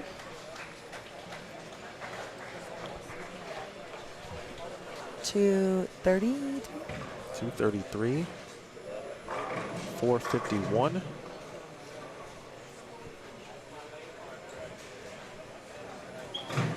Okay, but Morgan Moore is still alive and in the hunt. All right, again, one more time just to update you, keep you updated. Morgan Moore defeated Mason Edmondson. Correct. 451 to 421. Morgan advances now to face JD Nance, who defeated Jakob Butturff 392 to 373. Nance and Moore will face each other for the #1 seed on this afternoon's telecast, the stepladder finals. Edmondson and Butturff, their first loss of the tournament, are not eliminated, and they simply are awaiting who their opponent will be From these matches. from these matches Got it. to have a chance to get to the show. We still really got 6 players, 5 spots. I'll throw this again out to the chat, right? I'll see what they say. So I created a separate event for the finals. I feel like the vibe, though, is good right now. Right, right, I don't want to mess with the vibe. right. Should I keep this one live? Good people watching this. And then I'll just delete the one that's already made. I'll go back and clip out the finals, maybe upload it separately. Yeah, What y'all think? You guys tell me. yeah. Let us know. We don't want to lose viewers at this point. Oh, good shot there by Theo.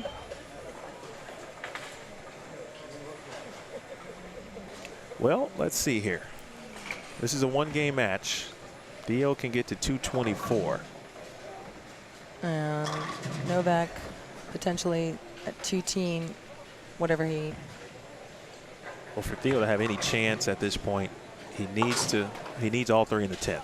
He absolutely needs all 3. And that would force Steve to mark in the 10th.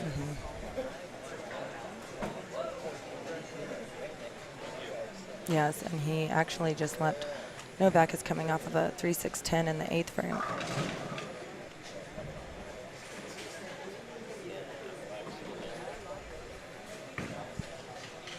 Okay. Looks like he gets the first one. Got the first. Duster here. 16. His max now at 206. And not only does he have to strike, but he's got to ask Cortez Schenck for some help. And Yeah. I don't think Cortez wants to do that. He's going to have to pull a Tanya Harding.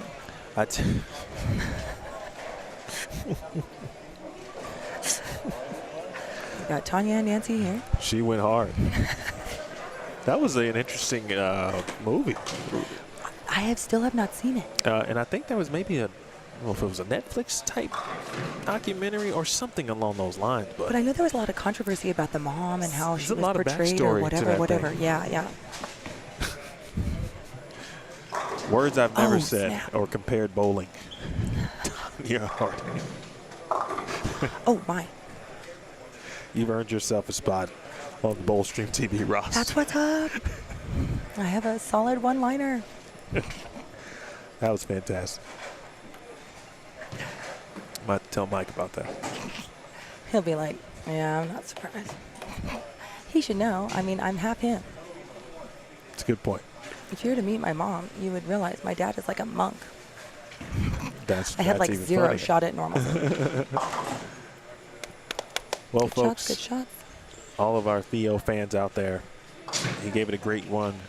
He's going to come up short, though, versus Steve Novak. He finishes with 212.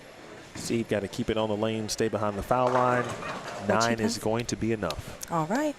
Great bowling, but still not out of the hunt for Theo. No, that's it. Oh, I'm sorry, that Yep. was a single game match. Yep. It's the colors that are throwing me off. Yep, I keep right. thinking the 2-game matches are the pink. Right. Theo is Nope. unfortunately eliminated. That's great bowling, though. It can't be No, great bowling. And interesting enough, Upset by that. for Theo, he said he hadn't bowled in a while. Last time he bowled, he said he bowled Open Championships, I think, was in July, which is probably a good month at this point. Yeah. He thought about practicing, but said, no, I don't want to develop any last-minute bad habits. And I think that was probably the right decision. We joked about it earlier. Straight Allen Iverson on it. And right, we talked about practice. Not the game. So Theo, great finish here. He's got a tournament of his own to host. Yeah, I was listening to that on the live stream earlier, Yeah. and that was so cool. I think you should bowl. I was just thinking I would love to go bowl. If that works out, that I can bring these humans with me, and if I have to call in sick to school. August 9th through the, I'm sorry, September 9th through the 11th. Oh, okay. Great. And is it in Phoenix or Tucson? It's in Sun City. Oh, Sun City, yeah. Specifically. That's where the bowling center is, Lakeview The retirement Lanes. community. I think that's I believe so. Yeah. That's a cool bowl. I've been there before. Oh. Okay. That right there just ended all of the chance there for Kyle, unfortunately. Yeah, I believe that kind of sews that up. He needed to have that one to, give himself a chance in the 10th. And then Right. obviously Cortez would have needed something crazy to happen in the 10th frame. Oh, whoops. Okay. And now officially in the books here. Great run again by Kyle Duster. He made the top 32 last year. He shows his versatility, though, this week. He went, as I mentioned earlier, he went back up. See, as a two-handed righty, he went back up. Does he back up with just one hand? Or does he? He did it with two. Wow. Which most two-handed righties that I've seen I've done it. have that in their bag. Yeah. It's a tool. And boy, did it work. He went Man. 168. No, he went, I think, 150, 160, 260, and then was off and running. Wow. That's very cool.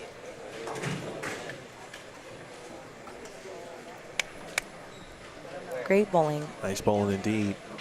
Cortez Schenck is a tough opponent. Let's Yes, see he certainly is. Who's going to be next here. Again, it's going to be Moore.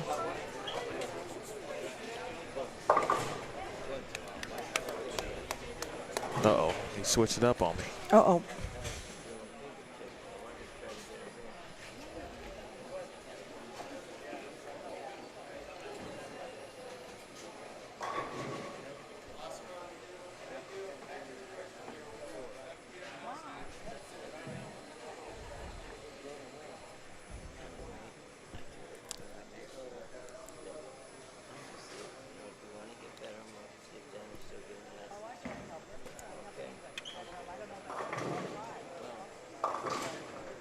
Good place to leave that. Great bowling by Cortez and Kyle.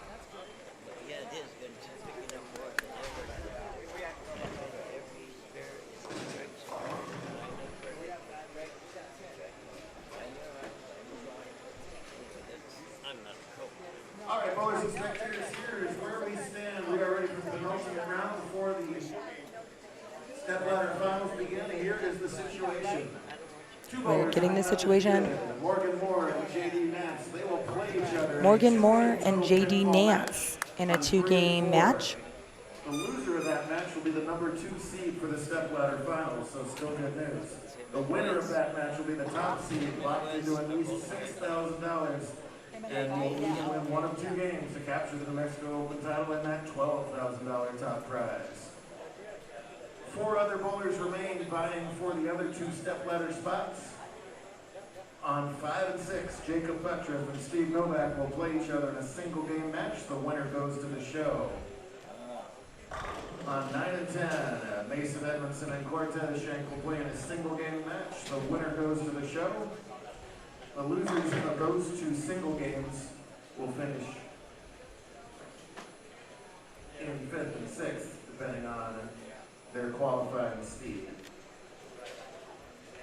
Eliminated in the last round in 8th place, Theo Duthé.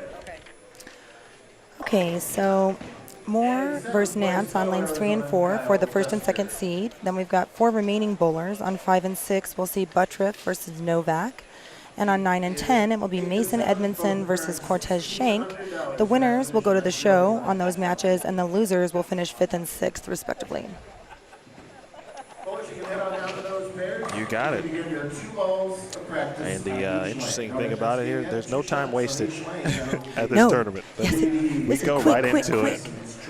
With the quickness, we just keep on rolling.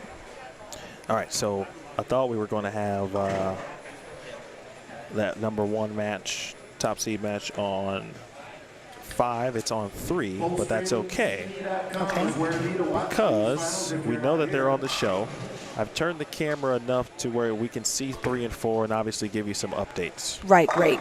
But then we can kind of concentrate on this one, which will determine if they make it to the show. And I'm currently setting up 9 and 10 so we can have some level of scoreboard. Cool. Okay.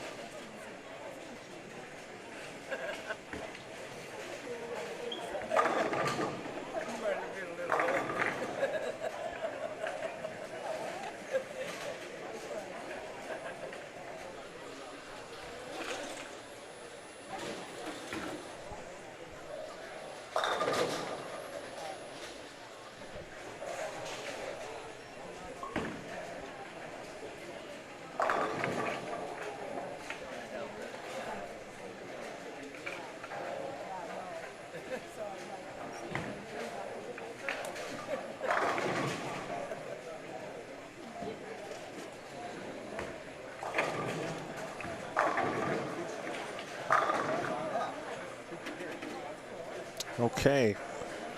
I believe this is now round 7.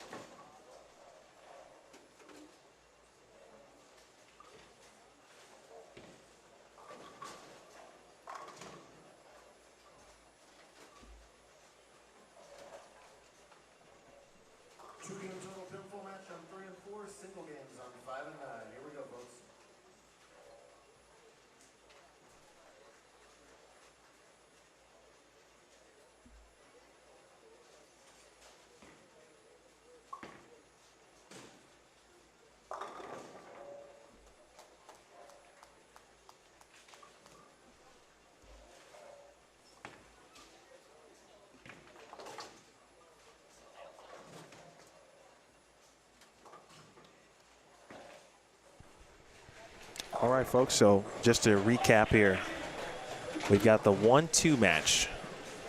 Morgan Moore and J.D. Nance are battling for the #1 seed.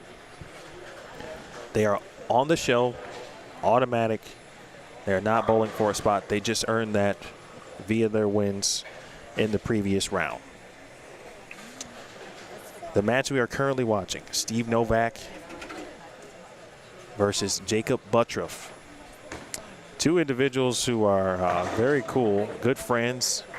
7-10 out of there from Steve Novak. They are bowling for an opportunity and a spot on the show. And then on 9 and 10, was able to get a little scoreboard for you there. Cortez Schenck trying to return to the show for the second consecutive season or year.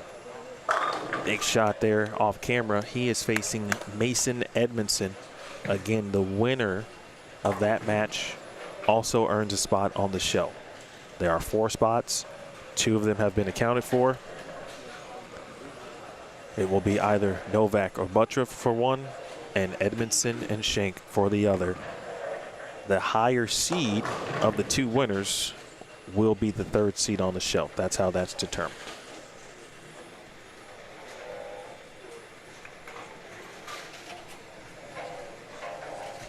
I'm back. Emil Williams Jr., Adrian Hare, the former Nebraska All-American national champion. Go Big Red. Okay, good And shot down there. family royalty here in Albuquerque. Are you guys originally from ABQ, right? I am. I'm originally from Captain Kirk. Uh-oh. Oh, arid miss there. Let it go. Forget it. Delete it. Recent eliminations, Theo Duthe, excellent run. And he turned in his scorecard to Jeff, and he said, all right, back to being a house bowler and a tournament director. Oh, man. I mean, can't be upset about it. What is he finished? No, what, it was 6th, 7th? it was jokingly, Oh, yes. but it was funny. But he does it all. He does. He shows up, no practice, makes it top 10, runs a tournament. You know, that's always, to me, it's always a sign of a good bowler. That's awesome, man. You just show up, don't practice. If I don't practice, there's no chance. I actually learned that myself. I thought, I don't need practice. I mean, I no tried to chance. Allen Iverson it, but I mean, I didn't bowl in July. I was going on a stint of getting my sanction card at Women's Nationals for like 3 or 4 years. Yeah, so potentially not quite the same. If you have a question about what's happening at this point in the bracket, just let me know in the chat. I appreciate everyone for tuning in. This is Bowlstream TV. Again, Emil Williams Jr., that's me. Adrian Harris joined me. That's and me. then we're going to switch roles. Well, I'm not going to switch roles, but she is, but with her family. Yes. Because then her aunt, Dana Miller-Mackey, and her dad, Mike Miller, will be on the call for the stepladder finals with me. That'll be on 7 and 8. I'll be 7 in. It's a family affair. That's true. It's a family affair. It's my real life. All right, Butturff. Great job. Again, Butturff lost his match versus J.D. Nance. He missed 2 spares in the 8th and the 9th, which was the difference. Or he could be bowling Morgan Moore. For that first seed. How about Morgan Moore? Yeah, man. Go M squared. Former Midland University Oh, Midland, really? standout. Bowled collegiately there. Got his tour card. He's out there bowling regionals. Oh, that's awesome. He bowled almost all, if not many of the national events on the schedule earlier this year in the season. And now, you know, he's got himself, at this moment, he's got an automatic $6,000. That's the prize for second. And that's not a bad weekend. That's not true. I beg your pardon. Oh, good job. That's not true. If he wins this match, he will have an automatic $6,000 by being the #1 seed. Got it, correct.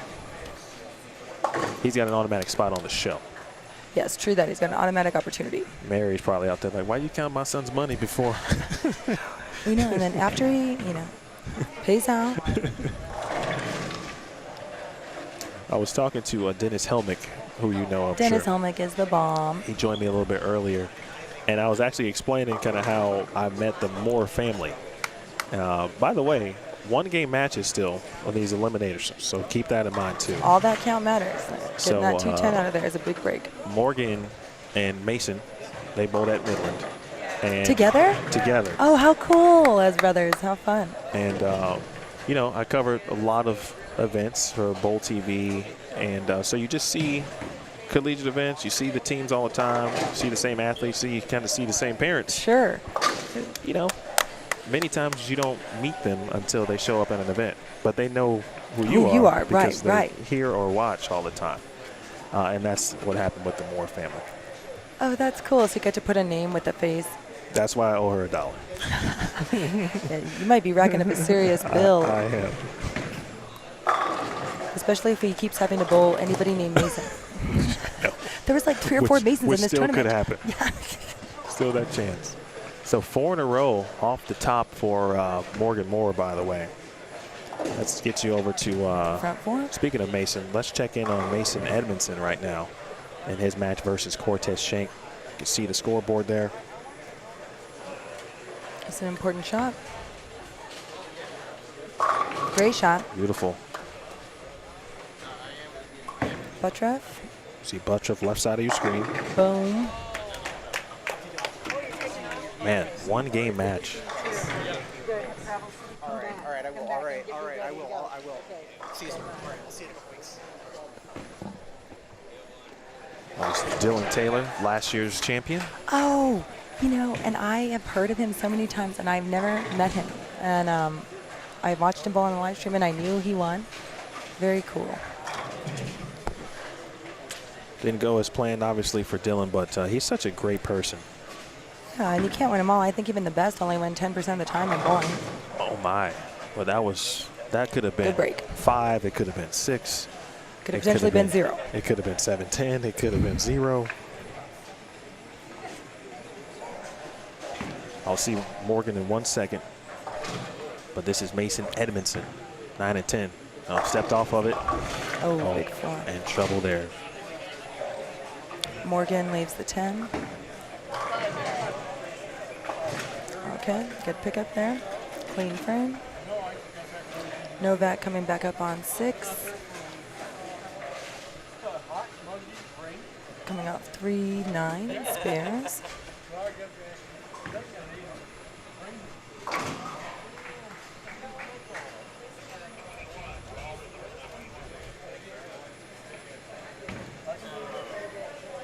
See, someone just asked about the...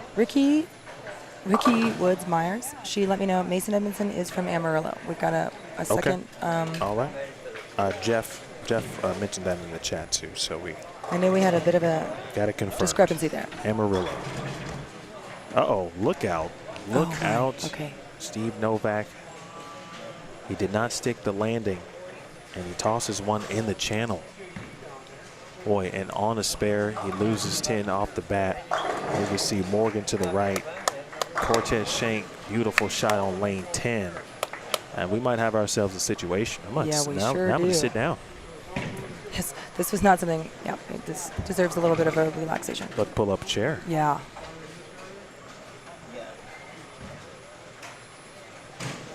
Oh, man, these are good matches. Okay, got to pick this up. Good recovery. Good recovery by the Saginaw Steve there.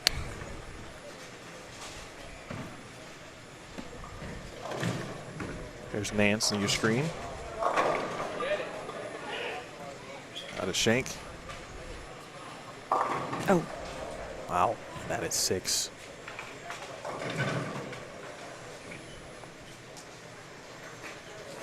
And the 3, 6, 9, 10 is really not that fun of a spare to shoot.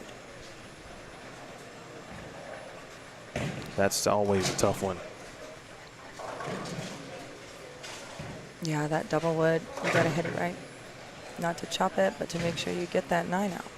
Yeah, too many ways for that to go wrong.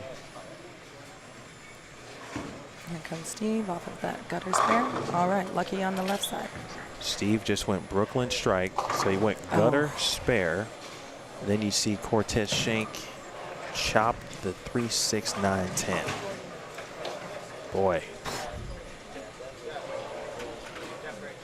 all of a sudden, if Edmondson can toss a double, he could take the lead. Yep, that's like exactly. He'll take the lead by 2, right? Yep. There's Butturff. Okay. This is a big couple of frames here for Mason Edmondson. Again, spots in the finals on the line. Oh, I'm sorry. If he doubles, he's tied. 116 in the 6th. Oh, you're right. Yeah, I thought it was 114 before for some reason. I actually thought it was 114 too. And there's Oh, one. gets the first one. Here comes JD with the pink bubblegum hammer. Or whatever it's actually called. Black Widow pink urethane? Yeah, is it Black Widow pearl urethane? And that's like a new one for me as well. It might be the pearl. It Yeah. might be the pearl. Pearl urethane. I didn't even really know that was a thing until a while back.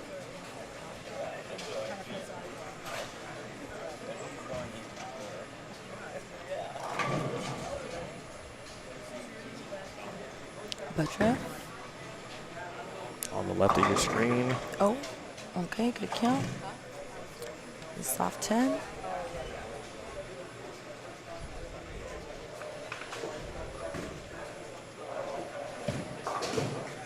Oh, shout out to Tyler Masterson in Omaha. A good old friend of mine who texts me. He's on live stream now. He's in the house. What's up, Tyler? Oh, Bang. good shot, good shot. Wow, what a change of events here. Yep, he needed those. And a So big, that puts it right there big exhale after that double, much needed. for Mason there. Okay, so Cortez Schenck up to go. Look at Morgan Moore off to the left. Morgan, front 4, 9 spare strike.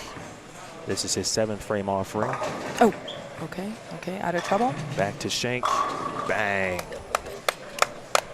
We got a match over here. Really, all these matches could go one way or the other. Out of Novak. Guttered last time on this one. Oh, my. Oh. And Steve. Okay. Big 4 now. We just talked about, you know, how little things, when you miss spares, it can affect you mentally. I think even the best sometimes, if you throw one in the channel, Yes. you You tend to overcorrect You're not potentially. trying to You're do just it making again. sure you don't want to, you don't really want to hit the gray board. So Schenck responds immediately with a double of his Double own. versus double there. Well, now we've got a really, really close match here. It's going to come down to the wire. Best Steve can do is 192. 227 for Butturff. He's going to need all the help he can get from Butturff. All Morgan right. Moore inching closer to obtaining. Oh, wait, no, not yet. That's a 2-game match. That is a 2-game match over there. Let me make sure I remember that. 2-game match between Morgan Moore and Oh, that's right. And JD. JD Nance.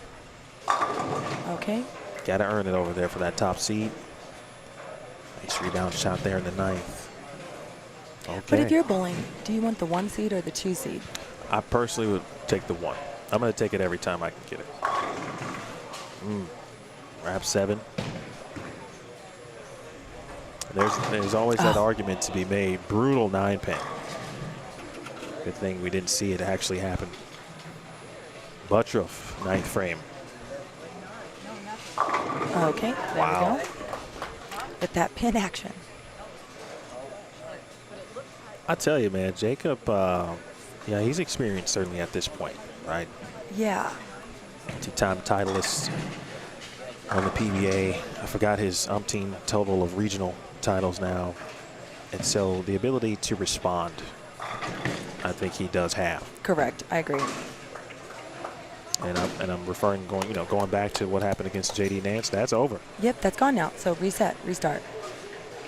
He knows that his day isn't done. And now he's going to the show. Yep.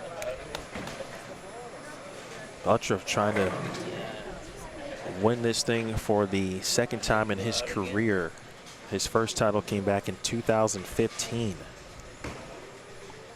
He is the lone player left in the field who has won this event previously. That's what I was wondering. Yeah, I mean, how many people have won it twice? Just one. I believe it was Chris Young. Good shot there. Good JD. Beautiful shot there. Okay, what do we got going on here? Oh, okay, so over here with Mason and Cortez. Oh, try it back.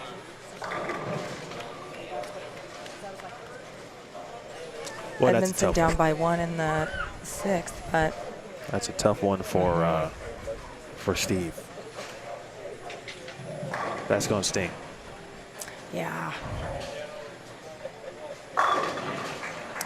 Good shot. Good shot. Morgan. Wow, he's got a lot of talent, Morgan Moore. Here's Edmondson. Oh, wow. Back-to-back 7 pins now. Butturff. Yeah, he does seem, Mason Edmondson does seem to be holding his arm. I'm not sure if he's sore or if he's hurt himself. Something seems to be up. Yeah, you hate to speculate, but you know, maybe a little tense. There's been a lot of bowling. Right. Maybe, yeah, just Trying- tight. I'm not sure. Something's, yeah. Maybe trying to work Something that bothering him. A lot of games. work that forearm out a little bit, stretch it out as much as he can. Making great shots still. This is Mason Edmondson. John Young. Thank you, Paul. John Young. Oh, John Young won it twice. Oh, yeah. Mason Edmondson. There's a lot of Masons. Yes, I know. Mason And then when you got the, Edmondson and then the is Moore, bowling. and then the M last name. Speaking of Morgan, though, Yeah, he's got a lot of talent now. and now this is Looking one like where he's you going to be your number one. Oh, but it's a 2-game match. 2-game match, but you want to seal the deal in this first game, and he can do that by getting the 270s. But first, this is Cortez Schenck. Oh, nice. Late Trip love tap from behind on the 4-pin. It's clean live-in. Oh, my. Okay. It's all right. Big 4 for Morgan on 3 in lane 3. 243. My apologies there. I missed that spare in the 7th. It has been a long day. Oh, no, it's okay. I was with you. I was like, yeah, 270, 240, 250, whatever. It's all running together at this point. Yeah, man, you've watched a lot of games. All right. Great shot. Cortez. Great shot. Man, he can bear down when he needs it. He can. He sure can. He makes good shots when he needs them. And that's the kind of the most fun about bowling. I think that's when I think about what I miss about bowling is needing a double in the 10th and getting it. And there's just nothing like that. Matt, I'll tell you in a second here Okay. JD. about the cash line. Once we finish up here on 9 and 10, then we will head back exclusively to 3 and 4. Good place for that.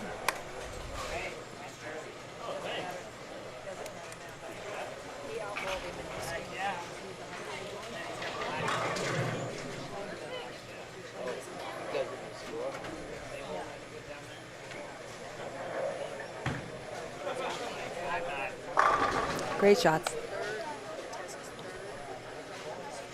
And then he'll get the choice. The only benefit of that is the choice of, because they don't roll each other because they're 3rd and 4th, right? But he gets the choice of which lane he wants. Okay.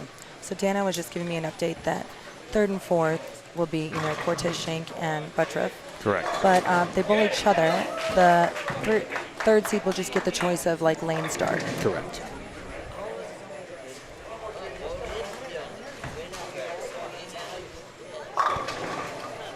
Good finish, good shots. That's a great tournament by Mason Edmondson. Great bowling. Is there still a pin handy? Yes, I believe so. I can find one. I have one in my purse if I don't.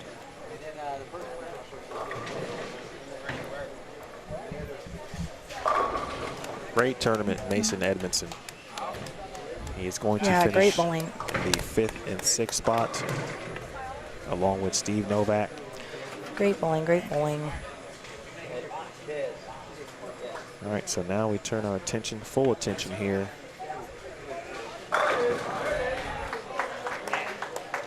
to the number 1 seed, the top seed match. 213 for JD. 243. We got a 30-pin lead by Morgan Moore. All right, we'll go adjust the scoreboard real quick. I'll be right back. Alrighty.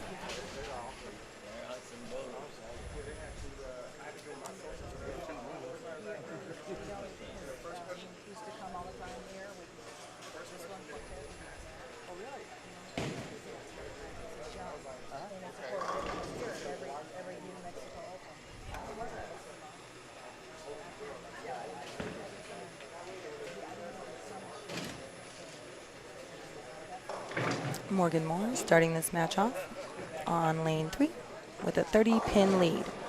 Oh, with a trip too. Whoop whoop.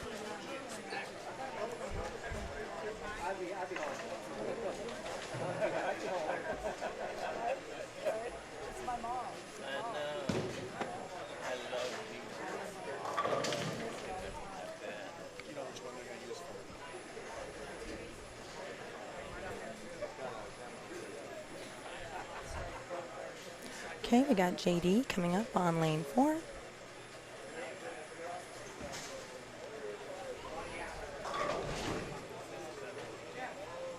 Great shot.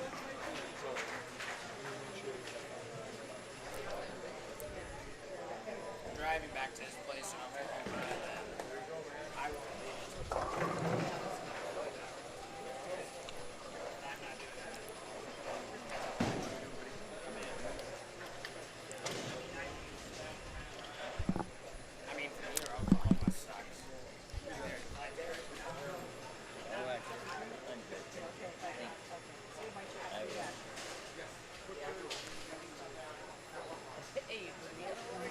Okay. Got a scoreboard up. Here we go. Is the stepladder going to be bold? The entire thing going to be bold on 5 and 6, or are they going to do? It's going to be on 7 and 8. Oh, 7 and 8. But Okay. the entire thing will be on 7 and 8. Got it. At that point, it'll be like the traditional stepladder, any TV show that we've seen. Cool.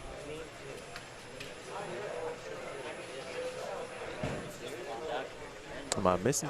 I'm not missing anything, right? This is a 2-game match, right? No, you're correct. Right. And so it was nice that they left those scores up there so we kind of, what's existing there. Why? Didn't see anyone bowling.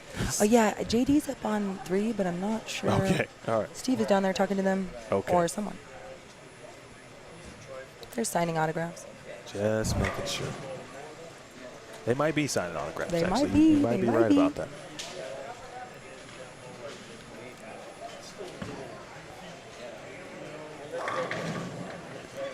All right, just to reset, Emil Williams Jr., Adrian Hare here with you.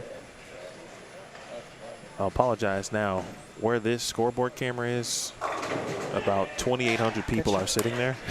Yeah. And Yeah. so it's going to move a lot. It looks pretty good, though. Seems like it does. Just had a Matt Zwing shot 300, or Zweig. Over the elimination rounds, we got 2 more bowlers making the show as 2-seed Jakob Butturff and 25-seed Cortez Schenck win their matches. They advance to the stepladder finals as the 3 Maybe and that's 4 what they were seeds. telling them. They're about to make some announcements. Right. Yeah, and Jeff is the greatest. But he's very clear and loud on the microphone. You don't have to say, what did he say? So to my knowledge, that Nance with the early double. All And right. Morgan will Double answer. versus double. Finishing up in 30 sixth place, pin advantage. all the way from Kentucky, Mr. Steve Novak. All right. Steve bowling Gets Steve. 6th. And finishing up in 5th place, Hey, Rob. Amarillo, Texas, Mason. Appreciate you tuning in. Rob. Uh-oh, look at Michelle Carey. Might get new bowlers out there. Great job. So 6th for Steve Novak, 5th for Mason Edmondson. Rob is in the building. What's up, Rob?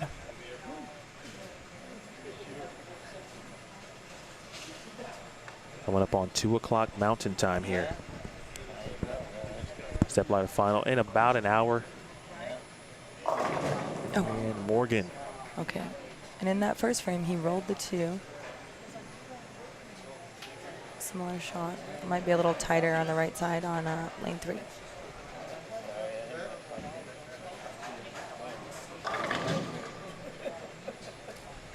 Again, this is the battle for the top seed if you are just joining us. we now know everyone who is going to be on the show at this point. The 1-2, this is the final game to determine that. This is a 2-game total pinfall match. All winners bracket matches in this format have been 2-game total pinfall. With the exception of rounds, the first 2 full rounds of competition in this bracket, every elimination bracket match after round 2 has been a 1-game match. But this is 2-game to determine the top seed. Local favorite J.D. Nance trailing Morgan Moore from Colorado, Aurora, Denver area to be exact, by 30 pins. Stepladder final will be on 7 and 8. Cortez Schenck, if you just joined us, just defeated Mason Edmondson 221-204 to get back to the show. He had the spot last year. He finished 3rd. He was the number 2 seed last year. Speaking of Cortez, he will be at worst the 4. It's up to, I'm sorry, he's the 4th seed. Cortez is Jakob Butturff because he is the higher seed of those 2. Because he's the 2 seed from this year, He's correct? the 2nd seed overall in the tournament. He is technically the 3rd seed on the show. He will have choice of starting lane.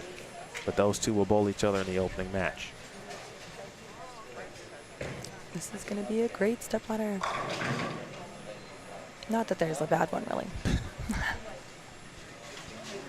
Well, every now and then you get a... Isn't there? You get a bit of a, you get one that's, you know, you hate to see it, but every now and then there is a lower score type match. I don't anticipate that. I don't see that happening. At all. No, no. Someone might win a Kia Rio, honestly. Yeah, that'd be the greatest. Like 3 cars.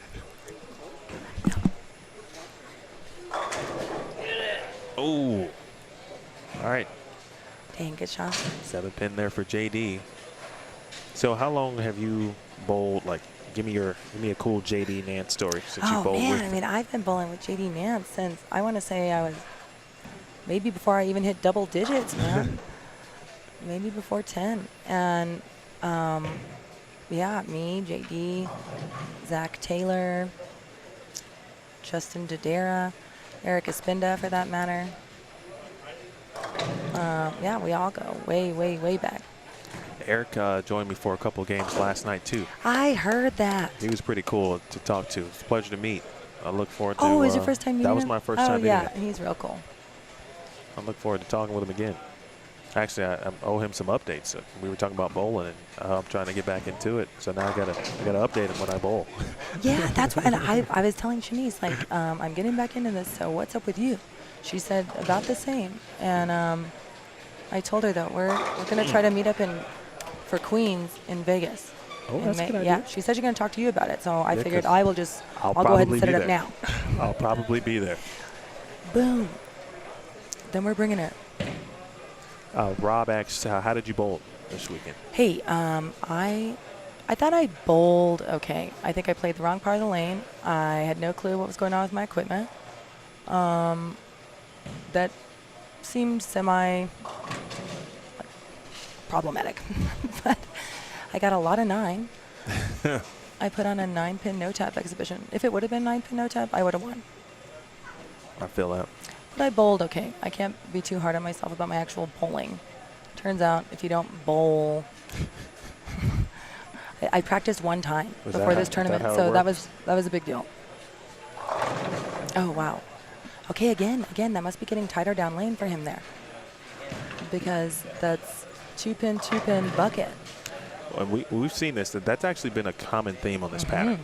The more play, once you start to see the transition, and we've seen it across other pairs, it's been, you start to see 2 pins start to creep up, then buckets, and then the unfortunate 2-8, 2-4, 8-10 type situation. Right. And as a player, you got to make that decision if you're going to battle that by speed, grip pressure, moving your zone, changing balls, whatever that may be.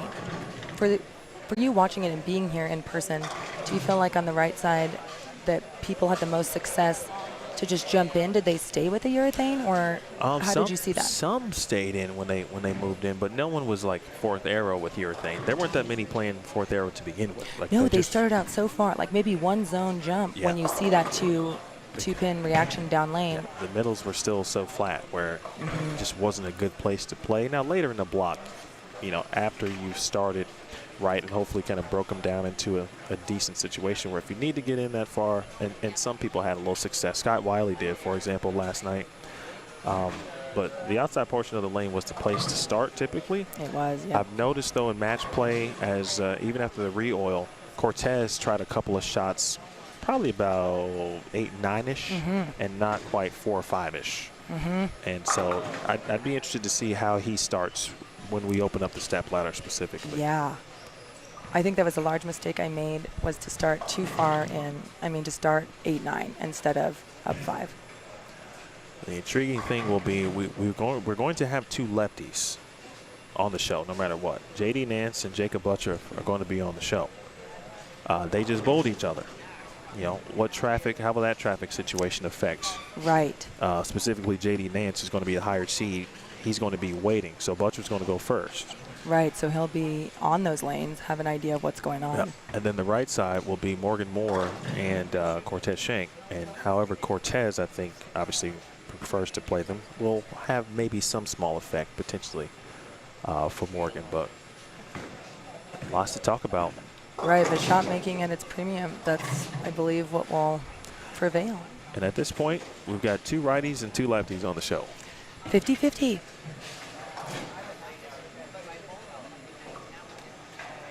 The Ringing 10, appreciate you tuning in, my friend.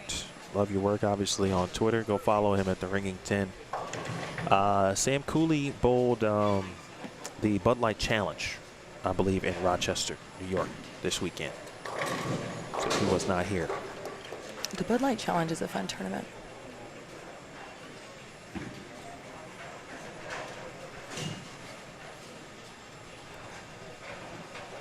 All right, again, 30-pin advantage for Morgan Moore.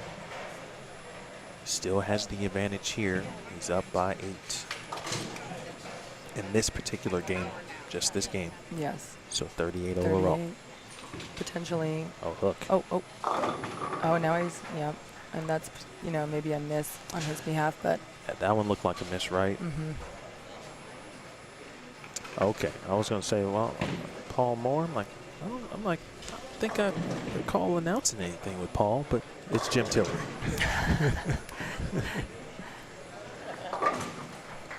J. Tilly.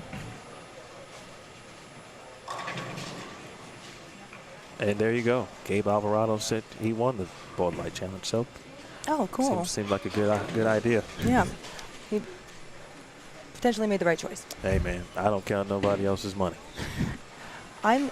But I'm up for it if someone does want me to count it. Yeah, I agree. Yes, I'm all good. I just go where folks ask me to work, and as long as the check clears. I would just like to know if there's any tournaments out there, any tournament directors that want to offer me the wild hair card. I just get seeded into the finals. You know, I haven't been practicing a lot. This would be a good way for me to kind of just get back in the game. It's a great way to start. So if there's any tournament directors out there who are looking to do this, yes.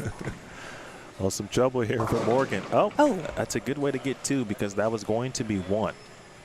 And now his max drops to 224. 241 max for JD, I believe. And 30, 60, 90, 20, that's 250, right? 20, 50, 80. 121, 151, 181, 211, 241. What? Because he could get to 121 in the 6th. 20, 50, 80, 10, 241. I tell you. Numbers are hard. Folks, honestly, I mean, I've been here since Friday morning at 9 a.m. Dude. So you got to give me. Dude. If I mess up a number like for the rest of the day, no, yeah. You got to give me a pass. 100% you deserve a break. Man. I might need to put my glasses on for the step line. Yeah, this is making me feel that I need glasses when I just went to the eye doctor. It makes me feel like those things aren't right. A or B, 1 or 2. I feel like I'm choosing the wrong one. As that viewership number climbs, just to let you know, I will not have another, let me rephrase it. I'm not going to stop this stream after the end of this match. I'm going to put up a message just like we did earlier letting you know what time the stepladder finals will begin. They'll re-oil, and that's the only break that's going to happen. So I'm going to keep this one live. I already deleted the other event there, so this is the one. Share it, please. We got $12,000 on the line next, and one of these two individuals will be the top seed and have to bowl maybe one, perhaps two. It depends. It is true double elimination also in the finals. So if the top seed does lose, they will have to bowl again. Oh, wow. That's very cool. Which happened last year. You'll get a double chance at that car. Petrie offering a free car for any 300 bowled during the stepladder finals. Kia Rio 2022. Thanks to Petrie, New Mexico. Again, principal financial group, Shamrock Foods, and Pabst Blue Ribbon. And Vallejos. Vallejos, Realty Dominguez One. Flooring. Shout out to my own company, Realty One. That's you? Yeah, I work with the same brokerage. Yeah. How about that? Big shot there for Nance. Go JD. This is a very good bowling. Morgan Moore, it's the first time I've seen him bowl. Super talented player.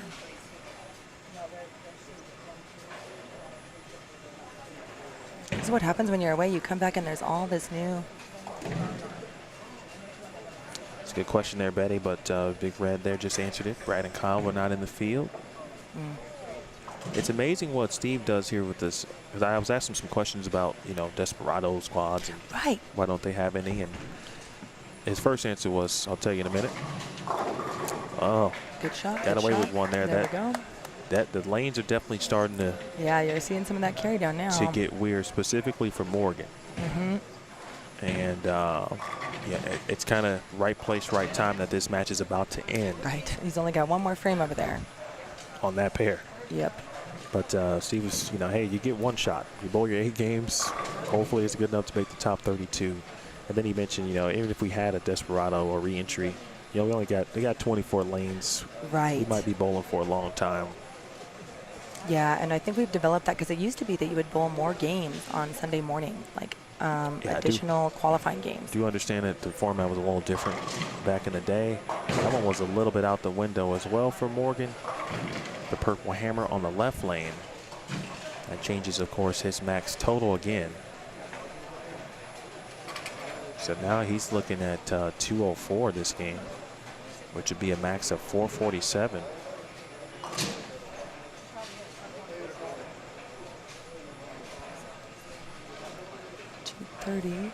That'd be 443 for JD, correct? If JD can get to 230. Oh my, that changes things up. And now JD Nance can win. Yep. That open has now opened the door for JD Nance. The best Morgan can get you now is 435.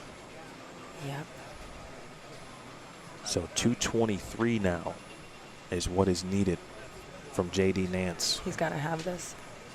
This is a must strike.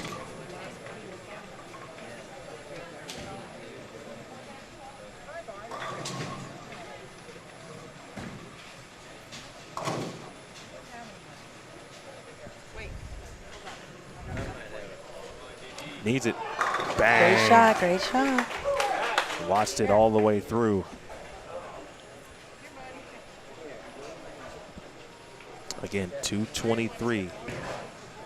Okay. If he shoots 222, which at this point from the count perspective is very difficult to do. It'd be a strange leap. Double 2 count.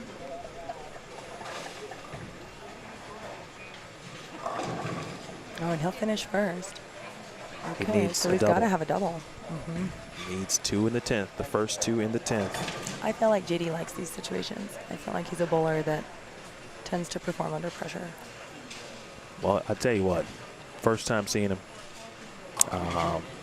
my first interaction with him was just briefly chatting, watching him chat with Jeff Hemer and their jokes, and I could tell his personality was pretty cool and genuine. Real cool.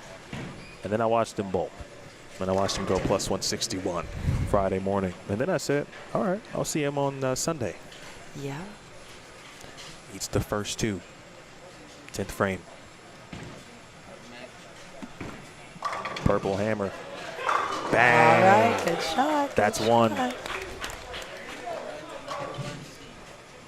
race for the top seed. He's got already 1-7 in the 8th. If you were to give him 9 there, that'd be 199. And of course, 219 would be that. Just throwing out additional scenarios. If that were to be the case, then Morgan would have to step up and double as well. Right. So this is it. If Nance strikes here, he's the top He's seed. the number 1. Yep. Anything less, Morgan Moore Has a chance. will have a chance to earn the top seed. This is for the bacon. Not trying to count money. We're not counting money, just But- bacon. but Just a number 1 guaranteed- bacon. A guaranteed 6K. Yeah, very good. Yeah, neither one of them are in a bad spot, really. This is where you want to be.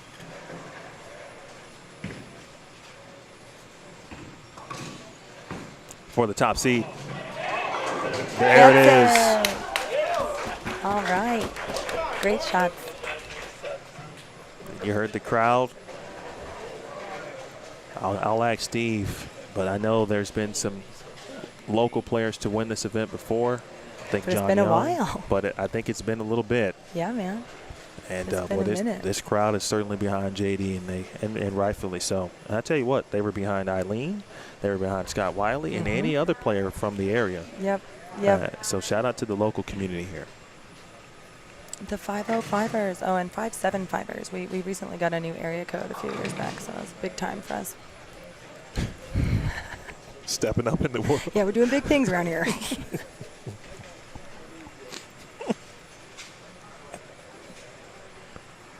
I gotta tell you, Adrian, not gonna lie.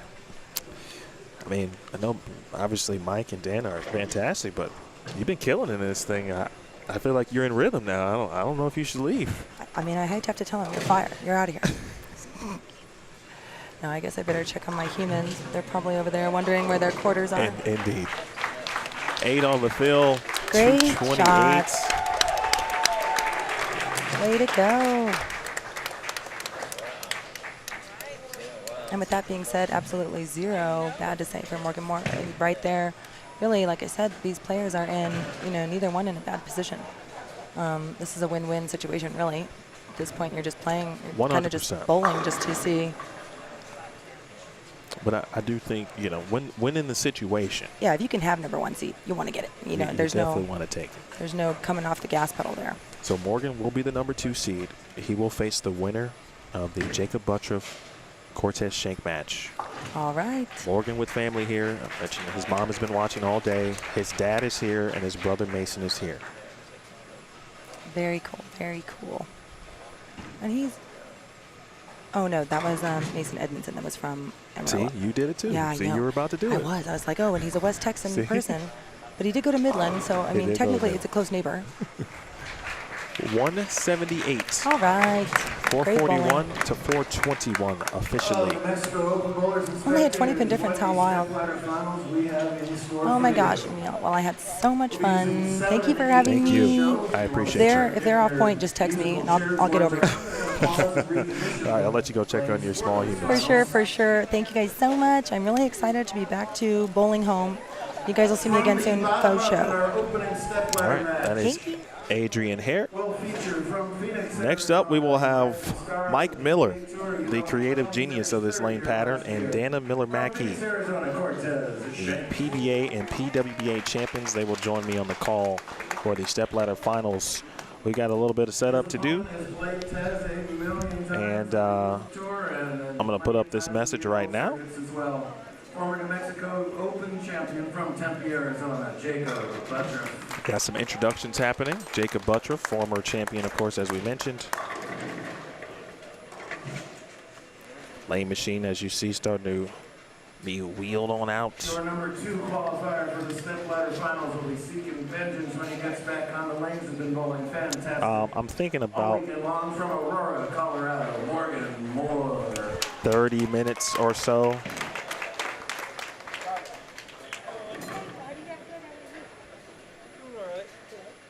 And your top seed who made that great comeback that you guys just watched. We'll need just one win to capture the Mexico Open title and $12,000 first place prize from Albuquerque, New Mexico, J.D. Nance.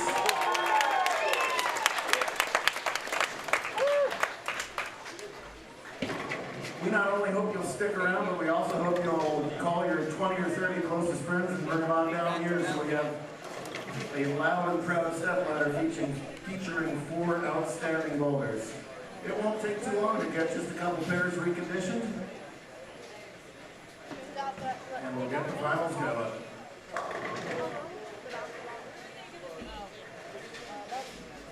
All right, folks. I'm thinking approximately 250. I actually think it's probably closer to 240. I'm going to say 240 at this point. And finals will begin at approximately 2:40 p.m. Mountain Time. 30 hours of footage. Give or take, up there, you have archive footage from previous New Mexico Opens and all the other tournaments he covers. He's traveling all over the country every week. So I'm going to move a camera. I'm going to get some stuff set, and then we're going to have ourselves a stepladder finals, folks. Do not go anywhere. Don't go too far. The only thing you need to be doing, whatever beverage you prefer, get your popcorn ready. We got a stepladder final to do and $12,000 to the winner. That's coming up next on Bowlstream TV.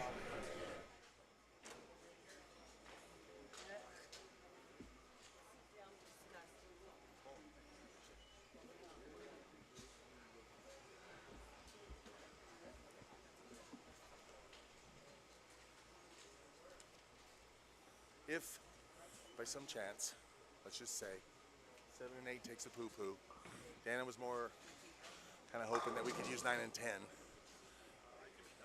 Okay? So, 7 and 8's the pair, I know that. But, just in case. No. If just, I'm just doing that if. Okay? She wasn't real big on 5 and 6 because she thought there was a big difference in between the two and it wasn't fair.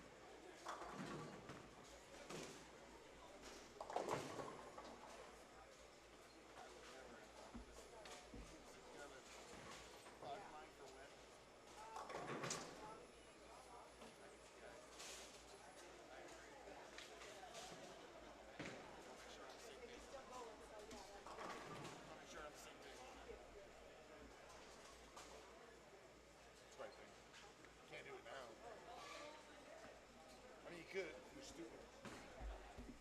Exactly. Get over here!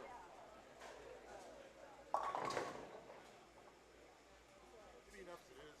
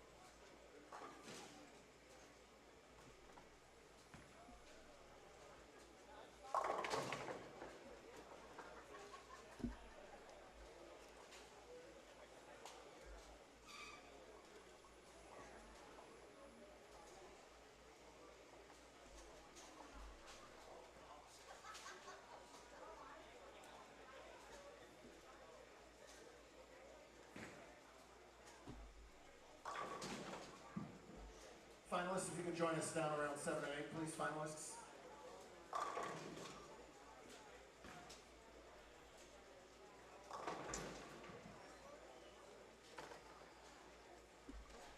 If you guys have been watching for a long time and you're losing energy, there are 27 cups of applesauce remaining.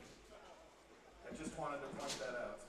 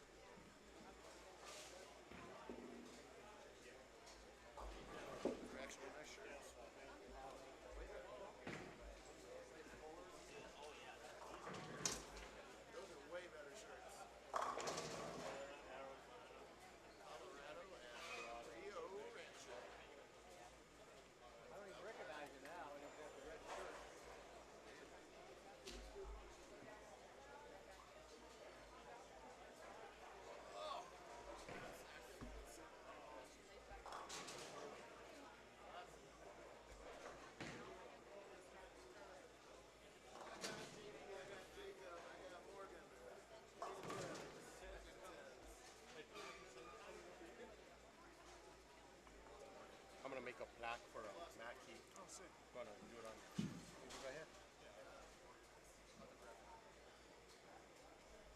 All right, folks, listen up. We've had a great weekend so far. We've got 2 from Arizona, 1 from Colorado, and 1 from Rio Rancho. That's the first.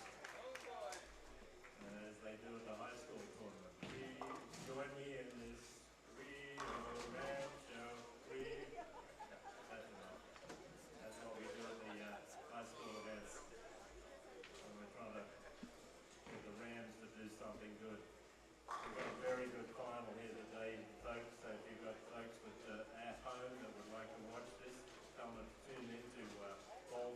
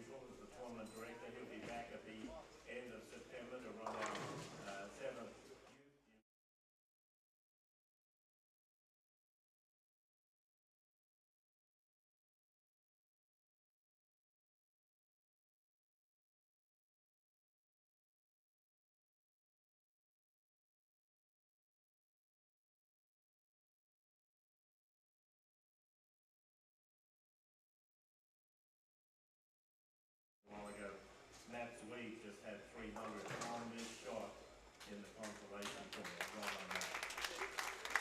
And an 800 series. Is that the 3 or 4? 3, goodness gracious me. Here you go, Jeff. You're up. Introduce the finalists again.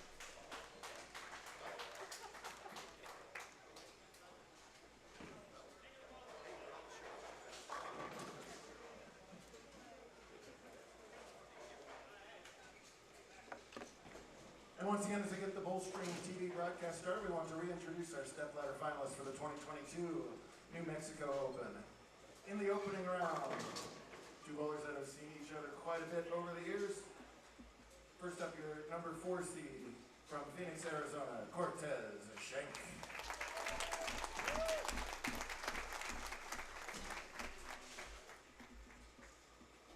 Cortez's opponent is a multi-time PBA champion you've seen on TV a lot. He'll be looking to win his second New Mexico Open title from Tempe, Arizona, Jakob Butturff.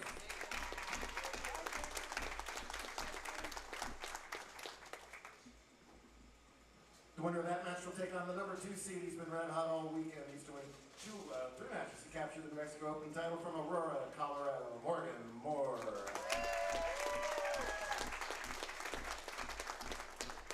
And as you all know very well, your top seed remains undefeated. That means he'll need to only win once, and his opponent will need to win twice to capture that title and $12,000 top prize from Rio Rancho, New Mexico, J.T. Nance.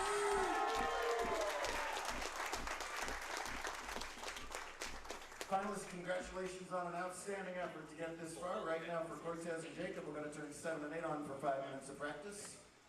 Morgan and JD 3 and 4 will be on for as much practice as you like. FullstreamTV.com is where this will be live broadcast as well as archived later. Be sure to check that out now and later. That one's good to go. Let's see where this There, goes. this is the sound. That third button and those Okay. yours. Want to see what's up?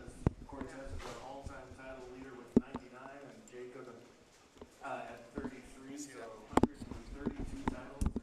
Gosh, probably about 100,000 scholarship runs. JD won 19 titles himself, no slouch, and ran the JC tournaments in the area Nothing. a little while ago. And Morgan missed out, so it was too lazy to go to Colorado until this year. What would you hear? I mean, what's going on? 4 outstanding finalists, folks. We hope to cheer them on loud and clear and get a lot of applause on camera once we get Hear going. anything? No. Okay. Uh-oh. He's got 'em off. I don't know.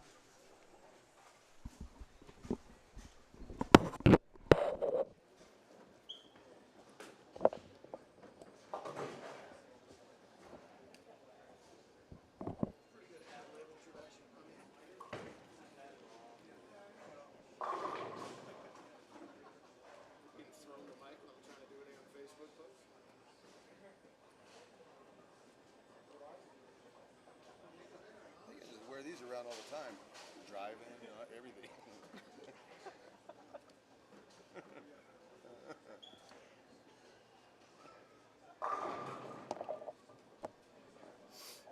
He's got a lot of, it doesn't look like a lot, but he's got a lot of money invested right here.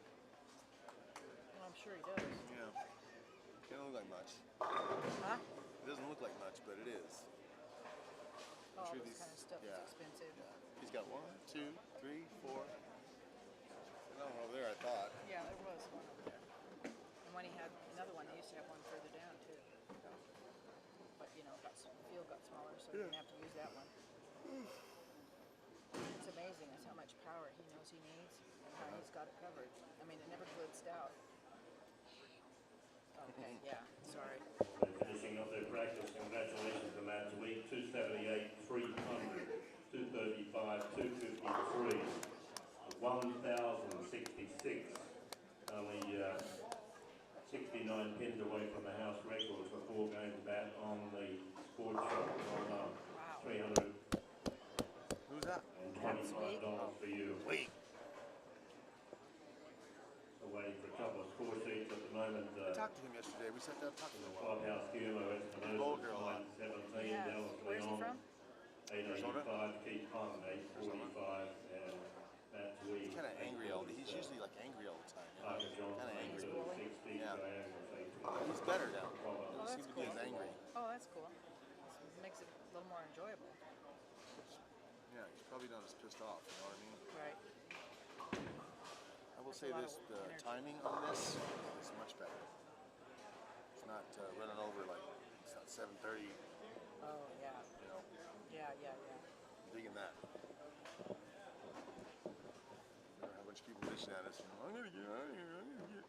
Yeah, right. They're just smoked. They're tired. and stuff I always like wanted to tell those people, you know, instead of trying to hurry us, why don't you just plan to stay an extra day? You know you're gonna bowl well. that. Right.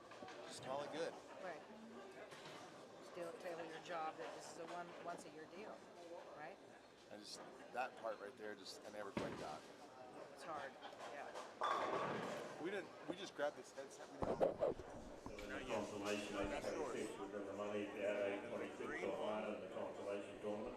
Haven't seen it, but we've done it for you.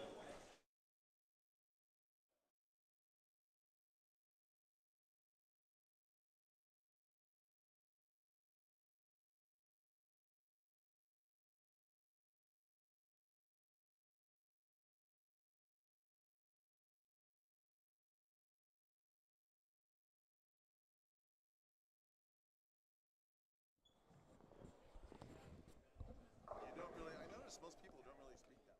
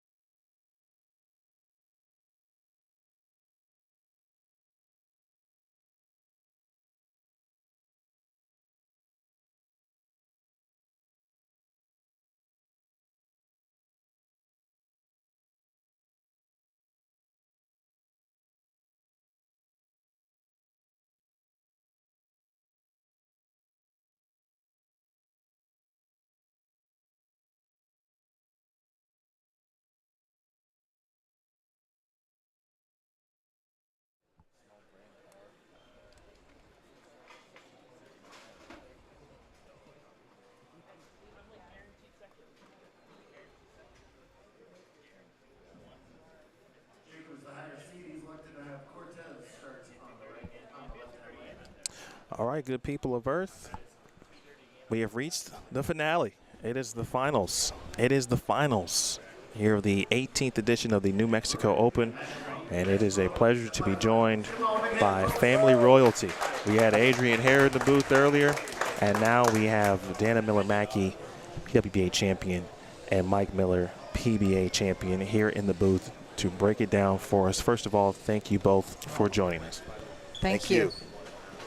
We are off and running as Cortez Schenck gets us underway. Mike, I'm going to start with you because the whole world knows you created this pattern and you do it every single year. What goals do you have when you create the pattern every year? Well, you know, equity, number one, as much as you can. That's first and foremost. Secondly, you want people to have to make shots, but you don't want them impossible. You still want them to be able to score, and if they're able to touch it and manipulate ball reaction front to back, because bowling has changed that way. It's not so much left to right anymore, it's front to back. So when you can manipulate that, you see the better players, and all these guys, most of the ones that make it to the end, all are capable of doing that. So that's what I look at first, and I got tired. Last few years we see people having to pitch it over the left gutter, especially the righties, and my goal this year was not to have to do that. All right, Butturff, early strike, and now an early double. And Dana, something you know a little bit about that side of the lane. We'll have a couple of lefties and a couple of righties. Dana, you've had a chance to watch a little bit.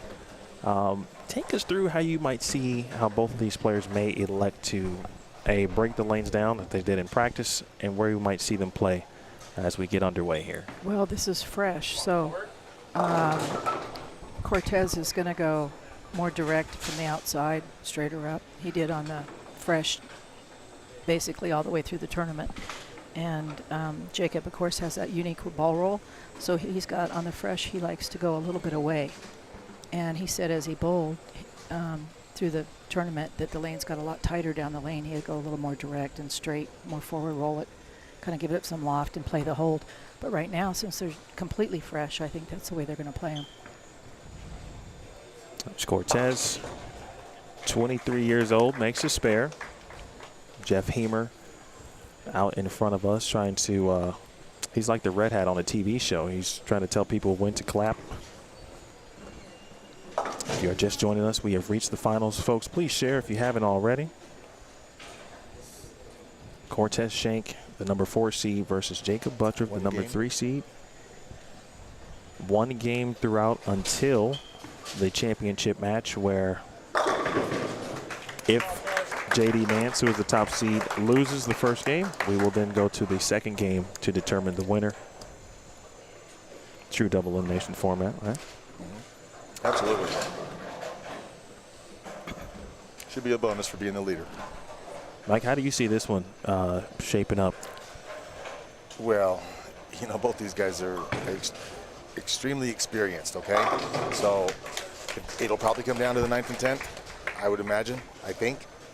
And I know both of them are capable, so it's just going to come down to who gets a break, really. A little bit of luck, never hurt no one. I like that saying. That's right. Well, Butturff has started with the front 3. And both of these players typically tend to get off to good starts. Jakob, for the most of this tournament, has gotten off to great starts throughout, including qualifying. So kind of no surprise to see him here with the front 3. He did go through some adversity. We'll talk about that in a second. 4 in a row. He missed a couple spares late in his match against JD Nance to deny him the spot to bowl for the top seed. But he rebounded nicely and was able to defeat Steve Novak.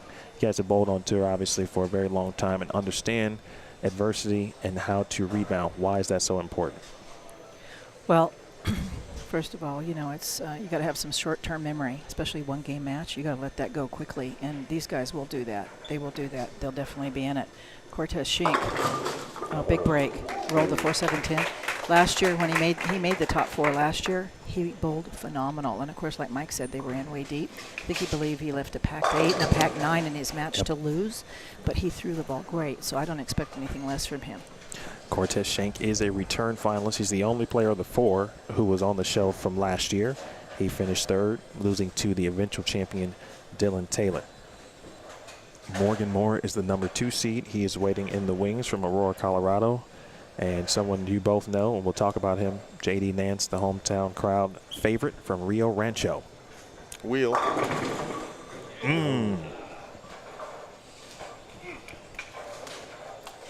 Good shot. 10-pin for Cortez. You said wheel, Mike. What did you see right from the start? He was saying wheel. I saw his hand. He's like, come on. Come on, Big Daddy. Make it back to the hole. And it did. It's just a little late. And these pins are 3 pounds, 10 ounces. They're logs. Bottoms are flat. Even though we've been stripping them quite a bit throughout the weekend, still. You got to throw it. You got to throw it good, and it's got to be at the right angle to get them all down. There's no doubt about it. There are a lot of 8 pins, a lot of 9 pins I saw, which goes to the pin weight that we just talked about, and I think a little bit of your pattern. You know, Nick Hoagland creates a lot of patterns in the USBC side, and you and him got a lot of similarities. I don't know if that's good or bad. Oh, my goodness. I'll have to talk to Nick about that. That was a good shot. A little light. What I've noticed as we've gone on here, especially with this pattern, and it's happened in previous years too, I was very concerned about the lanes getting more stripped and more stripped and more stripped, and they become a lot more abrupt, which makes it very difficult, especially for bowling on this last portion, which is the TV portion. We want this course to be good as possible without compromising the integrity of what we're trying to do here. And so I think this one has worked out much better. I've noticed that the carry down is much faster right now, and which is strange to me, even though they're more stripped. It seems to be faster. I mean, they throw 5 minutes of practice, and now they've thrown 5 shots, and I'm seeing a little bit of carry down, a little bit of push. Does the type of bowling ball have anything to do with that? a la Absolutely. urethane. Absolutely. There's no doubt about it. It's going to pick it up and put it down, especially where the dry is. You can see that he was dead flush just a couple of frames ago. Right. Yeah. Johnny Jenkins in the chat and everyone in the chat. Thank you. Again, hit the thumbs up. Johnny. We have reached the finals. That's my boy. So talk to me from the lefty-righty scenario, right? Right. Butturff right now by himself. Cortez obviously by himself. Does that should make both feel comfortable in that sense? Does that make sense? I think so. I think they, they're the only one on their side, and I know righties like that because they don't see that, right, that often. And I think they prefer that. Lefties are kind of used to that somewhat, and yeah, I don't think that's going to enter much into their head. It's mainly their ball reaction and what's happening on the back end. Like Mike said, get into the pocket, and I see that too, like it's a push down. And so it's like when it gets there, if it's a little bit shallow, especially with a urethane, it's going to have a hard time getting that 10 out. Yeah, especially when they're or the left up, right, 7.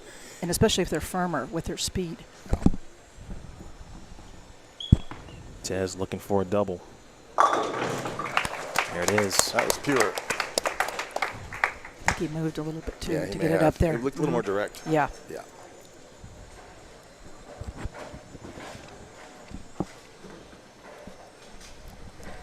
In these one-game matches, I think one of the best things is somewhere in there it helps if you can keep pressure on your opponent. That's when the pressure thing comes in.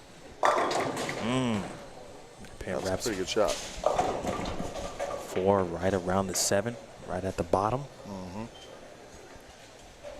From an experienced player's perspective, right, and to kind of educate the viewers, when you see in that case the 4 kind of at the bottom, wrap around the 7, what does that tell you from an entry angle, if anything, perspective? Well, on that shot in particular, it came from a little farther out and finished a little harder. He also didn't look like he tried to overpump it, so his speed was a little softer, which I like personally. He's trying to use the lane, the oil, to let it push to the spot instead of trying to make it go to the spot. It's 2 different things. Right. That's a great point. Well, we got some knowledge in the booth this afternoon, folks. I'm just going to sit back and listen. I'm full of it. I'll keep going. They'll see that. There was one. That one got behind it. It never really got a chance to make it up. And that's an adjustment. Like I said, if you watch the first 3 or 4 shots on this, he was dead flush. Yep. So you're seeing some push down right now. Yep. And then obviously, Dana, you're left-handed. So if you were in this position, what adjustments might you be thinking about? Bowling Cortez Schenck, you better figure out how to get after it. Like that's what I'd be thinking. I might make. He's so good though. He has different adjustments because he has that unique hand thing. But I would definitely probably stay right there because you only got a couple frames. But I'd move a little bit, like a half a board left, so that it faces up a little bit. Either that or he can. I don't know if he wants to go straight or he did that direct. The last more shot. Direct. Yeah. See what happens. All right, here is Schenck looking for 3 in a row. One more direct. Bang. 10 back. Almost a carbon copy of the shot of the 7 yep. on lane number 7. So yeah. If he stays there, I think he's got a good chance to win the match. We'll see. Jakob has not missed. I don't think either one of them missed the hole. No, they have each been in their respective pockets. Let's get this thing up to as high as we can get it from the view count perspective, folks. $12,000 to the winner, and courtesy of Petrie, New Mexico, if someone shoots 300 during the stepladder finals, they will win a 2022 Kia Rio. Isn't that exciting? I hope somebody does it. How about that? That's awesome. Tez. A little further out, yeah. He was asking for it to wheel again. His hand, his body reactions, his motions, they tell you everything. Bowlers pretty much are like that. When you look at them at the foul line, you can tell what they're talking, they don't say anything, but they're telling you. Close match as one might expect here. 2 very experienced players. Butturff, 10th. the 2015 New Mexico Open champion, only 28 years old, which still is mind-boggling. He's only 28. It's amazing. From Tempe, of course, Cortez from Phoenix. Hook. 23. He finished 3rd, as I mentioned last year. Cortez wanted to give a shout out to his girlfriend Aaliyah, mom and dad, and Mike and Brandy Calderon.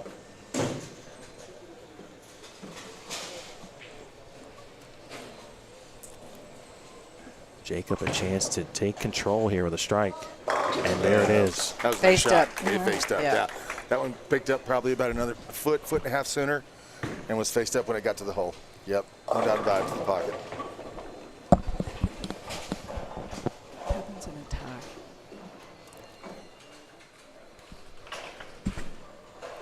In any tie scenario, but I believe it's a 2-frame roll-off, but I'm going to double check with the tournament director. We may not have one. Got to get up. Yeah, that was further out. Further and out, came back came deeper. around the hole. It Yeah, was around round the 7. Yeah. Good shot. It was a great shot.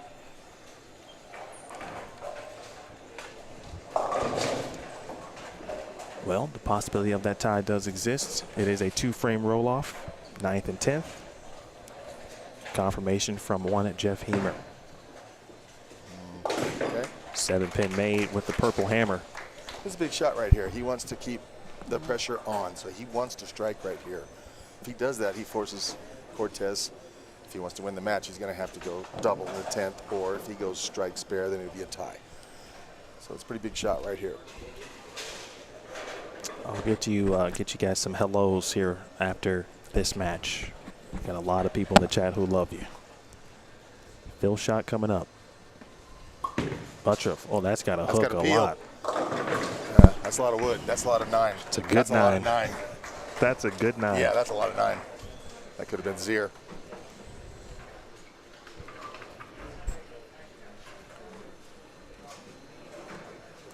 Well, situation here now. Of course, Ted's now on a spare, so any non-strike count will play a role. If he goes 9 here, 9 spare strike would be a tie. Strike, spare, winner. Obviously, double, which he'd prefer. Yeah, it's the best. That's a dub. Yeah. Here we go. It's more direct. Good shot. Good shot. Yeah, it was a good shot. Very professional shot. I don't expect much less from him. Or Jakob, for that matter. Yeah, you talked about his experience level, and it's for someone who is only 23 years old, his experience reads like a seasoned veteran like you two in that sense. Team USA member, multi-time junior Team USA, U.S. amateur champion. And like you said, he's thinking X here. He's not thinking spare. Let's just get this over with. Only one way to guarantee it. That's got a hook. All right. All right, just a 2-pin. Memory serves correct. That field count for Jacobs. Yeah, it's huge. Big. Yeah. Spare's a winner, right? Spare is a winner by 1. If he misses this, they tie at 227, and we're on to a 2-frame roll-off. Yeah. From what he did last time, he's just going to throw it softer and let it hook off the spot sooner. That's what he did last time. Mm-hmm.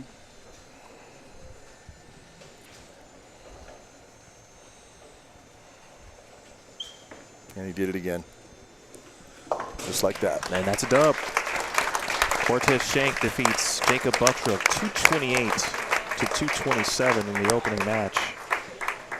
Here at the 18th annual New Mexico Open, Butturff was the number 2 overall seed, right behind Trey Ford.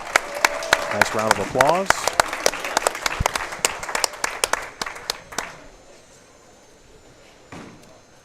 Jakob will take home $250 for that 4th place finish. In a very, very highly skilled match between both players. Tez escapes by 1 pin. He'll advance and play Morgan Moore in today's semifinal match. Morgan, come on over. Morgan will begin 3 practice balls on each lane. 3 practice balls on each lane here for Morgan Moore. And we'll take a look at those, but I do want to let you guys know that. See, Charlie Tapp said hello to both of you. Hi, Charlie. He's a great individual. Chuckles. Yeah. Controversy. He always called me controversy. I was in the middle of controversy, Miller. Him and Hutch. Oh, man. Christian Apollonio also saying hello to Christian. both of you. Hi, Christian.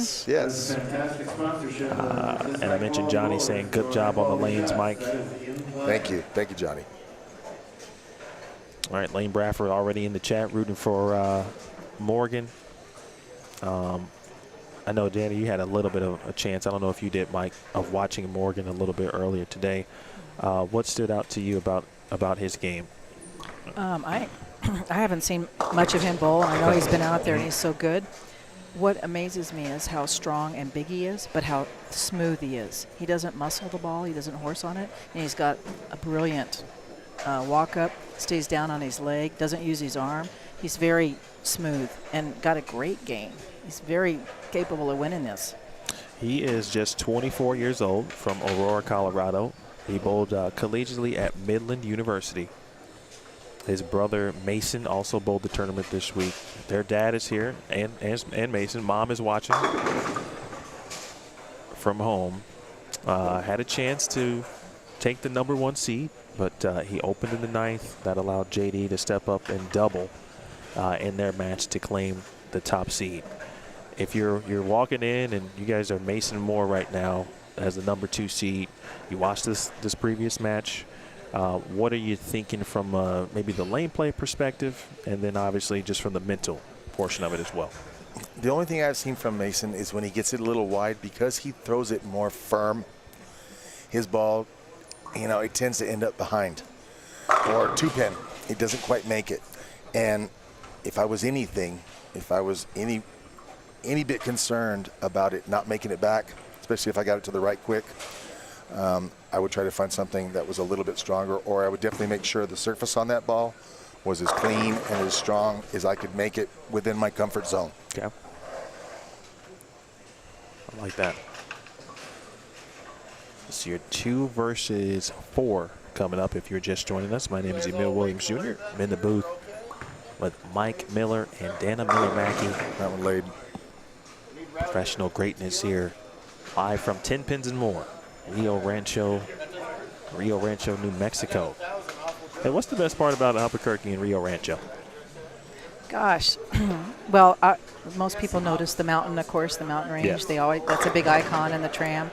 And then we have lots of great weather here. It's one of the best places in the world to live as far as the weather. Low humidity. International Balloon Fiesta. International Balloon Fiesta, yeah, that's a big one. They're up every morning, and that's a huge Big thing. deal. World, It's yeah, coming it is. up. It's coming up. It's in October, I believe. Yeah, lots of people worldwide come to that. That's a big deal. And they like to go when they go, if they've never been here, they like to have a ride up to Santa Fe and check out City Different. And they have the Indian Festival going on, and big art festivals, world-renowned art festivals up there. And green chili. And green chili. We're known for green chili. Yeah. Right? Get some of that. I had Eric Espinda in the booth last night, and he told me I should try at some point whenever I come back. Sadie's. Oh, yeah. He mentioned Santiago's, and there was one other spot that I don't remember. But Morgan selected to have Cortez start on the left. Here we go. first one he mentioned was Sadie's. So Very that's, good. that's on my list. Okay. When I come back. All right, Morgan has elected to have Cortez Schenck begin the match. It's going to start on the left lane. And a 4-pin here. Cortez still in what looks to be urethane. Yes. That shot was a little softer, and he got it to the right quick. That's why it parked. And if you're just joining us, match number 2. Cortez Schenck, and now the number 2 seed, Morgan Moore. We'll see Morgan here in 1 second.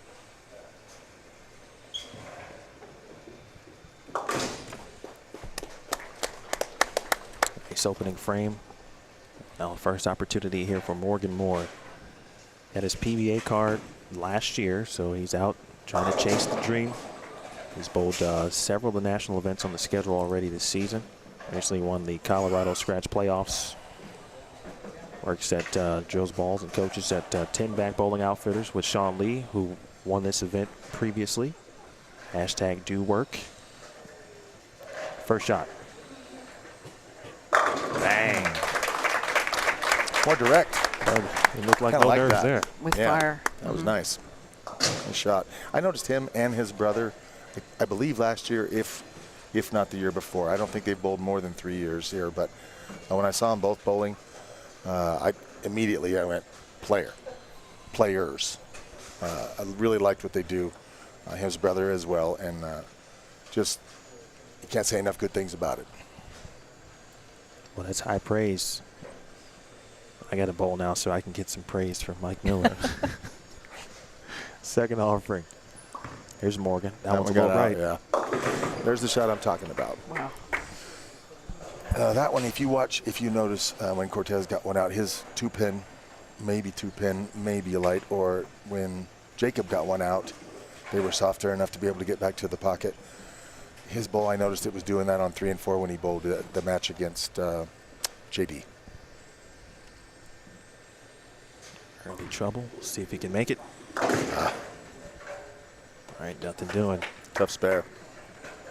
The early open frame there for Morgan. These are one-game matches. Again, until we get to the championship where we could have an extra game depending on if JD Nance loses in his opening match. He is the #1 seed and waiting in the wings. And this place is going to go crazy when it's his time to bowl.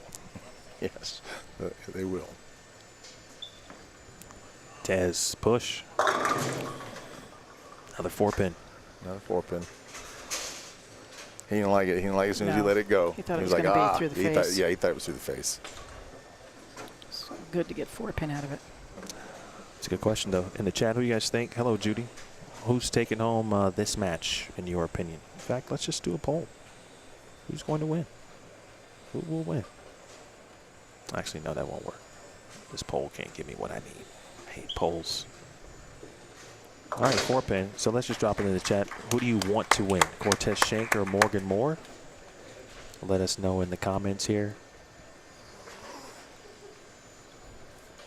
It's interesting to watch Cortez again at just 23, but I feel like just yesterday he was winning junior gold.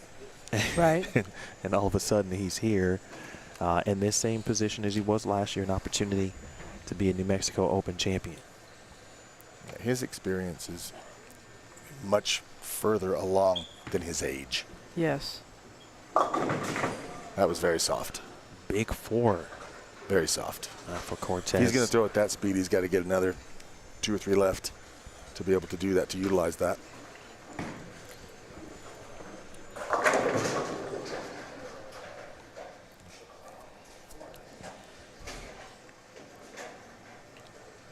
Get some highlights here early. Oh, just gets Good one. job. Good try. All right, so Morgan, that's got to make you feel good, right? If you're in this situation, you had an opener yourself, you watch your opponent. Does that help you in that sense? Oh, absolutely. Yeah, I mean, you're already nervous. No matter what, when you're bowling these things, even Weber told me that, Pete told me that one time. He said, you know, Mike, we're all nervous. So just get up there and do the best you can and believe in yourself. That's wise words from a GOAT. Yeah. There's Morgan. Ball track. Ooh, that was a good shot. I liked it. I like that one. Seems to so far have good command of the right lane. Mm-hmm. One thing I noticed on this pattern, it was very important to have control of the pocket. And because the middles were certainly a little flat, once you kind of got left, it was kind of like, yeah. There's 4 or 5 options that could happen. Yes. You miss right, it's out of the window. Oh, no. And a missed single pin now. Back-to-back opens for Morgan. You miss left in the middle. It's going left. If you kind of were in between, you don't know what could happen. So, you know, I saw a lot of players obviously trying to play out your thing, but if they had command of the pocket, especially if you were in a situation that you didn't have to take a risk, that seemed to be the best play. Yeah, absolutely. Absolutely, yes. Yep. Yes. So I think, you know, I don't know how many times he's been on television, but it makes a difference. And I think he's young, and so sometimes it's a little nerves coming into play.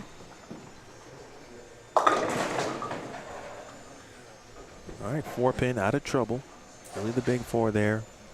I think we're seeing some difference in the front right now. Now we're seeing them maybe starting to bite just a little bit in the front where the ball was pushing through there in the first game for Cortez. Now we're seeing it to where it's picking up a little sooner.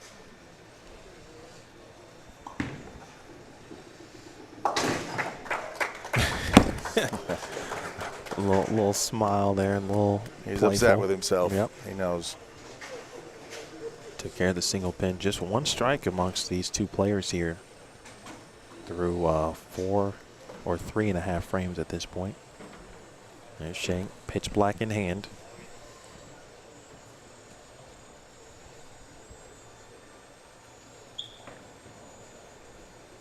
Yeah, that was a nice shot. More direct, once again.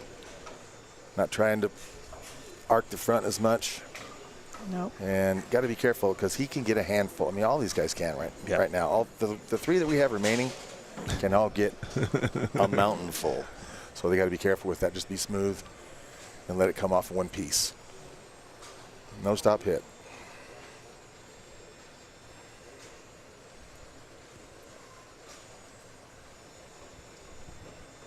JBT alum here, Cortez Schenck. He's moved a little left. Wow. He moved. Yeah, he did. Yep. He did. He took advantage of the fricky in the front. Yep. Yeah. Yep. And he didn't overthrow it. It's Right. perfect. Else he just wanted to get to the head pin. Right. You guys have seen a lot of matches. Obviously, you both are champions. In your opinion, what helps make champions? And Dana, we'll start with you. What helps make champions? Well, I think if you're confident and confident in your abilities, which these guys are, but I also think if you're confident in the shot that you have, and I think if you stay calm, you got to stay calm, and whatever that means for you. Some people like to get upset because they feel like it gives them energy to bowl. That may be good for qualifying or going to this, but this situation's a little different because it's just everything's on the line, and you only got 5 frames on each time. So if it makes you anxious to watch the other person, then I used to look at my second hand on my watch, just kind of like it's a drone and it's calming, and just try to relax. Try to, can't say I just, they tell you to relax and enjoy. Can't say I just totally enjoyed it. I enjoyed it when I bowled well. Right. Right? And what I would tell myself, the thoughts that you tell yourself are super important. I would tell myself, listen, you're not going to be disappointed if you make quality shots, get your spares, and you go out of here and you did great, but you lost, okay, that the other person, got the breaks or they bowled better or whatever. When you feel horrible is when you bowled horrible. You bowled like no other game that you bowled the whole tournament. That's when it feels terrible. Or if you let your thought processes take advantage of you. Yes, right. Yeah, which is very frustrating. Super frustrating. Oh, yeah. man. Nothing worse than that. I sure understand that. I think it's, and for everyone out there, including myself, because I know this was one of my worst things that I had to try to conquer, and it's what you say to yourself, just like she was talking about. I don't care, fake it till you make it, because your subconscious hears everything. So what you say to yourself, and I was just talking to someone in our lounge earlier about, he was talking about, well, I can't do this and I can't do that. And I said, if you can't, you can't. Right about that. I just really want to emphasize that's so important what you say to yourself. And like you hear a lot of bowlers that want to get to this level, and if they call themselves names and stuff, I just cringe when they do that. Because everybody has misses, everybody has splits, everybody has a bad day. Don't tell yourself that. Good shot. He's moved a little bit left, and his speed is in the middle of the road right now. And I think if he stays right there, as long as he keeps inching a little bit to the left, he's right in the middle of our track area, which is between 5 and 10. That's where our house shot is. Outside of 5 is usually carpet, which means they're dry as a bone, because that's what our house bowlers like. And so he's into a spot now where the transition is going to be faster, I believe, for both of them.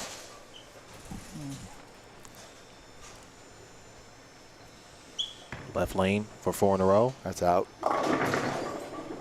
Oh, over 2. Roll the 2. Roll it. That's a 4-bagger for Cortez Schenck. Those are the kind of breaks that you got to have. Yes. That's how you win. Yes. And he didn't get those last year. No, he didn't. That's right. Maybe that's why he's shaking his head.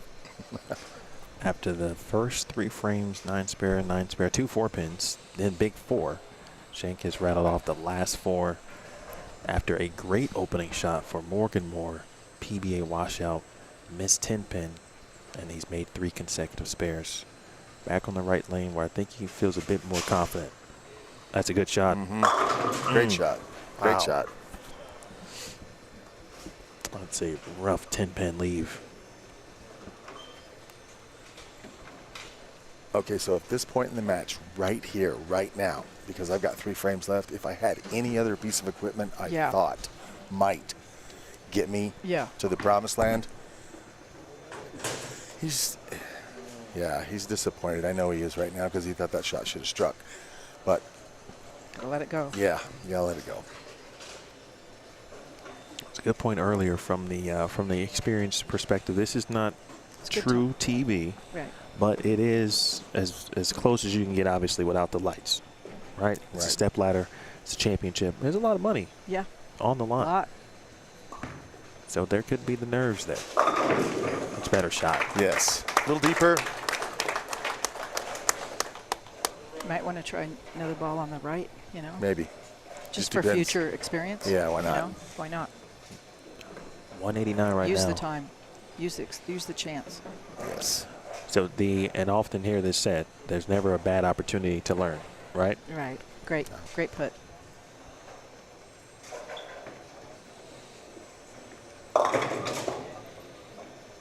Three, 6, 10. And you see Cortez immediately turn around. Did not like that one either. No, he didn't like that one off his hand.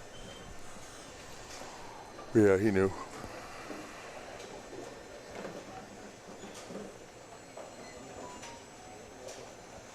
You know, this tournament, they start qualifying on Friday, and then they start into all these matches, and when it's a demanding shot, sometimes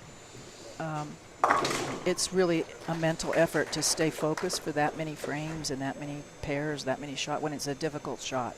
And sometimes that comes into play because they're tired mentally, not necessarily physically, but mentally. So you got to keep that going. Appreciate everybody tuning in. The finals of the New Mexico Open 18th edition. My name is Emil Williams Jr. with PBA champion Mike Miller, PWBA champion Dana Miller-Mackey. That's a treat for me. I'm the one with a big shot. That was a nice shot. It was a little deeper again. I think he's inching, ever so slowly a little bit, and then letting the track push it back, and he's not overthrowing it. Especially on 7. Yeah. Now, Steve Mackey told me earlier in the week that on this particular pair, there we go. 8. Nice shot. Lane Very 8, nice shot. Looser. He looked looser on that one. He did. Lane 8, baby, is a little bit more, can be a little tighter every now and then than 7. He just looked a lot looser. I think he looked a lot looser. He figures he's gone and just loosened up. I think you're right, what Steve was saying. And I'm sorry, I don't mean to cut you off there, hon. 7, 5, 3, and 1, typically down here on the right side. Hook more. Yes. Both those shots. Because, even though the match was over, he was a little more smooth. He didn't look like he was trying to make it do something. But overall, his game is just fantastic. Beautiful. Yeah, he's got a lot of plus. A lot of plus there, and he will get there again, and this will serve him well. Yeah. He will think about what happened here. Yeah, he will. He will. Morgan Moore, 156, but it does not diminish his effort here this week. And he's going to take home $3,000. There's ball change.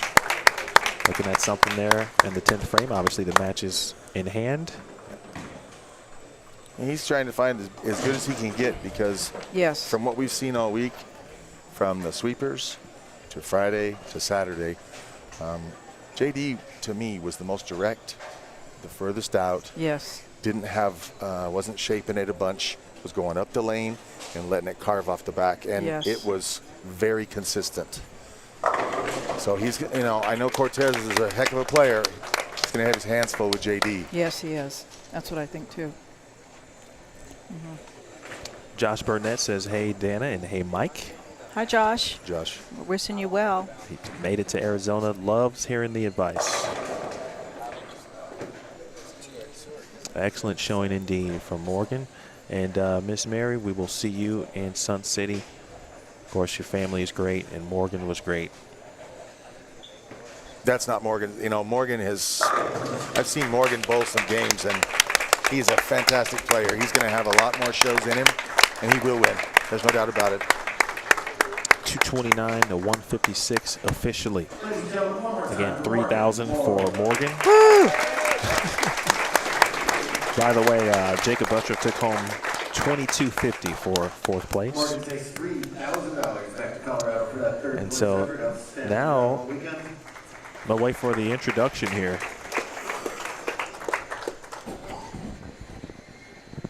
JD Nance was down on 3 and 4, warming up. Incoming, Mr. Nance. JD, come on The down. top He's seed. top seed. He is He's still the undefeated, so he would have to lose twice. to be the second left-hander to bowl on this pair. From that perspective, understanding that the thought process for him, knowing that there's been a little bit of traffic on that side, and I'm going to start with you first. Okay. Because you're left-handed, and then Mike. Okay. What is he going to be thinking about? Yes, from the knowing that there's been a little bit of traffic already on the left side, from that perspective, what's he thinking about when he throws these warm-up shots? I don't think he's going to overthink it. JD's pretty. He's not overly analytical. He's just a very good athlete, and he knows he's bowling. He knows he's smart.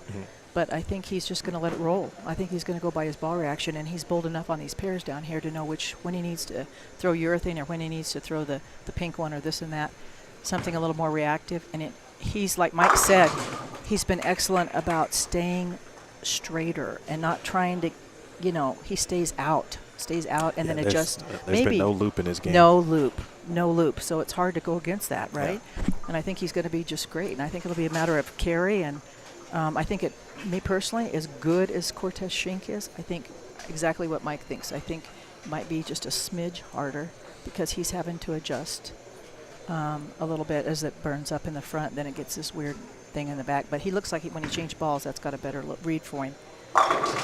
I don't see JD having any problem. I don't see it.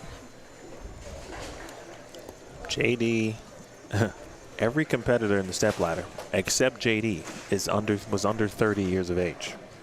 He is the only. Not only is he the only player above 30, he's 40. He doesn't look at that, does he? And when he told me that, I'm like, wait, are you sure? Right.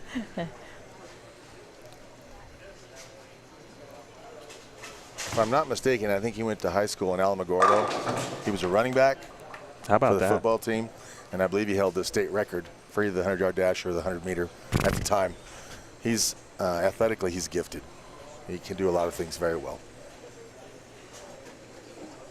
Is he someone you have seen kind of grow up in the area? Yes. Well, yeah, pretty much. I mean, well, because he was in Alamogordo, not during his formative years, but for his adult bowling, absolutely. And it was always very impressive.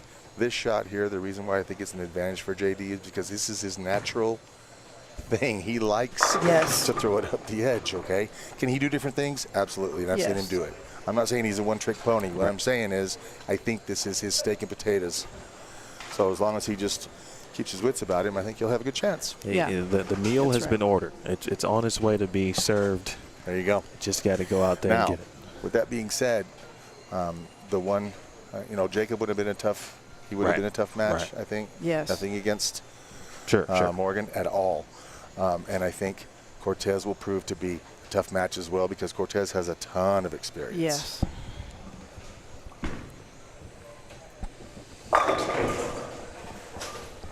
Good note here from Jeff Hemer that we will mention here in just a second.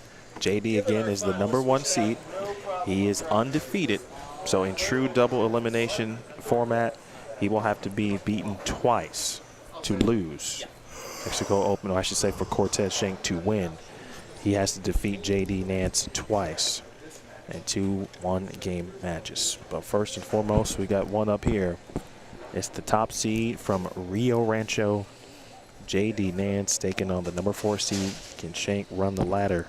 The 23-year-old from Phoenix.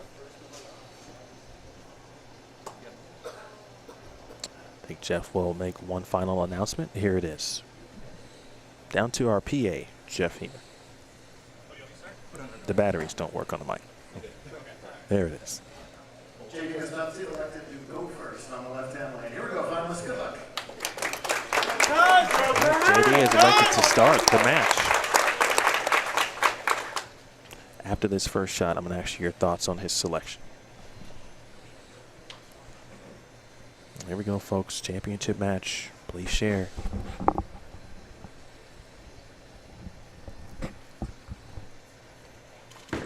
Purple Hammer on the way. Bang. And there's the hometown. Surprised at all that he chose to go first? No, I'm not surprised. There's two schools of thought on that. Maybe he likes the right lane better. Maybe he wants to fit, and maybe he feels like he wants to be able to have the hammer in his hand and finish the match. Maybe it's not anything to do with the lane at all. Maybe it's just I want to be able to get up there and have, determine. Right. For you, Dana, any thoughts on that? Well, I think he would go with what he feels most comfortable with, like Mike said, but I also think, okay, they made Cortez start before, and you can see where Cortez went to, so maybe that's part of it. I don't know. Usually you just go with what you feel best about rather than worry about your opponent. And Cortez right now is, I think, attempting to either remove, change, His thumping or stuck. move tape. JD Nance, such a nice man, even offered a knife to help Cortez get the tape out. Yeah, He's that's awesome. a good guy. Yes. Look at him. Is that how you guys teach him here in Rio Rancho? Well, I would say probably not. I asked the wrong person. First shot for Cortez. He stayed with the ball that he switched to in the 10th frame from the last match. Like that? I did. I like the way it read the lane. It was one continuous motion.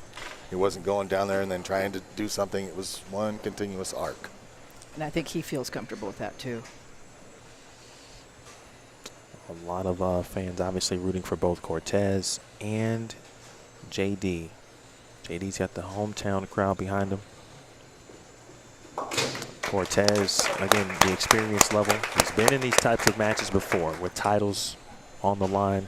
And really now at every level, youth level, high level amateur, and he's a pro at this point as well. Yes. So He looks like one too. How old is Cortez? 23. That's That's amazing. It is. That's amazing. With all of his experience already. Ooh.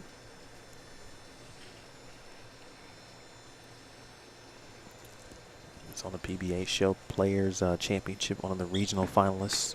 That's got a hook. Didn't stick the landing on that one. Roll another two. He used that same ball on the left lane. Same ball. Yeah, well, I don't think that was a bad move because if he'd used the other ball, that was washout easily or super washout. Right. Cortez Schenck, of course, JBT titles. Jeff Heemer, our tournament director here, also the JBT tournament director. I forgot how many years, but I know it's multiple decades at this point. Cortez is the all-time leader, I think, in every statistical category in JBT history. He's got 99 career titles. What? Wow. Wow. 99. Wow. That is a bundle. Wow. Now, did you get 10 titles for one that you win, or did he really win 99? Because that's ridiculous. Well, I think he's been bowling since he was like 3. He must have been.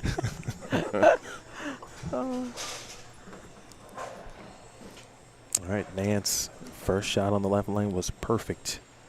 Here's his first offering on the right lane. Highest finish in this tournament, 7th. He's already eclipsed that.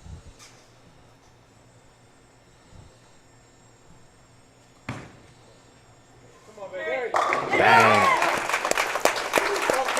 Very direct. The ball's, it's one solid motion as well, but it's pretty much what he's been doing the entire weekend. He just had to change balls to be able to get it to do what he wanted it to do. If this was a TV show and there was a perfect game bonus, this frame would be the one where they'd say, they drop that into the IFB, and they'd say, hey, Go Bowling is going to give you a $10,000 bonus. Well, that's not happening here. But Petrie, New Mexico, because I'm going to put it on the screen, will give you a brand new 2022 That's pretty awesome. Kia for a perfect game in the championship finals at all. We've reached the title match, courtesy, again, of Petrie, New Mexico, 2022 Kia Rio for a perfect game. shot. Good shot. Can't see his hand, but boy, he is taped up. Yeah. And obviously the players here, when you come to this tournament, you know, you're going to take some hits. Sometimes that hand won't look the best after you're done. But as bowlers, certainly, you know that going in. He's been straddling right there about 4. He straddles about 4 on the approach on his first ball. And then he does that where he walks to the right and just let his arm go. He's so good at that. Like Michael says, to put your eyeball on your bowling shoulder. That's where you should be bowling from. Uh-oh, look out. Uh-oh. And that one just from the start. Like as soon as he let that one go, it was just going left. Right.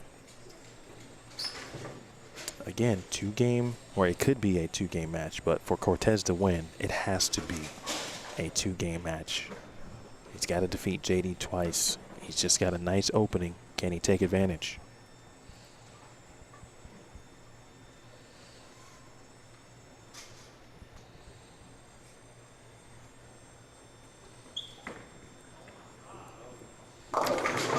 That's a lot of 9.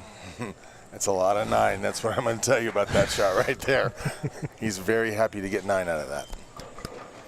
Like you mentioned earlier, we were talking about, yeah, he obviously made the ball change, and it's happening on both. If that's his pitch black, no way. That's probably a washout. Yeah, no way. Yeah. But that's why he switched. That's his experience. That's what he knows. You know, that's what he did. So I give him all the credit in the world for that. He might have to move even a little bit deeper, believe it or not. To smooth it out, just a hair. Yeah.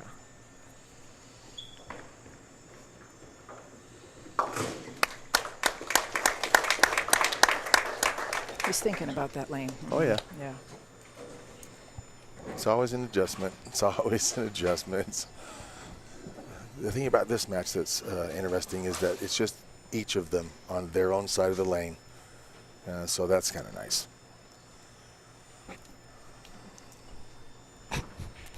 Nicely done. Well said.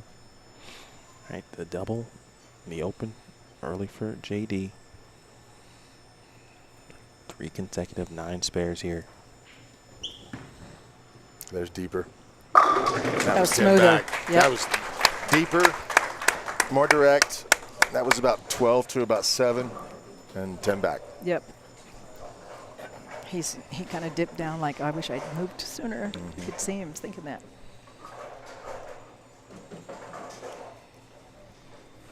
Well, how will JD respond here to some adversity? I'd anticipate another great shot. I would too. Go through the process. I think JD likes adversity. I think it motivates him. He's good that way.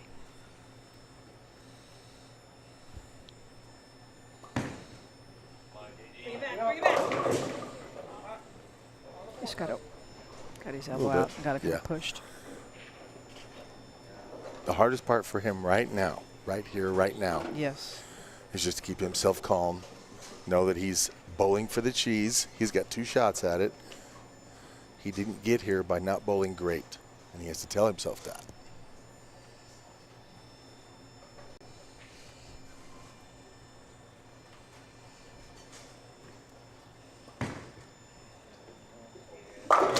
Boy, that's a really good big spare. That's a nice spare. Dylan Taylor, Keith in the building. Big Red, appreciate you guys. You guys have been throughout. Jim Tillery's still watching. I know, William. I know. But hey, man. Yeah, I really like it. TV broadcast. That's what we do. We jinx people. It's part of it. Sorry. I'm the ultimate jinx, let me tell you.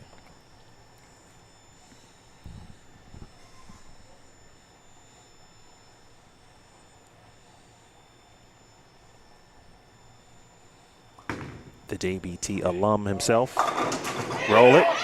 Oh, slap it out, JD Nance. Very difficult. You didn't see too many of those this week. Not too many. No, the pins are heavy, and they just didn't make it across. Not with much impetus to be able to knock the corner out. Andy Zumwalt, my guy, I know you know him, said hello. He's in the chat. Great. Hello, Andy. Zummer. Hi. My man. The Zummer. Good to see you there, Andy, even if it's virtually. Hi, Andy. Tez, not wasting any time. Up for a Deeper. double. Ooh, that was a good shot. Yeah, that was a good shot. He liked that one. Yeah, he liked that one.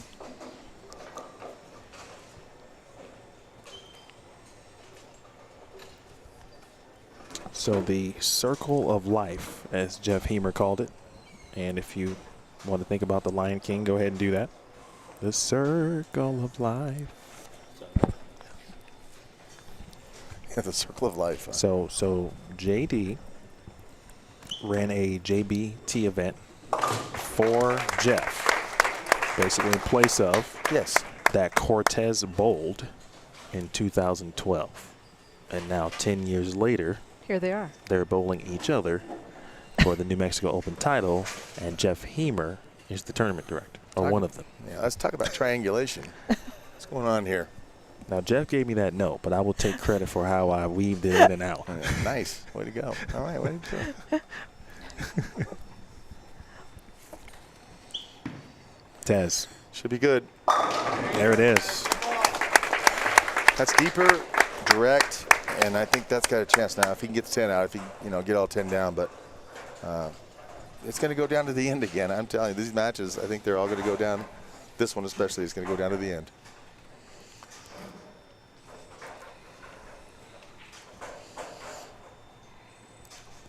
Sorry for the additional camera shaking down there, but each camera where I've kind of set up on the pins, obviously it's a crowd in each area, and every time someone claps, that's what happens. But you are all good. I'm going to take you on lane 8 here in a minute. Oh, great shot. It's a great Good shot. Great shot. Yeah, can't be unhappy with that. Now, he's had, last time he shot it a 7, so let's see if he takes his time.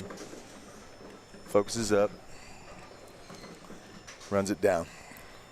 Goes to the pink urethane hammer here to shoot the 7-pin just like he did earlier. This is one of those, hey, you miss one, you just get back on the horse routine, do what you do. He's taking more time. Keep his feet under him. There you go. There. Yeah, how much better. Much better. Much better, yeah. And New Mexico State champion, couple all events titles. He's won 13 Match Play Madness scratch events here. And he's bowled this thing against 17. This is his 17th New Mexico Open that he's bowled. He's made match play now 6 times. And his highest finish previously was 7th. Obviously capable.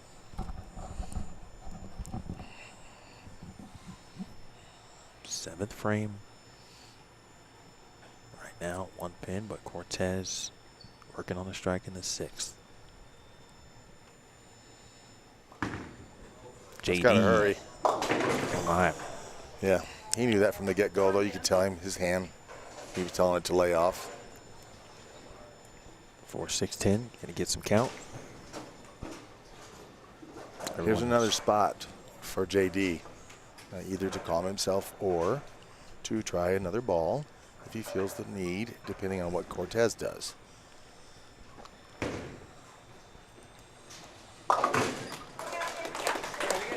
He's having a little bit of trouble with his hand. He keeps looking at his hand because he's got his fingers taped, which he normally doesn't.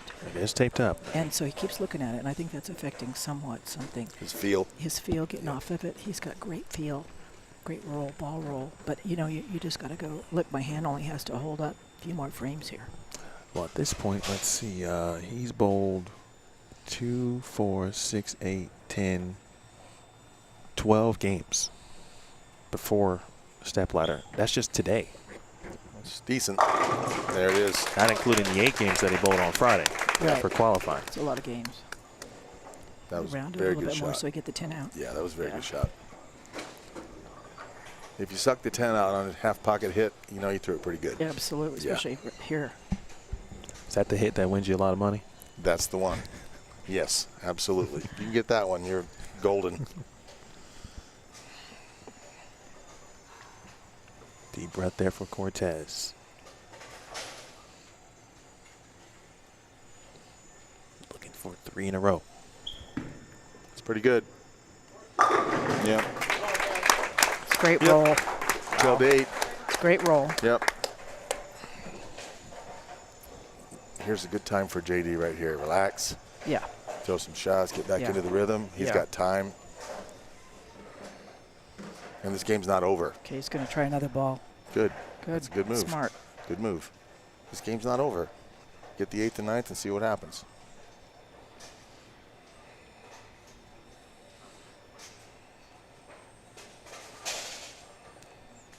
Nance into the first set of dots on the approach.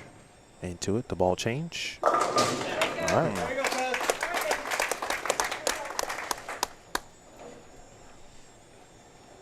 Saw him mouthing the word wow to himself. What do you think wowed him about what he saw on the lanes there with that ball change? It did something that he wasn't expecting. I think he thought it was going to face up harder. I saw him move like 3 right with his feet at the start, and I thought, okay, he thinks his ball's stronger, which it looks stronger. But I think he thought it was going to come. It came in, it blew the rack, but it came in like half pocket. I think he thought it'd be a little bit stronger in the pocket. Well, strike here wouldn't be over, certainly. I liked his ball change. I do too. applaud that. Yeah, I do too. That's excellent. I think that was the right time to do that. You know, even Cortez has this game right here pretty much in Go hand. ahead and get ready. Yeah. In hand, but never over. But yeah, get ready for the next one. JD has that. That's why you lead it.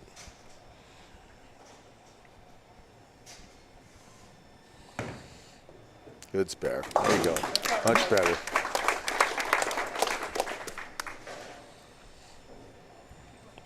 Cortez Schenck, he has done what he has needed to do.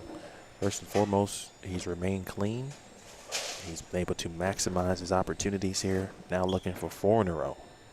It's pretty good. Wow. Again, wow. Snatching the 10 out like it's nothing, and that's been very difficult to do, especially on this pattern. Well, you would know, author of the Yeah, link. well, it wasn't like I was trying to do that. I was not, I promise.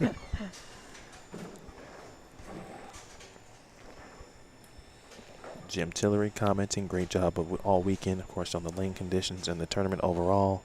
Jim thanks you specifically, Dana, for the soda on Friday. You're welcome. We call it pop where I'm from, Jim Tillery. You're welcome, Jimmy. Uh-oh. Once again, which doesn't matter. I mean, sure, the match was out of hand, but I mean, that's a lot of 9. If you can have that, that ball down the lane is at least 4 right, and it's 9. Sweet. Yeah. Right. I'm liking that. Mm-hmm. All right, so if you're Cortez at this point, right, he's made all the moves. He's punched all the right buttons to this point. Yes. And he's got himself an additional fill. If he wanted to try something, would he or should he? I think he would, and Okay. I think you should. Yes, because he's going to tell you no, absolutely not. Or he's going to tell you that's a possibility if it gets ugly the next few frames into the next match. He doesn't want to keep going left. He probably will because he's very comfortable doing that. He's very good at it. But if he feels like that's not the right thing to do on this pattern, then I think he likes that ball. he's going to change balls. Mm-mm. Did he change? It's the same ball. Oh, same one. Yeah. Okay, he's going to go with it.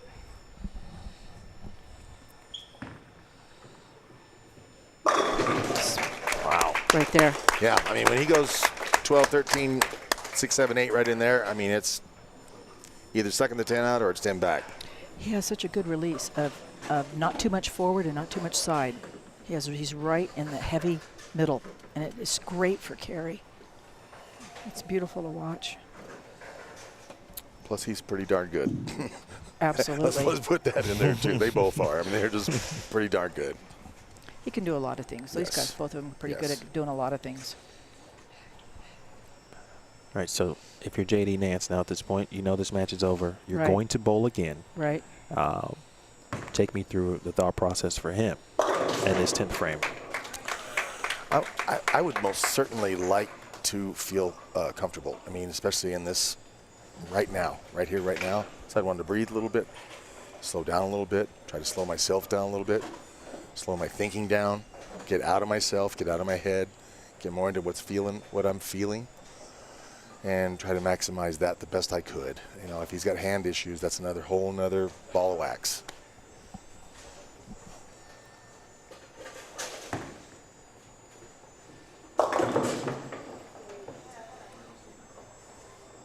He's softer right now than he has been pretty much most of the week. So I think his hand is probably bothering him. I think so, and I think he's trying really, really hard because he's high energy. Normally when JD's bowling good, you can hear him down the house, right? He's going, yes. He's going, and I think he needs a little more of that. I think when you're struggling, go ahead. It's all right. You know, I know he's trying to keep himself calm down, but I think he needs to be a little bit more JD-ish, which is pumped. Go ahead and pump up. When you throw a good one, oh, he's throwing it to see where it's going to be. So when he starts this next match, since he lost this way, go ahead and enjoy it. Go ahead and run him out, do what he does. You usually see him get into it more than this. He's only got 10 more frames. Right, so let's go. It's Just all go ahead, on the and line. it doesn't matter what anybody back here is doing or what they think. It doesn't matter a thing about it. This sounds like a BU situation. Right on. Go get it. Go get it. So for the second consecutive year, we're going to the extra game. It's game 2, but I like to refer to it as game 7 because that's really what it feels like. Yes. Right. Winner take all. This is great. This is where you want to be, right here. If you're just joining us, Cortez Schenck now has run the ladder at this point. He just defeated top seed JD Nance. Did not like that one. Soft. 3-10 baby split to start. But he's defeated JD Nance 227 and 181 because JD was undefeated, and this is a true double elimination format. We have gone to the if necessary matchup here. Now it's a winner take all. Winner to take the trophy, the 12K check, and an entry into next year's tournament. Beautiful.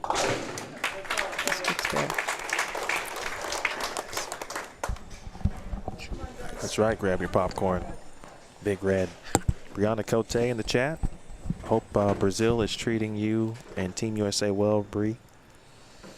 Hi, Brianna. Great year. Good bowling. The only player on tour to win 2 titles. She bowled awesome. Bowled this tournament a number of years.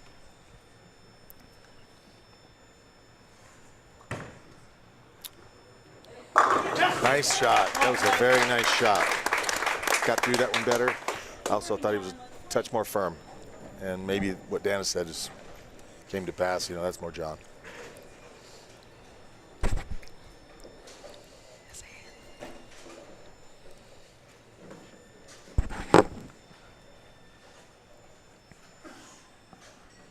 Again, the JBT alum.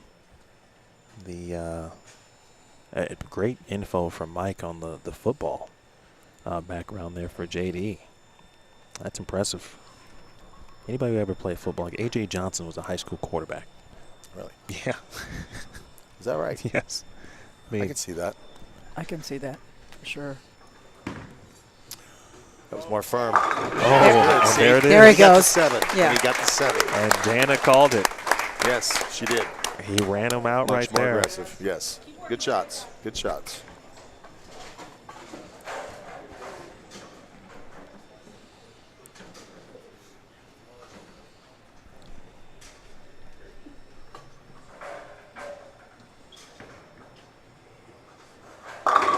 Okay, it's starting to peel more. I'm starting to see even more hook now on the track. Yeah. Yes. This is what happened to him last year. Okay. too. So there's another move or 2. In 8 more frames that he has, he's probably got at least 1. If there's no doubt, there's 1 more move, if not 2. This is technically not the 2-game total pinfall format that it has been, but essentially kind of feels like that now because here's this extra game where the momentum looks to be one way, but it could easily flip depending on obviously what happens. JD is double for the first time today. Yes. Right? And so now he's probably feeling like himself a little bit.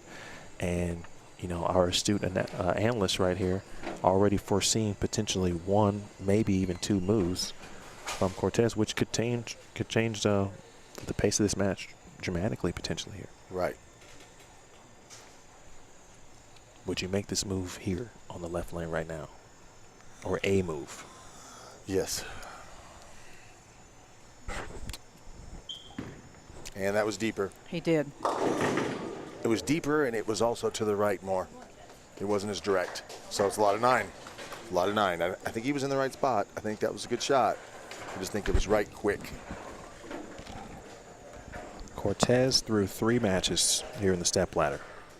And he picked up his ball speed a bit, too. Yeah. Yeah. 684 for 3. He's averaging 228 here in the step ladder so far. It's flat awesome. Yeah, it's definitely not the house china. Well, listen, I watched a few shots of that Pro-Am. I'm like, well, this is not the house shot I'm used to seeing. Yeah. You could move down here. Someone's ball didn't hook when it got to. When you got it in. Yeah. Railroad tracks.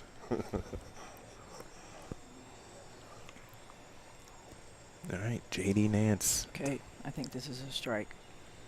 Number 1 seed. The crowd might go into a frenzy here if he does strike. That's got to hold. Oh. You can probably hear it from there, but I could hear it from here, and he just said to himself, J.D. is, one of those. Yeah, he knew. He just appeared to be just a touch softer to me. It might have been a touch in, but he also appeared to be softer. I don't know if he got it off his thumb quick enough. Yeah.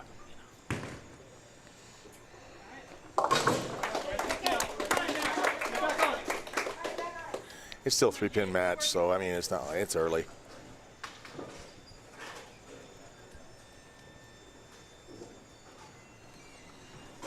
Again, thank you all for tuning in. Steve thanks you. Dana thanks you. Mike thanks you. Jeff thanks you. If you bowled the tournament, if you've been watching all weekend, we thank you. We've got a few frames left, and it's going to be exciting. I think this is a very important shot here, though, for JD. 4th frame. Yeah. Yeah. Yes. And if that's the mistake you're going to make, or if it's out a little bit, be firm and let her fly. That's his forte. And he didn't go around that one as much. He went back up the back of it. Cortez's road here to the title match. He defeated Jakob Butturff, the number 3 seed, but the number 2 overall seed in the tournament, 228 to 227. And then he defeated Morgan Moore, the number 2 seed, 229 to 156. And as we just saw, he defeated J.D. Nance in game 1 of this one, 227 to 181. 4th frame for him. Pretty good. I mean, he's throwing it good when it's doing that. Gosh. When the 6 is blitzing the 10 like that, yeah. So good. Hopefully they're both lined up and we'll get to see some strikes here. 3-pin match. For 12K, you better believe it. Yep, this is it. The ability to remain calm and rebound. I tell you, I didn't keep track, but the amount of opens for Cortez has been minimal. I'm thinking maybe a split, I think. Early, big 4, I think he had. That's out. And it came back. Wow. That was out, too. Came back. He didn't overthrow it. The lesson here, right, is if you're watching this and, you want to get better, but it's clearly, right, as you guys have been talking about, understanding the equipment and what gives you the most opportunity to miss your miss room. If right. Whatever gets you, if you miss right and you can still do that, that's the right ball. And you're in the right place of the lane. That's why I think JD's got the right ball in his hand as well.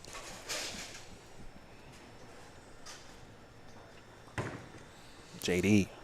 Oh, wow. Someone coming out to kick out the 4-pin or 6-pin viciously. Blower 6. Yeah. Half pocket. Nice break. The lefty there got me. Please strike. The lefty got the righty there. Yeah, exactly. Calling the 6 and 4. Right. And he threw that one more up the back of it, too. Yes. Rather than going around it. That's right. Mm-hmm.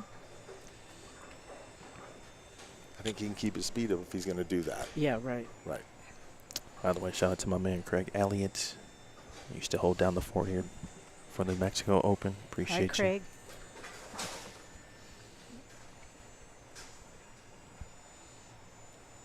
For 3 in a row. Get up! That's indeed. All right, here we go. Got a match now.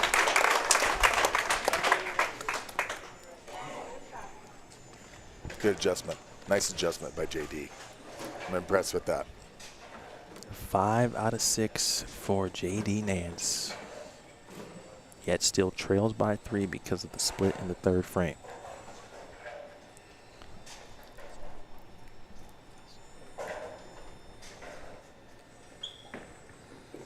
Pretty good. Boom. Oh, get out of there. Now 7-10. Yeah, How about all that? week. You didn't see too many of those, and that was Rip City. Good match, 3-pin match.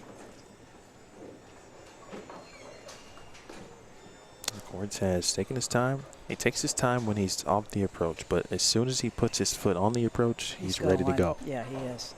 Kind of like a plane.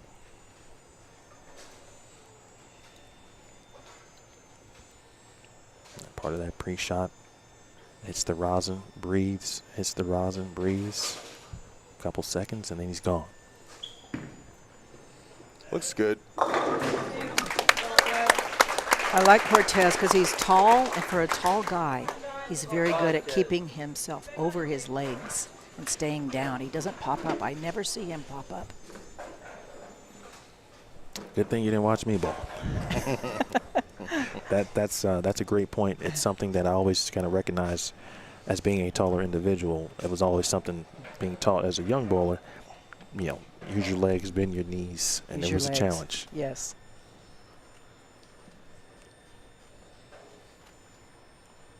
Still even, or excuse me, a 3-pin advantage for Cortez. Gotta hurry. Yeah, he did.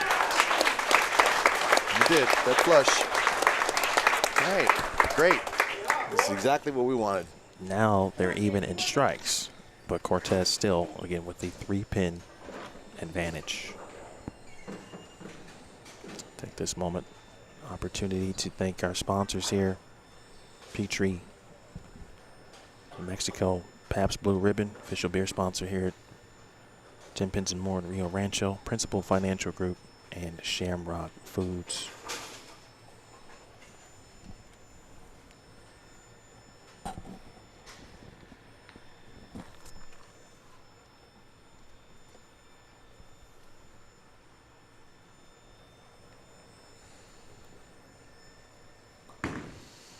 Eighth frame. Looks all right. Yeah. Yeah. He got through it. He got through it. That's for sure. We got an exciting one here, folks. Call everybody you know. Do not want to miss this finish. We will have a new champion here. Will it be Cortez Schenck? This could help him. Got appeal. It was right quick. Yeah, it was right quick. I liked it, actually. I like that shot. It looked like a pretty good shot.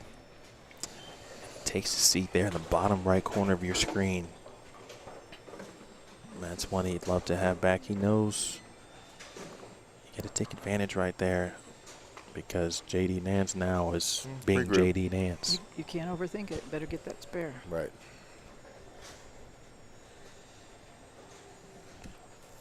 This is the deciding game here. We're going to the if necessary. Cortez defeated JD in 227-181. Ooh. That's what I mean. That was a That's what I scooting. mean. She was a scooting.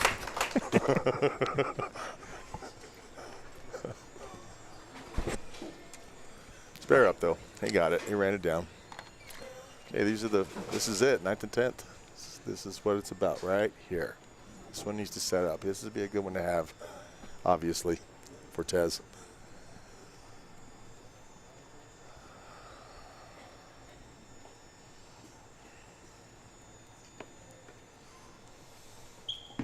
Ninth frame shot. Yeah, see, it checked again. Remember we were talking about it earlier? There was 2 moves probably. 2 moves that he was probably going to have to make, and I don't know if that was it or not, if it just was soft, but that definitely barked in the front. 3-6-10, obviously. A little soft, just a hair. Yes, I agree with you. So he makes this. His max is 234. Needs a spare. JD max score 265. Not over yet. Okay. Big spare though. Upset with himself. That could be the one. Yeah, this is a huge shot for JD right here. Different situation, but kind of similar to his 1-2 match with Morgan Moore. Morgan opened in the 9th frame if Morgan had spared and he needed to strike maybe in the 10th to win. Now, obviously, JD is in full control. Can he put the hammer down?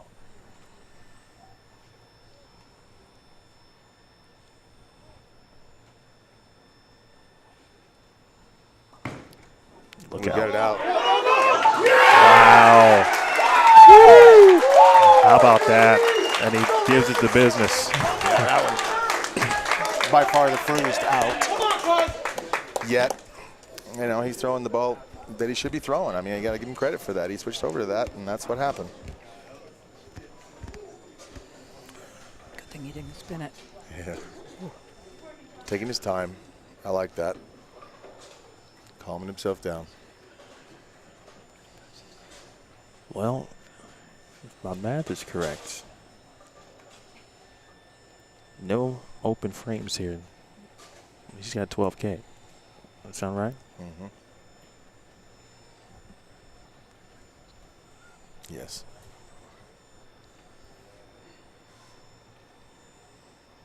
From Rio Rancho, New Mexico. JD Nance, top seed. He could win it here. Oh my. Wow. Wow. Wow. It's 3, 7, 9. Holy shnikes. What happened there? I thought it was in a good part of the lane. He just missed it. He had to have missed it at the bottom. It wasn't a good part. With the right speed and everything. Mm-hmm. I was like, what? He just missed it at the bottom.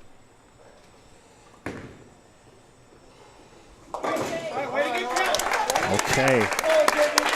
He gets count. 230. Here it is, folks. Cortez Schenck.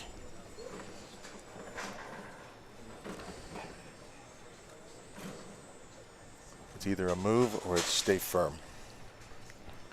It's one of the two. Double and 8. Better move. Move in a little bit if you firm.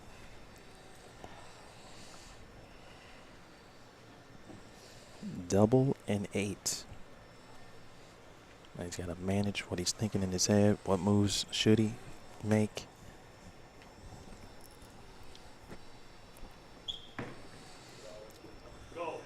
That's one. Back. That was exactly what. That was beautiful. That was beautiful. Yeah, that was just a beautiful shot.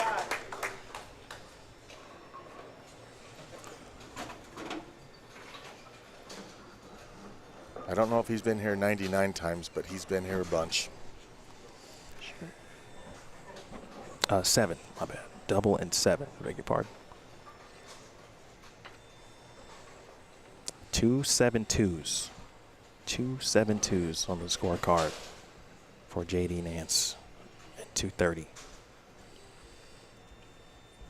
Double and 7, he's got the first. Must strike here.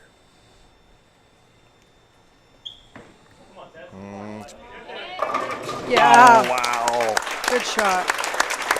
More direct and firm. All of Phoenix watching this one. All of Arizona watching this one. 7. 7 is the number on the fill. 6 is a tie.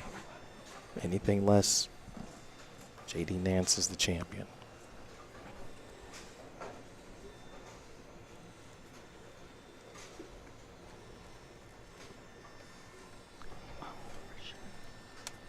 Schenck for the win. That's enough. Cortez Schenck in a thriller wins the 18th New Mexico Open title, 2022 edition. 233 to 230. His highest game of 4 comes in the decider match. Wow, that was awesome. Emil, you do great. You do a great job, hon. Thank you. And I appreciate both of you. Oh, Thank my you. pleasure. My pleasure. All right, we'll let Dana and Mike go out to the lanes. We'll have the trophy presentation, and then we'll take an opportunity to talk with Cortez Schenck when allowed. I'm going to go change, well, not change it, but just move a camera real quick so we can get something out On to the approach.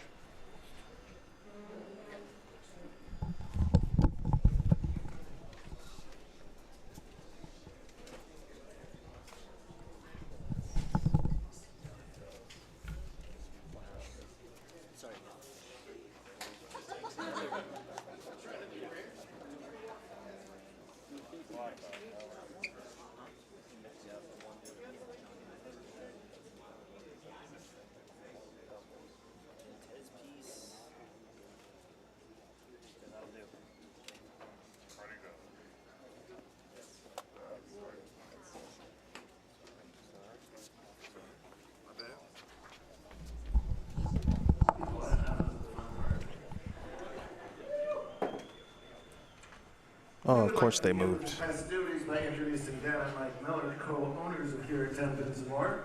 Thank you so much for all you guys do.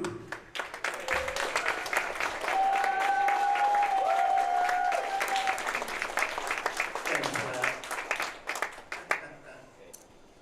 We have one award that the bowlers may not have been remembering about. If you read your program, and I know you all did, you know about it. We have an annual T. Miller Memorial Courage Award. Dia's Dan and Mike's mother. They present this award every year to somebody. Rather than ad-libbing here, because I'll probably can get through it, just read through it. They lost Dia a few years ago, and in that loss displayed great courage and fighting spirit with a really long, protracted illness and a lot of daily pain. They created that Courage Award a few years after that, and give it annually to a New Mexico Open bowler who has shown similar fortitude. And I don't think any additional backstory is needed to that. We've been waiting to do this for a better part of the weekend, and Dana and Mike and myself are happy to present that award to Cortez Schenck. So Tez, come on up first.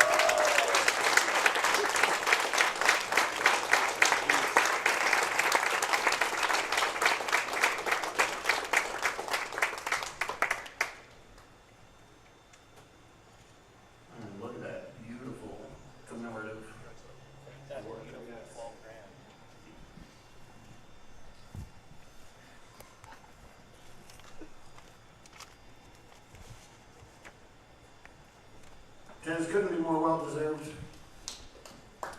Give him another hand for that, please. Yes, absolutely.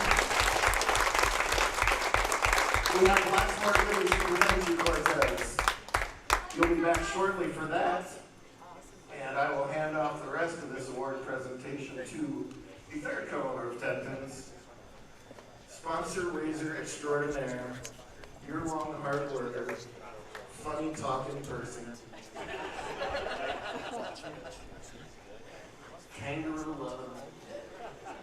Check presentation.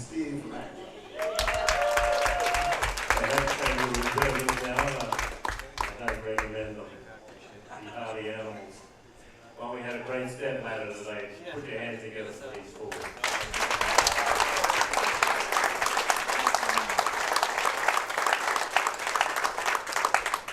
And in second place for $6,470. This is Nance.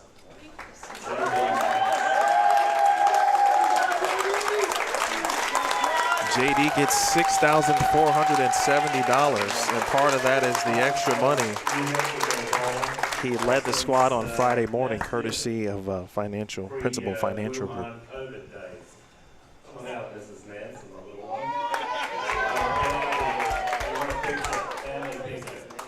Yeah! Come on.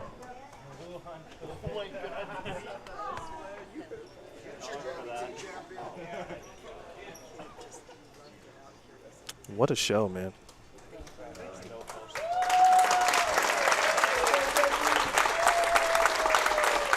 That's a nice moment right there for the family.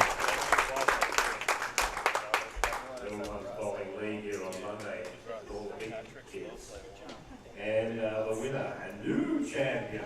And a new. I'm going to rename this tournament the Arizona, New Mexico Open, I think. Dylan Taylor won it last year, of course, in Phoenix, and now Cortez Schenck does it. It's a nice check for you, Cortez. Short sales of $60. This one's $60.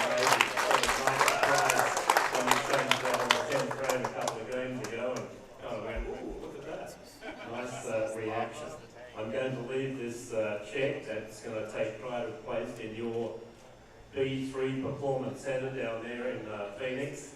And get a nice name. Shout out to B3 Performance, Mike and Brandy. Shout out to the Cortez family and his girlfriend as well.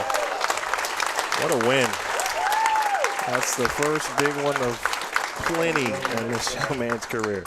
Of the four finalists, Cortez, Schenck has bowled almost as many games here as J.D. Nance, and certainly more than the other two guys today, Morgan and Jakob.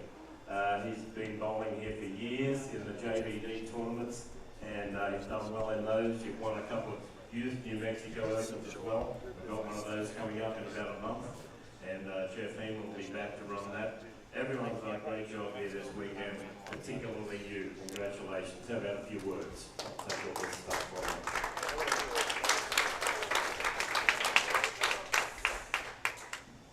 you. Yeah, thank you, Steve. You put on a great tournament. I've been bowling this tournament for such a long time, since I was a little tyke. This win, means a lot to me. My dad and I used to come to this tournament a lot. So it's just, last year I got kind of close, but I wish he was here to see this win, just because this is always one of our favorite tournaments to come to. So thank you guys at Tenpins More, all of the sponsors and workers this week. You guys did great. Lanes are always tough as usual. I love it. One of my favorite tournaments here because of that reason. I just want to say thank you to all those that support me back home, my girlfriend, my mother, Mike and Brandy from B3 Performance, my sponsors Storm, Turbo, EFX, and bowlingball.com. Couldn't do it without you guys.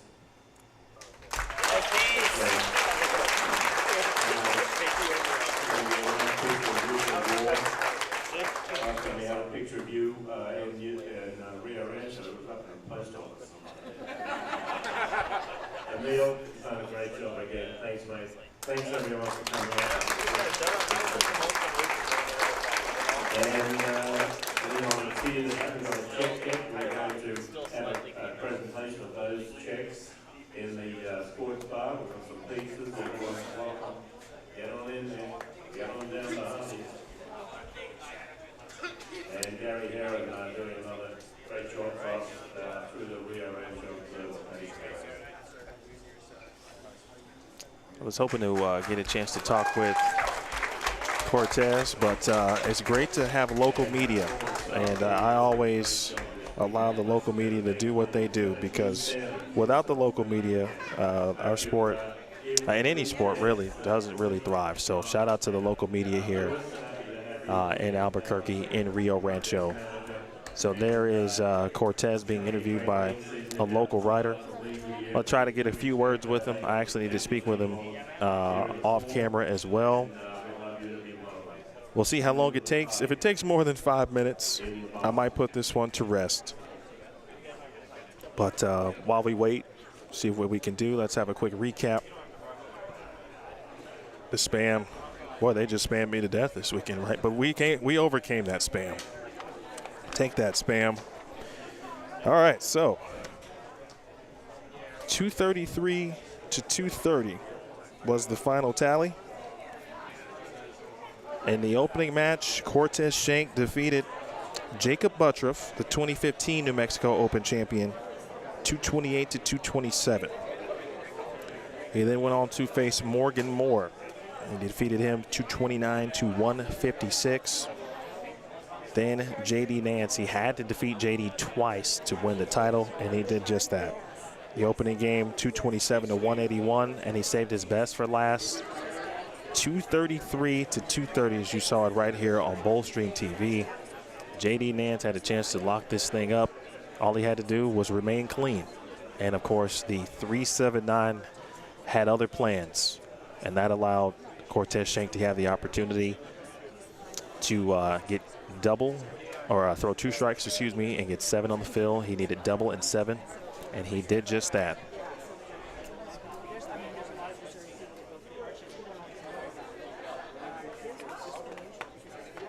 All right, let's see if I can get Cortez here.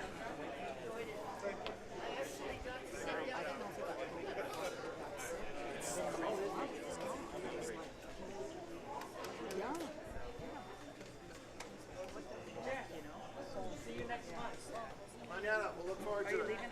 Drop a reservation.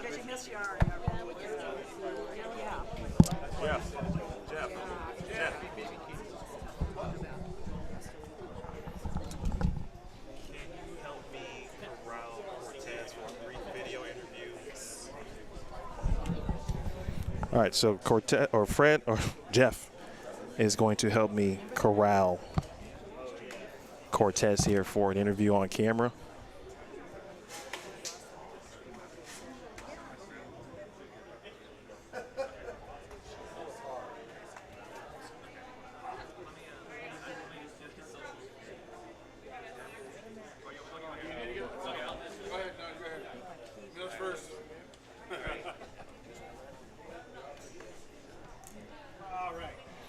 All right, let's find the right camera real quick. Actually, no, let's just go here. Let's take a little dip.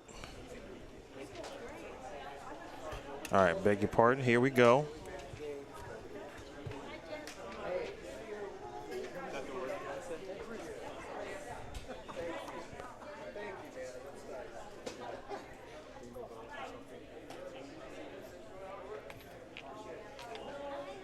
All right, there's the winner.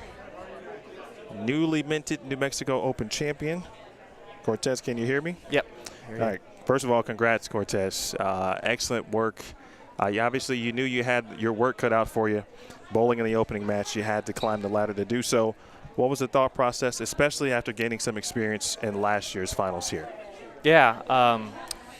You know, this tournament's always really tough, and I think I go into the matches sometimes thinking like I need to shoot a really big game, where instead I need to just be focusing on like my shot making and just trying to put a high quality shot. The lanes are so tricky and tough that it's so easy to get in your head and start to fry out a little bit and then have a poor shot because of that. So I really just try to focus. I think that was the advantage from being in this position last year, kind of. All right, because I'm a rookie and I've been at this for 38 hours, I probably missed half of your answer because I was on the wrong shot. So I'll get back to that and act like this is a brand new interview. There we go. The championship match, you had to defeat JD Nance twice. You knew that coming in, obviously. You know it's one shot at a time, but once you defeated him the first time, how did, if any, did the mindset change, and what moves did you have to make on the lanes? Yeah, so I mean, it was, you know, I got through the first match, and I feel like I had a pretty good look going into the second match and the second game. And unfortunately, my look kind of went away right off the gate. I don't know, it was kind of touchy. He switched into a stronger ball, a stronger urethane ball, and it looked really nice, looked really good. So I was a little nervous there, and you know, I was a little lost for a second. I was just trying to make shots as close as possible and hopefully get pins splashed in the you know, in my favor. I got a messenger and kind of some light mixers there, so that was really beneficial. But yeah, I mean, it just had to make some small adjustments. They were really sensitive to your speed. There was a flood of oil, it felt like, in the middle of the lane. But they were really tight to the right still. I don't know. They were just tough. You started with urethane, and obviously you went into reactive. But I feel like you're so good at kind of managing the moves that you do make. I've watched you multiple times now. How did you develop the experience and the where to and the know about to make the moves when you need to make them when you do? Yeah, I mean, it's a tough one. I wish I could say I'm an expert at it because I still struggle when I go from urethane to reactive. It's not easy. I think most bowlers would agree that's one of the hardest moves to make is going from urethane to reactive. However, you know, I threw that proton physics a little bit earlier in matches, and it looks really good when urethane looked still actually decent, but it just looks a little better. It was kind of a really tumbly ball, really early, smooth, and it kept me in play. I just felt like I had a little more confidence with it. I could get it going right more. It would come off it, and there was still a lot of oil to the left of me where if I missed in, it kind of shoved in the right spot. So I don't know, the urethane ball, I probably could have maybe shot another 2-team, maybe if I do it good, but I think I would really be trying to really push it on that ball. And then there's just, how did you go about handling each match individually? You had some stout opponents, obviously, and Jakob, Butturff, Morgan Moore, and of course, JD Nance. Yeah, I mean, all day, it was brutal. It was a fight all day long. I mean, I don't think I had any matches where I kind of just kind of breathe easy. Every match kind of came down to the 10th frame or the 9th and 10th, and that was brutal. I mean, even in the stepladder here, obviously it's Butturff, I mean, that was a very nerve-wracking 10th frame there. I was fortunate to get the first hit and just fill 20 in the 10th to win that one. But yeah, that one was very nerve-wracking, and just, you know, really happy that I was able to just put shots close and make it happen. You briefly said it, and by the way, I've got to talk to you again for Bowler's Journal, so don't leave. All right. But you talked about it. You mentioned your dad. Parents not here this week, but I know your dad and your family always are around wherever you're bowling. What does this win mean for you and the family? Yeah, I mean, it means a lot. I mean, again, yeah, my dad passed away earlier this year, so like I said, we've been coming to this tournament for a really long time, and my dad's always been my #1 support. So this win just means a lot, just because he would love to be here to see it. So. And then finally, you got yourself 12K. Yeah. Should I ask you what's first? Are you buying us dinner? What's the deal? I think it's just going straight to savings or investment. I'm a big saver and investor, so probably do that. I think I might owe my girlfriend Maple and Ash when we get home. She's been bugging me about that. Last weekend, she said if I won the regional last weekend, I was supposed to take her out. I kind of choked it off in the 10th frame, so maybe I'll take her out this time. And then one question from the chat. What's next on your schedule as far as competition? Yeah, so next weekend I head to San Jose for a doubles regional. It's the senior regular doubles. And then after that, I'm in the air still whether or not I want to bowl the TAT in Vegas. There's that open TAT or 15K.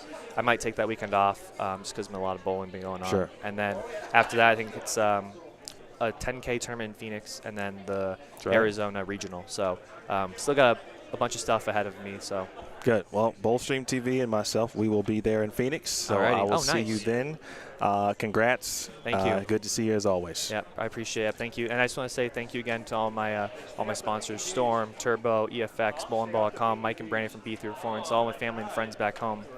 Couldn't do it without you guys. And I made a promise if I won that I would just say like #Dingleberries. And I was like, we were just like laughing about these shots. I was getting kind of lucky here and there, and we were calling them Dingleberry shots. And I signed a contract saying I would say it. So. And only on Bowlstream TV. Only on Bowlstream. All right. Thank you, Emil. Congrats. Don't go anywhere. All right. Yeah. Do you want to take these off? Yes. Okay, cool. You're good. All right. That is Cortez Schenck. That is Cortez Schenck, ladies and gentlemen. Your new champion here at the New Mexico Open. I've got to go talk to him for Bowler's Journal. But, folks, I got to thank you so much for joining us. On behalf of Steve Mackey, of course, and the entire staff, man. What a weekend, Steve, Dana, and everyone do it first class. Mike Miller on his shot creation, of course, and Mike and Dana were great in the booth. Adrian Hare was great in the rounds preceding that as well. Thank you so much for joining us. Want to thank there's a good look at I was given the trophy and the check, but now we can just, give Cortez one last look there. Okay, we'll go back down. We'll go back down. All right, so there's the check and the trophy again as we leave you. Want to thank our awesome, awesome sponsors. I'm going to thank those here in just a second. Give me 1 second. I'm sorry. Make sure we give them their proper due on screen. Since I'm on a new shot, let's throw that up there. Man, what a situation. I mean, this is, you get to the end of a tournament and sometimes there's this deep breath, there's this exhale, and you feel like you made it. But at this point, I kind of wish it didn't end, right? Because that's the best title match you could ask for. All right, folks, there we go. Big thanks to Petrie. No one won a car because I jinxed it, but we gave it an opportunity. Petrie, New Mexico, thank you so much. Pabst Blue Ribbon, the official beer sponsor here at Rio Rancho and Tenpins More. Principal Financial Group, Shamrock Foods, also Dominguez Flooring, Loveless Health System, Realty One of New Mexico, Girardi and More, Dentist Office, Janet King, Paul Yoder's Pro Shop, Turbo, and Vallejos. Thank you, everyone. Congratulations again to Cortez Schenck, and congrats to J.D. Nance. Sounds like he doesn't bowl that much anymore, but I tell you what, I think he needs to bowl a lot more. Congrats to all the participants, all the stepladder finalists, but there was only one champion. That's Cortez Schenck. He wins $12,000 and the New Mexico Open Trophy. Until next year, folks, August 18th through the 20th, 2023, Bowlstream TV will be here to provide you the long coverage. Thank all of you for watching today, yesterday, and Friday. It's been a real treat. Again, thank you to Adrian Hare, all of our guests this week, Jim Tillery, Eric Espinda, Farrell Williams, Steve Mackey, of course, Tournament Director, Jeff Hemer, Tournament Director, Dana Millimaki, of course, part of the ownership group here, Mike Miller, part of the ownership group, and handles the lanes. My name is Emil Williams Jr. Next time you hear from me on Bullstream TV will be the Cactus Classic 10K, September 9th through the 11th. Join us there in Phoenix. This has been a presentation of the 2022 and 18th annual New Mexico Open. You watched it live and you watched it only on Bullstream TV. We'll see you soon. And Dylan Taylor.